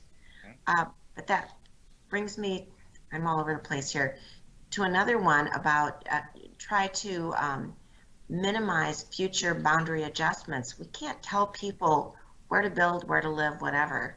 So for me, if we don't have a really diverse demographic in every school, we're doing it wrong. That's, for me, number one. Okay. Okay, thank you, Director Marvin. Director Nathan.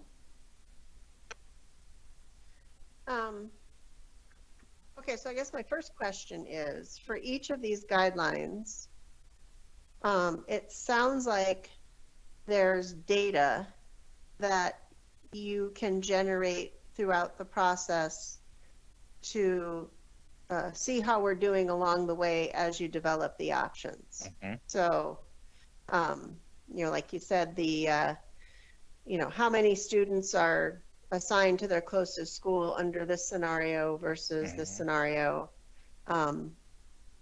What's the demographics that would look like, et cetera? Okay, good.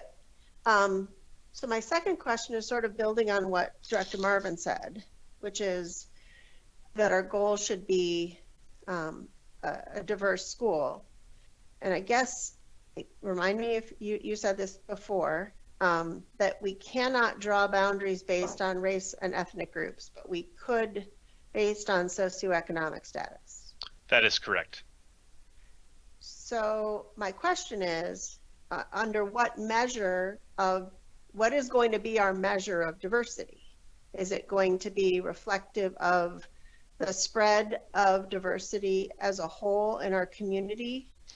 Is it going to be, and then on the opposite side, I understand the issue of segregation and having a school that has too many white kids in it and not enough children of color, but is a school that has a number of diverse students that are of more underrepresented groups, is that necessarily not the kind of school that we're looking for?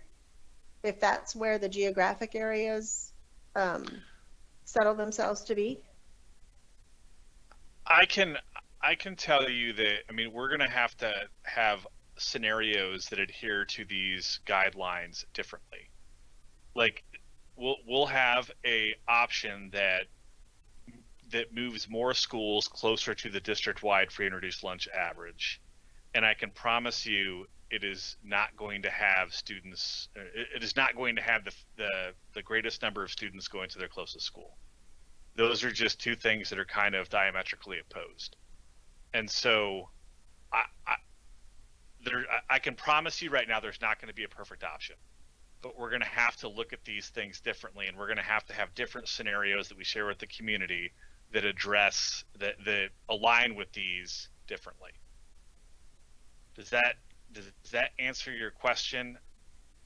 It's difficult to answer because there isn't one answer for it. Right, and that's why I'm not looking for. I guess I can't say the number one issue for me is this.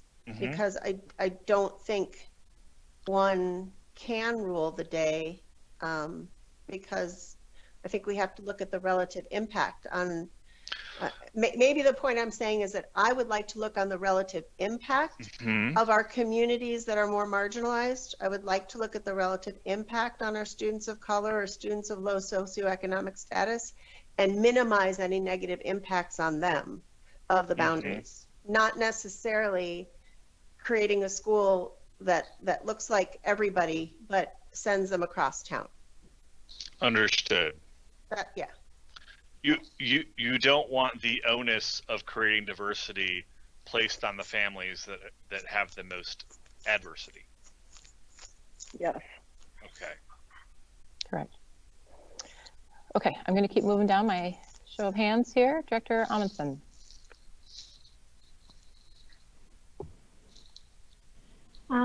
To pile into that last conversation, we also have talked in the past about the importance of walkability, particularly to families who may have transportation issues. Just it's the same thing, but with a little bit different nuance. But what I was going to say about the going to the schools closest versus having diversity at our similar diversity spectrums at all of our schools. I look at the question that's on the survey, and it says, please select the top 4 guiding principles that are most important to you. Right. Now, it's up to the family to say this is most important to me because I don't want my child, affected in such a way where they're bused across town. And I would add, I hope we're never busing across town. I hope, if anything, we're just busing to the next near school, because busing across town would be difficult. But if it had been worded, please select the top 4 guiding principles that you think would be most beneficial to the school district or to our community at large, you might have gotten a different answer. And our job, I think, as a school board to do what's best for the community as a whole. So I think we can do both at the same time. I think we can take the community's input into consideration and say, well, it's very important to people that they go to their nearby school. But I think we can also take into account that I'm quite confident that our community members also want what's best to the community, and without having these types of impacts fully explained to them, or the question asked in such a way to make it clear that there are some tremendous benefits to diversity, and it might be worth the minor inconvenience to those families who have to go a little bit farther, that question might be answered differently. So I guess what I'm trying to say is that I have faith in our community that if explained why we're making some decisions that don't perfectly line up with the priorities as reflected in this survey, we need to trust that they'll understand the reasons and respect, you know, the people who they've elected to make these decisions for the good of the whole community. And I also think that we would be doing our students a great disservice if there are schools where the students aren't exposed to a wide range of diversity. So that those would be my priorities within the context of this survey. I wouldn't want anyone to go forward and say the school board is yet again ignoring what the community wants, because I think it depends on how you frame the question. Okay. Director Workman. Yes. So am I, yes, okay. I couldn't remember if I had my mic on or not. So I find that the data, the numbers are very interesting, but ultimately, what is the story? So my question is, what were the responses that you received to question 2? There were 183 of them. Is that something that we can actually read what those comments are, or at least have them grouped by category? Like I said, I'd like to have a little bit more complete picture of how people are thinking, and that might give us some information that Director Amundsen seemed to be asking for a little bit as to what their thought processes were as they answered the questions. Yeah, that's something that we can kind of go through and qualitatively tag. You know, we had the survey up until, when did we take it down, Matt? I think Monday? like no, that one was taken down last Thursday morning or so. Yeah, Friday we morning. haven't had a time to kind of crawl through that data yet, but we'll absolutely get that data to you when we get a chance to go through and make sure there's no disparaging comments in there, that kind of stuff. That's why we withheld it. We did not have time to read it. We have them from you this morning, but we didn't forward them out yet until we could even just look at them quick. Yep, and that's fine. But I mean, so many of the questions or issues that board members have raised tonight seem like, you know, the numbers don't tell the whole story. They give part of the story, but you know, if we hear some person say, you know, I really like walkability, but if it means that something else wouldn't happen, you know, we can get maybe a little bit of a better tenor of the thought of the community. Granted, it's only 183 people who responded, but they did actually take the time to share their additional thoughts. Thank you. Director Barlow? Yes. Our current alignment boundaries, if you will, have you looked at them from the point of view of the questions which may have been asked? Okay, I'm on one hand curious. It wasn't that long ago where we undertook a boundary adjustment effort, not necessarily having the same questions before us, but and these weren't necessarily in ranked order, but just in the number of how people responded. So I guess I'm moving to this point here, and that is, if our current alignment, how our boundaries currently are drawn, really wouldn't reflect out any different in terms of what number 1 may be or what number 2 may be in terms of total preferences as communicated, that might be useful to the community to say, yeah, while they're expanding, we're really continuing what currently has been in place for the last X amount of years. Though at the same time, I do think and agree, and maybe because it's getting late in the evening, I agree with Director Admonson regarding the question of, if the question is, well, what do I personally want versus what do you think the community needs are, two different responses. And so not being critical, but it's just an observation, and I'm not sure we can do anything about it now. The questions which were put into play are from your professional expertise and what you utilize throughout the nation are similar questions. These weren't necessarily designed specifically for Rochester, but these are questions that are placed before communities that you are hired to assist districts with. Is that correct? Correct. Okay, so and what you're hearing from our point of view in terms of feedback, is it similar or dissimilar from other boards that you may share this information with? I have gotten feedback that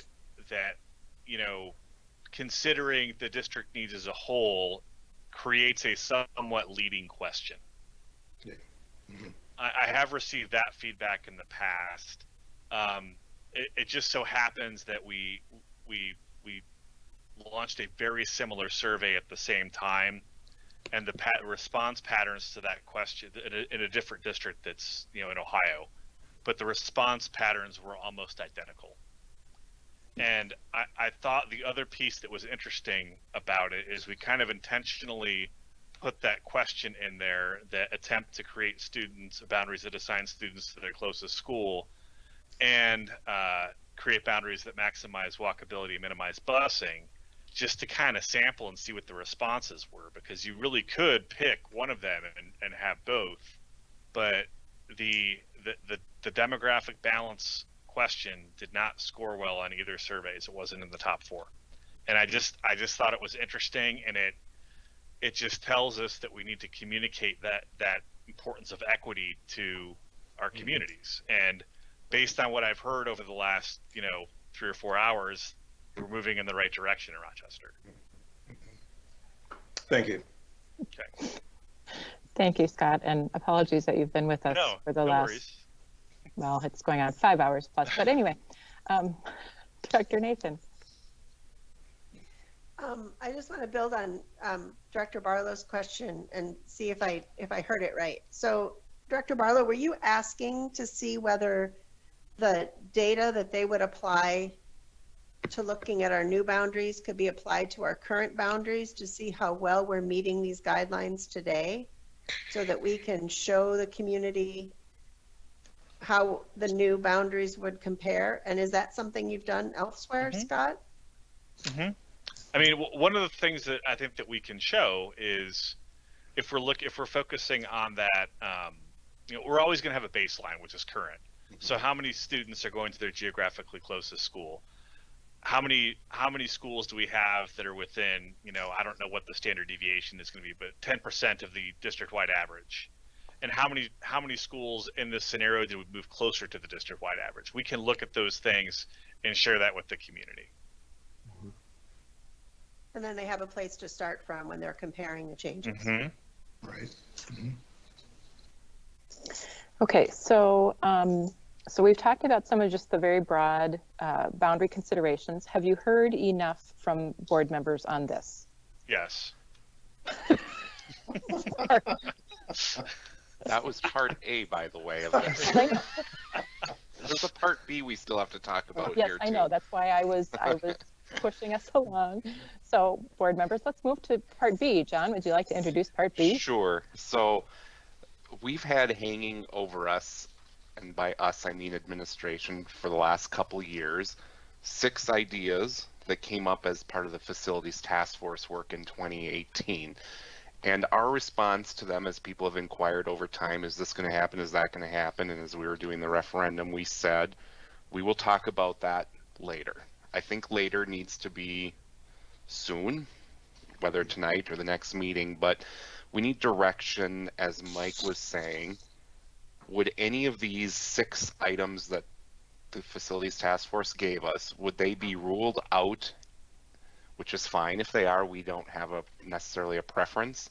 But if the board would say, we would never take Montessori out of Franklin and move it to Hoover, we'd kind of like to know that before this committee launches and gets going, so they don't spin their tires and bring that back. It gets shot down, and then we start over again. So I think it's limited to these 6 things. However, we do kind of want to know, would there be anything else? Like, what if another idea, could the committee explore that and then bring it back to you for feedback and consideration later, such as moving another program or something out of a different building that would maybe balance the district better. So that's kind of part B. Thank you, John. So I'm going to try and lead us through these 6 items a little bit more quickly, if possible. And I'm going to try and start with maybe the easiest, or what I consider to be the easiest, which would be 5 and 6, moving Spanish immersion and moving newcomers.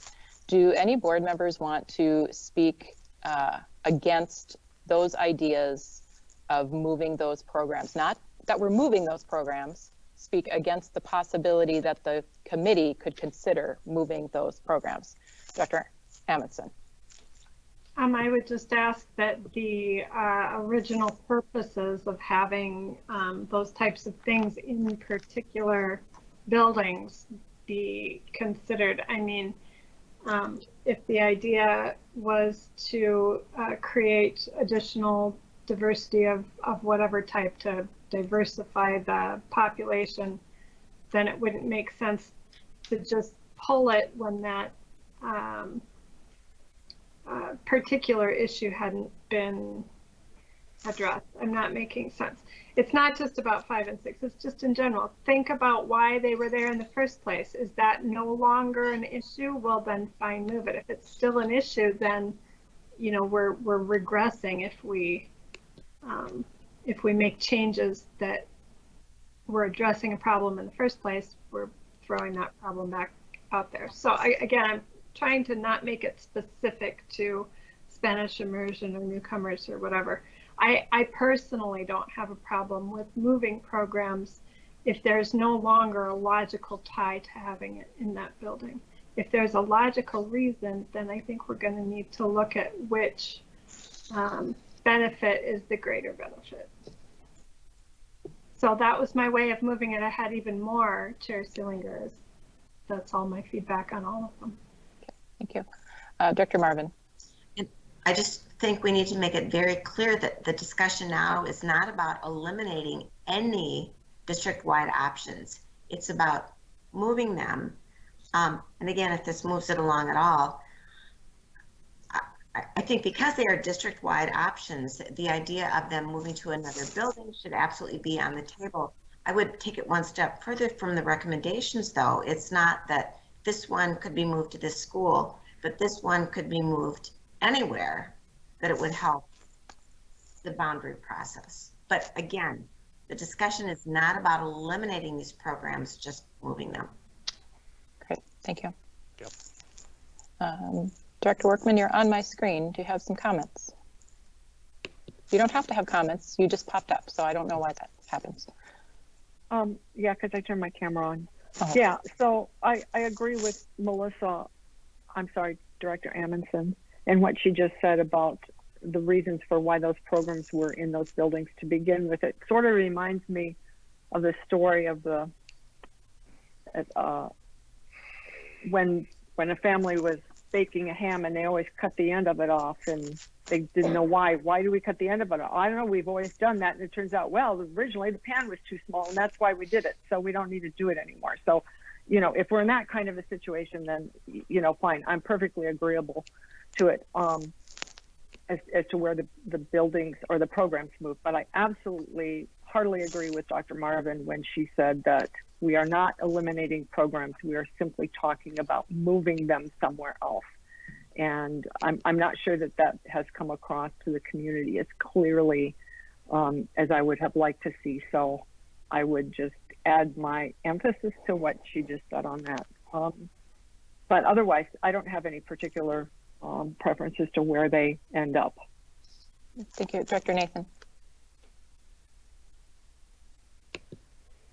So I guess this is a question for the superintendent or cabinet.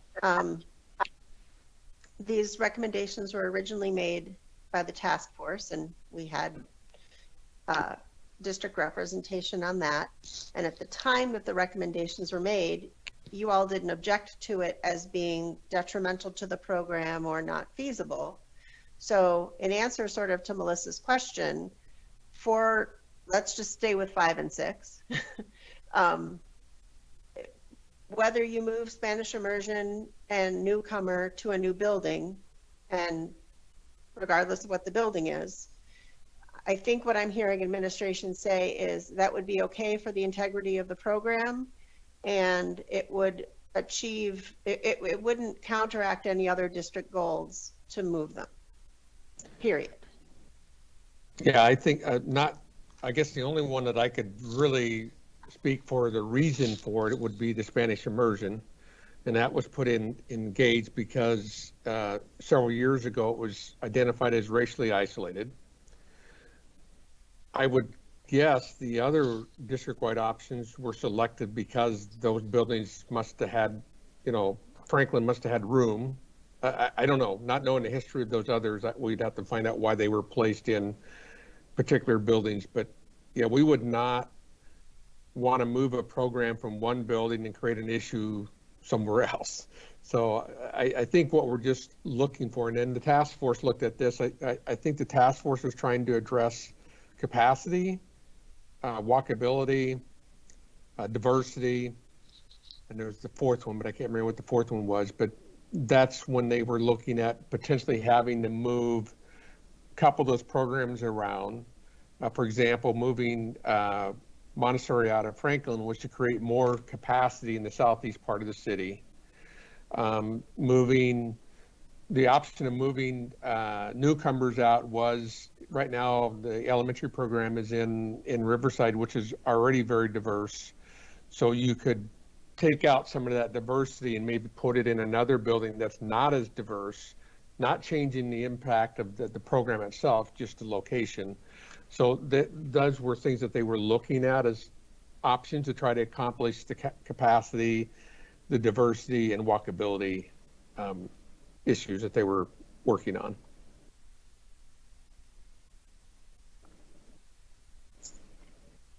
Director Nathan. And maybe this question is more for the community than for me, but aside from Montessori, there really aren't any special facility needs or classroom type needs or anything of these programs. They could literally exist anywhere in any of our other buildings. Correct.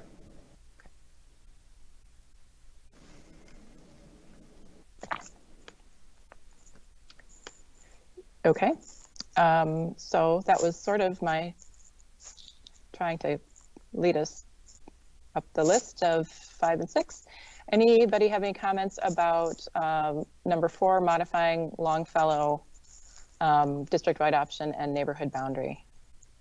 I have a question, and John, you won't know the answer to this. I'm going to ask you anyway, because why not? It's 10 to 11.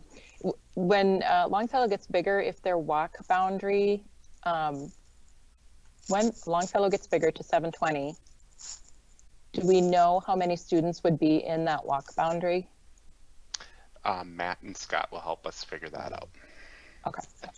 Yep. I just was thinking about the busing and would we have to be busing students to the neighborhood school, or would it just be busing the option students? So, anybody have any other comments on Longfellow?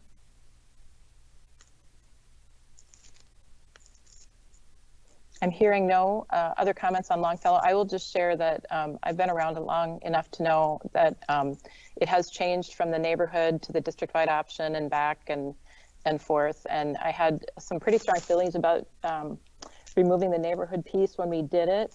And then Mr. Davidson at the time came in and explained his reason why to change it back. And I support that it is functions slightly differently than our other district-wide options. I do like, I like things to all work the same, but in this instance, that one just is hard to fit into that model, or it's better served to do it differently. Director Workman. Yes, I did have a question on that. So where would the Longfellow students who would attend it as a neighborhood school go if they didn't want the 4515 option? I think that's something we need. I think that's something that we need to think about, because you're offering the 4515 as an option to some students in the district, but you might not be offering it to Longfellow as not an option, if you see what I'm saying. Yes, we have been thinking about that. So our thought process is that the walking zone around Longfellow would walk. Now we know there's probably going to be some families that are in that walk zone that may not want the 4515 calendar. Then we would give them an option to go to a different school. Our hope is that would not be a large number of students, but we could provide them another option where we would have space. And then let's say that's, I'm just going to make up a number, 40% of its capacity. So then the other 60% would be open for the traditional district-wide option piece. Okay. Okay. So just to reiterate, the superintendent saying Longfellow families in the walk boundary would be accommodated at another school if they didn't care for the 4515. Director Nathan. And for those people wondering about the effect of the size of the current Longfellow district-wide option, the fact that the building is growing in capacity will be able to accommodate at least the size of a Longfellow district-wide option, but it might increase depending on what the superintendent just said about individuals choosing from the neighborhood not to go. So we're not making Longfellow district-wide option a smaller program.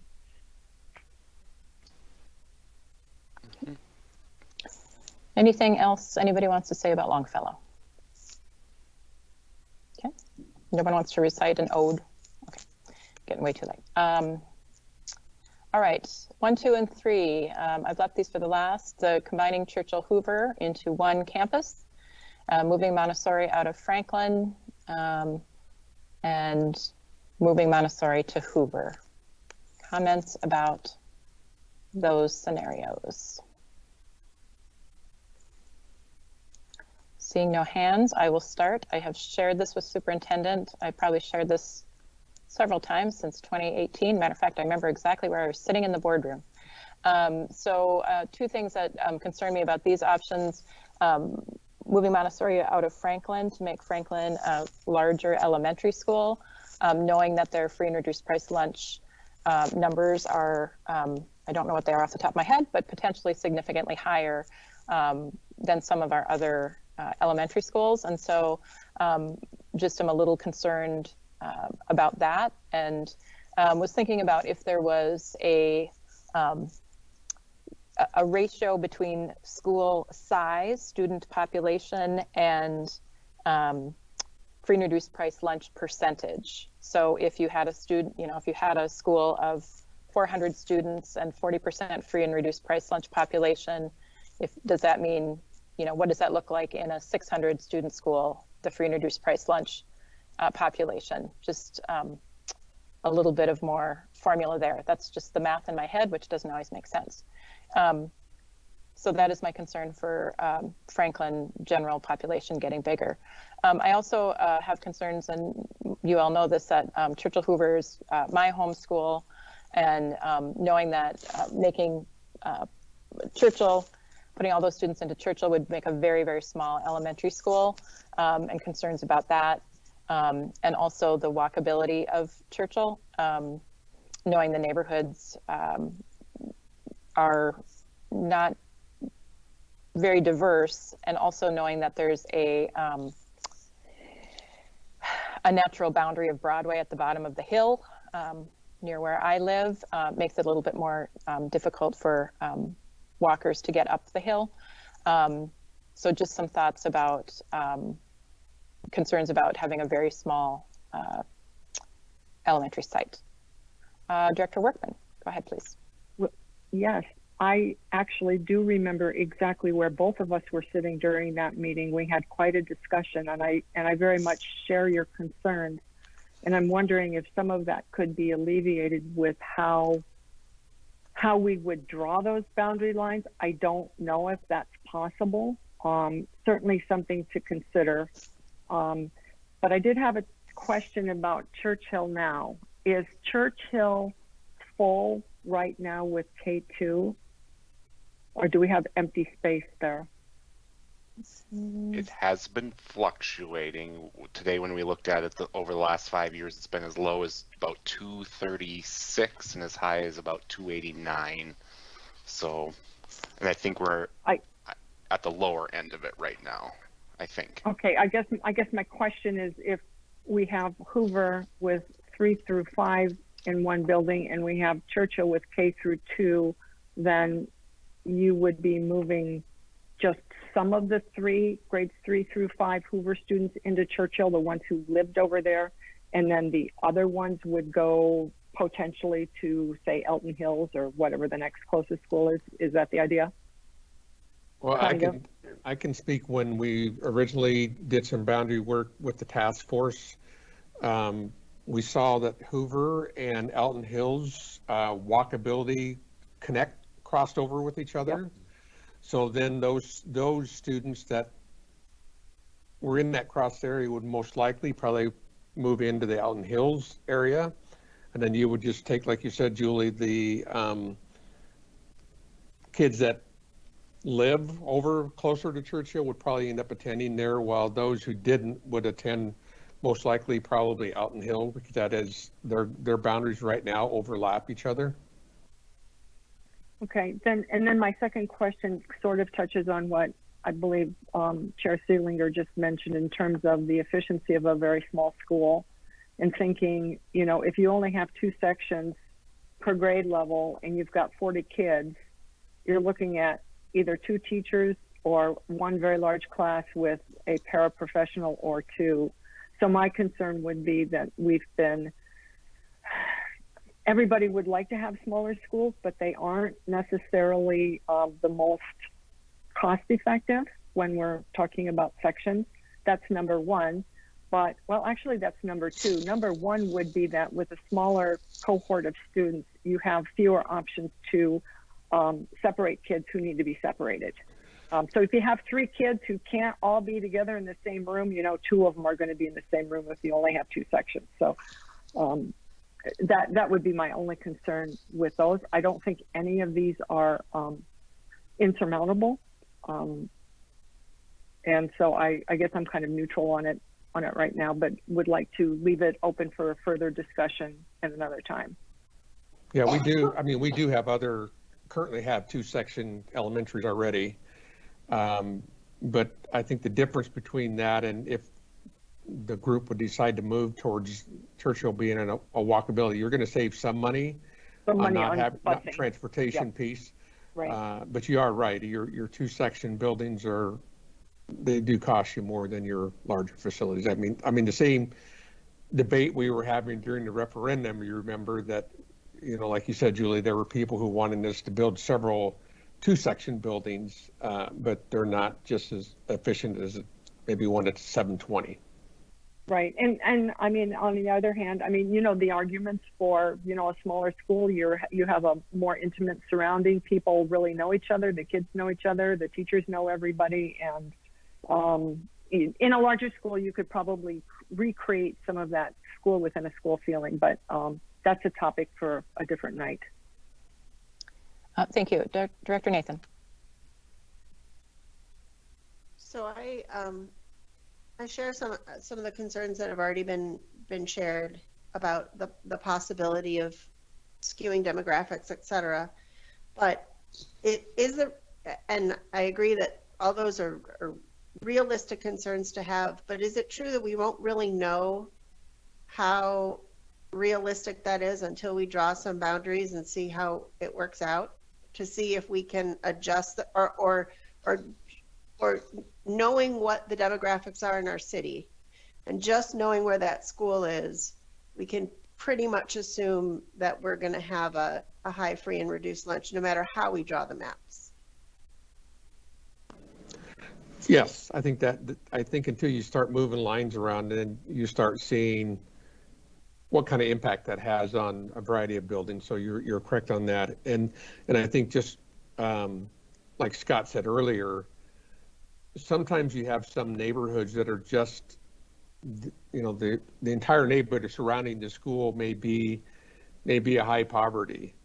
So then the question is, do you bus students that cross multiple sites to get to that school? I mean, very similar to what I think a few years ago when we were doing boundaries, we had the conversation about that pocket of students that we bus from the Longfellow area all the way over to Bamber Valley. They go by multiple schools to get to their school, and there's discussion, well, we don't, if you move those kids out, then they're not gonna qualify for title anymore. I mean, so I think those are things that you have to play out as you start moving lines, and it may sound like a good idea right now, but then when you start doing and running the numbers, that K-5 at Churchill just doesn't make sense now. So I think it's more just letting them know that it's a possible option, but we may find out that it's not a good option. Right.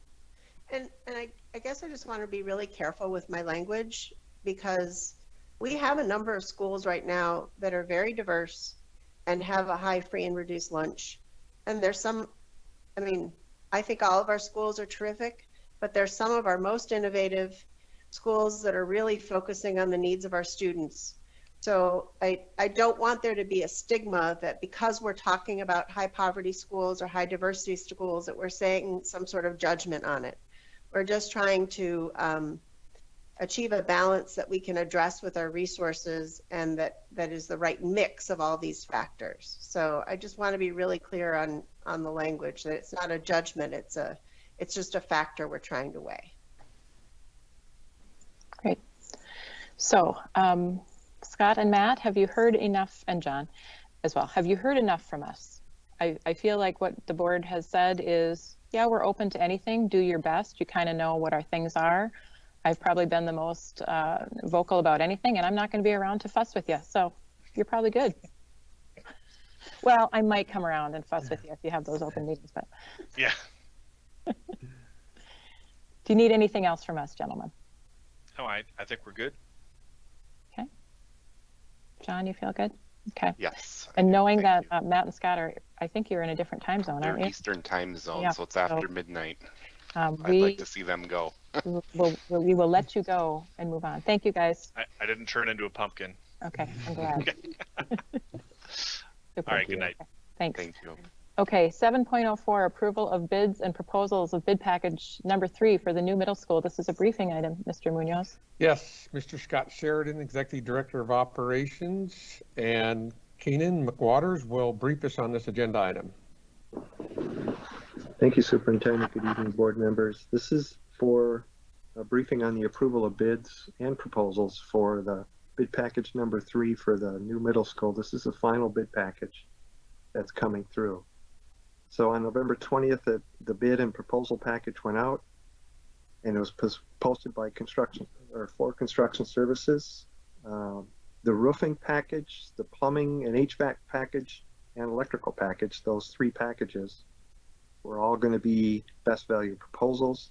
The remaining 24 trade packages were all to be competitive bid. The proposals were due back on December 3rd, and when December 3rd came, all of the trade packages except for the best value packages were opened and tabulated. The purchasing manager is the one that manages all this. Trade package 9G for the Trazzo flooring was not a base bid, but was an alternate bid only. So the best value packages were also managed by the purchasing manager.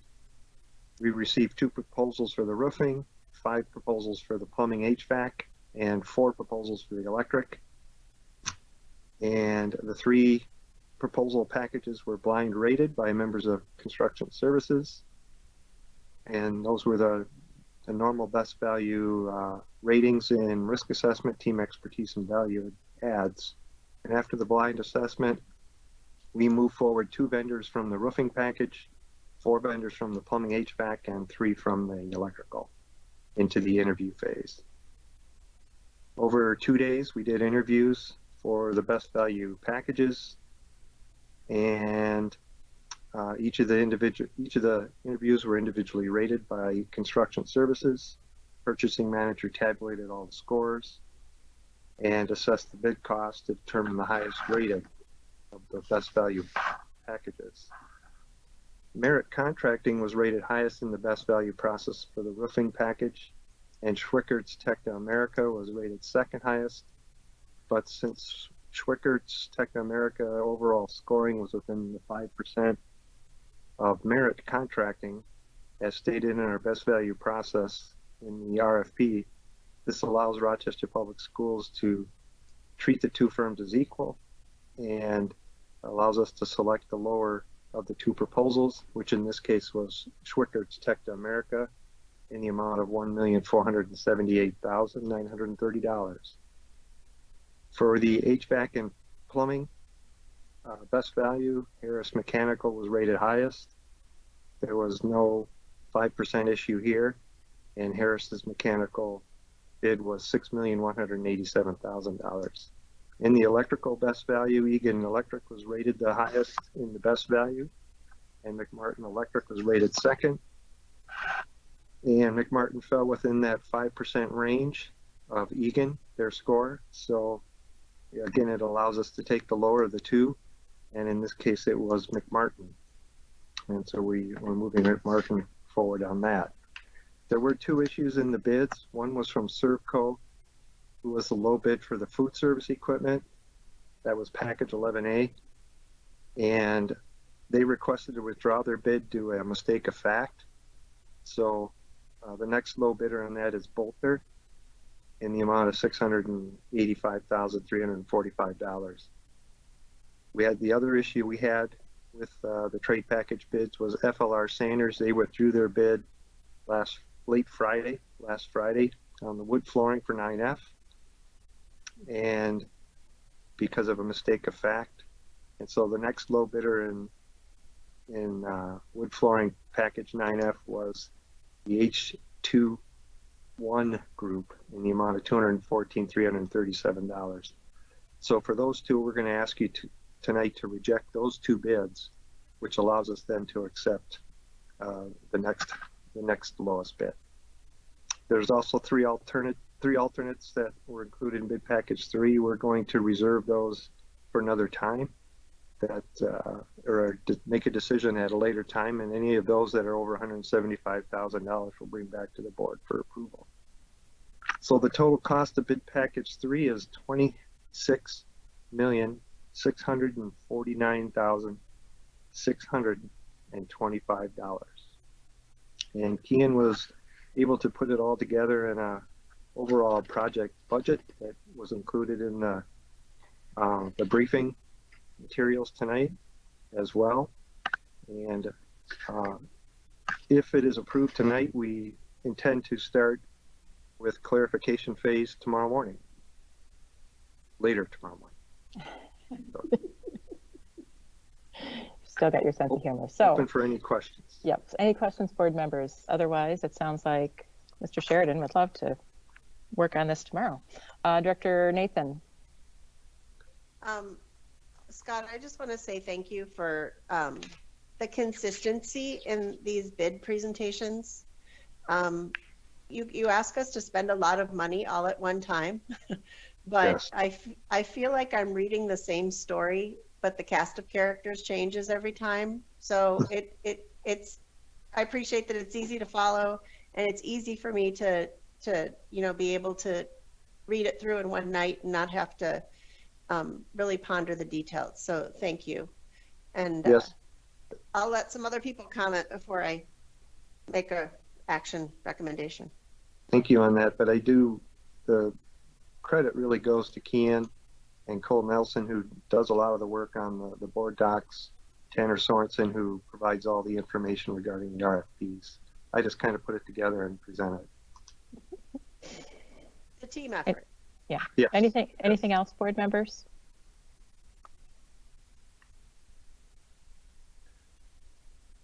Somebody hit I'd it. like to move this to action. Second. It's been moved and seconded. Ms. Edgar, are you ready to take a roll call vote?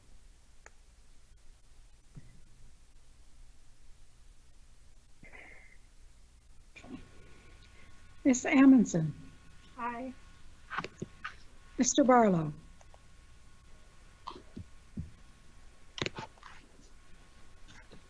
Mr. Barlow. I'll skip him for right now. Miss Marvin, Aye. Miss Nathan, Aye. Lusner, Aye. Chair Seelinger, Aye. Miss Workman, Aye. Mr. Barlow. Aye. Thank you. It's now an action item. I will read the resolution. Be it hereby resolved that the School Board of Independent School District 535 does hereby accept the best value roofing package proposal 7A from Schwickert's Tecta America in the amount of $1,478,930. Plumbing and HVAC package proposal 22A from Harris Mechanical in the amount of $6,187,000. Electrical package proposal 26A from McMartin Electric in the amount of $3,576,000. 24 low bid packages in the amount of $15,407,695, including low bid from Boltler for the amount of $685,345 and including low bid from H2I Group for the amount of $214,337 for a total of $26,649,625 for the new middle school bid package number 3. Be it further resolved that the School Board of Independent School District 535 does hereby reject the bid for food service equipment package 11A submitted by Servco for the amount of $633,609 due to a mistake of fact. Be it further resolved that the School Board of Independent School District 535 does hereby reject the bid for wood flooring package 9F submitted by FLR Sanders for the amount of $171,400 due to a mistake of fact. Move approval. Move approval. It's been moved and seconded. Ms. Edgar?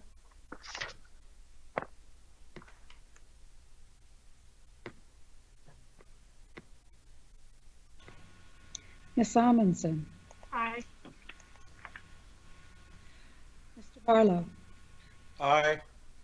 Miss Marvin, Aye. Miss Nathan, Aye. Aye. Chair Seelinger, Aye. Miss Workman. Aye. Thank you. Superintendent Munoz?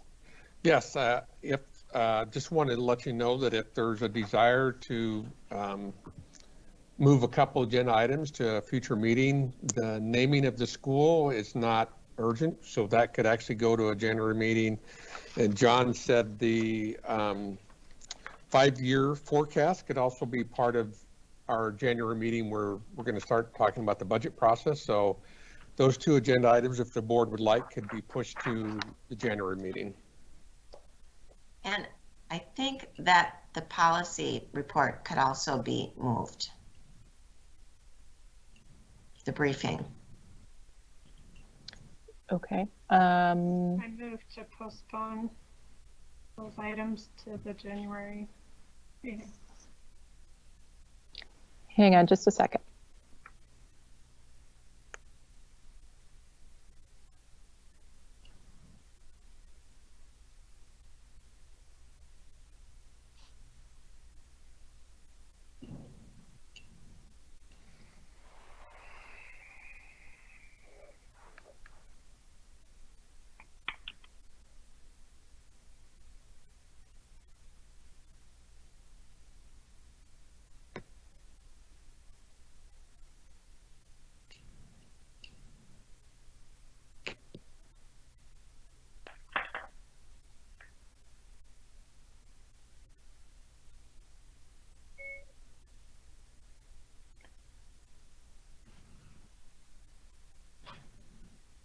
wondering if we couldn't also move the calendar committee one.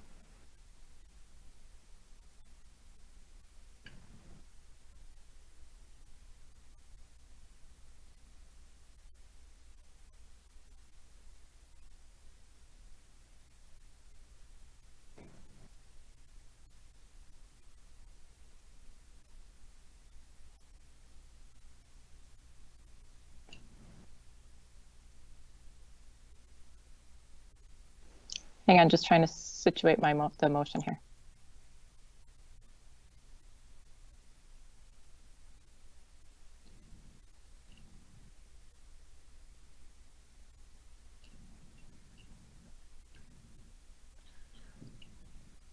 So Director Schlusner, you want to be part of the history being made tonight, huh? I guess.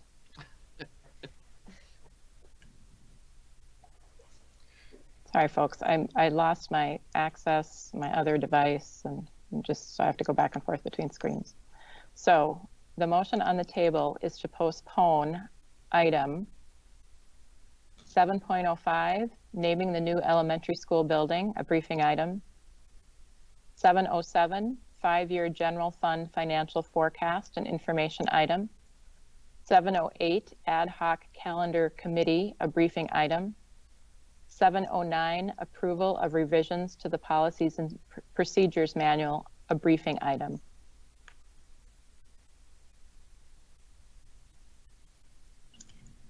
Sorry, did you say 708 as well? I did. That is what is in the current motion.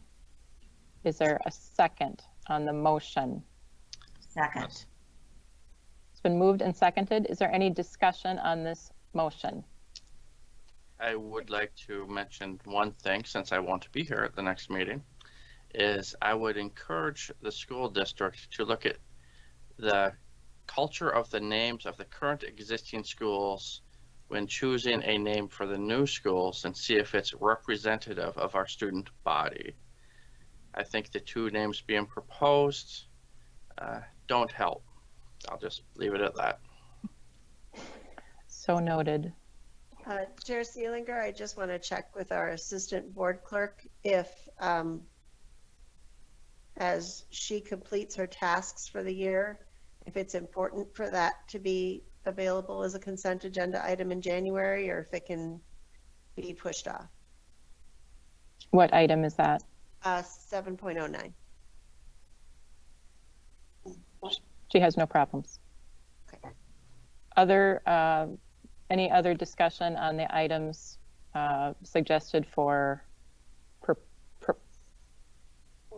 postponement? I was going to say proposal. Postponement.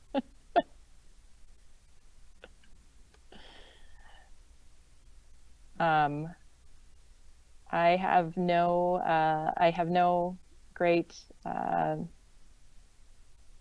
objections to moving these items forward. Like Mr. Schlusner, I question the names that are before the board to choose for our elementary school. Think big and bold, but the will of the board will stand. So good luck. I don't know. Is that what we say? That's what I say. Yeah. And just a remark on the ad hoc calendar committee.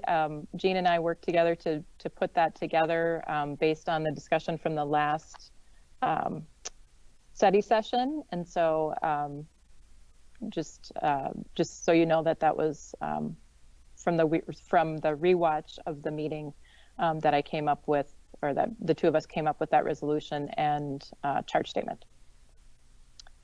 Is there any other comments? Back and forth on my screens. If there's not any other comments, I'll have Ms. Edgar call the roll. Ms. Amundson. Aye. Mr. Barlow. Aye. Aye. Ms. Nathan. Aye. Schlusner. Aye. Chair Seelinger. Aye. Ms. Workman. Aye. Thank you. Okay, motion to postpone those 5 items, or however many there are, passes. So now we will go to 7.06, approval of school district property taxes payable in 2021. This is an action item, which means I have a resolution here somewhere. Okay. Be it resolved that the School Board of Independent School District 535, Rochester, Minnesota, being a school district in Olmsted County, Minnesota, that there be and is hereby proposed a levy upon all taxable property in said school district, a new calendar year 2021 school tax for fiscal year 2022 in the amount of $69,323,904.38 as follows. General Fund, $44,995,126.98. Community Services Fund, $3,032,807.81. General Debt Service Fund, $21,295,969.59 for a total certified levy of $69,323,904.38. Move approval. Second. It's been moved and seconded. Ms. Edgar?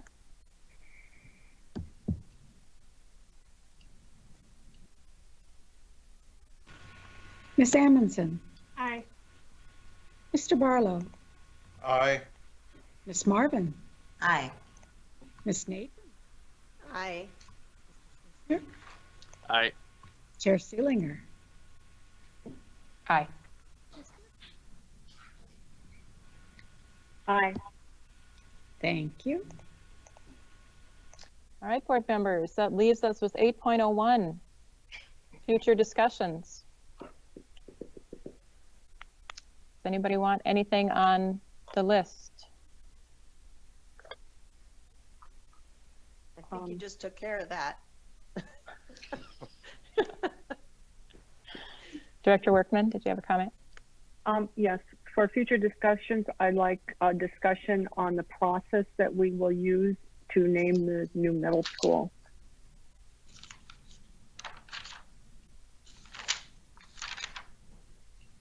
Okay.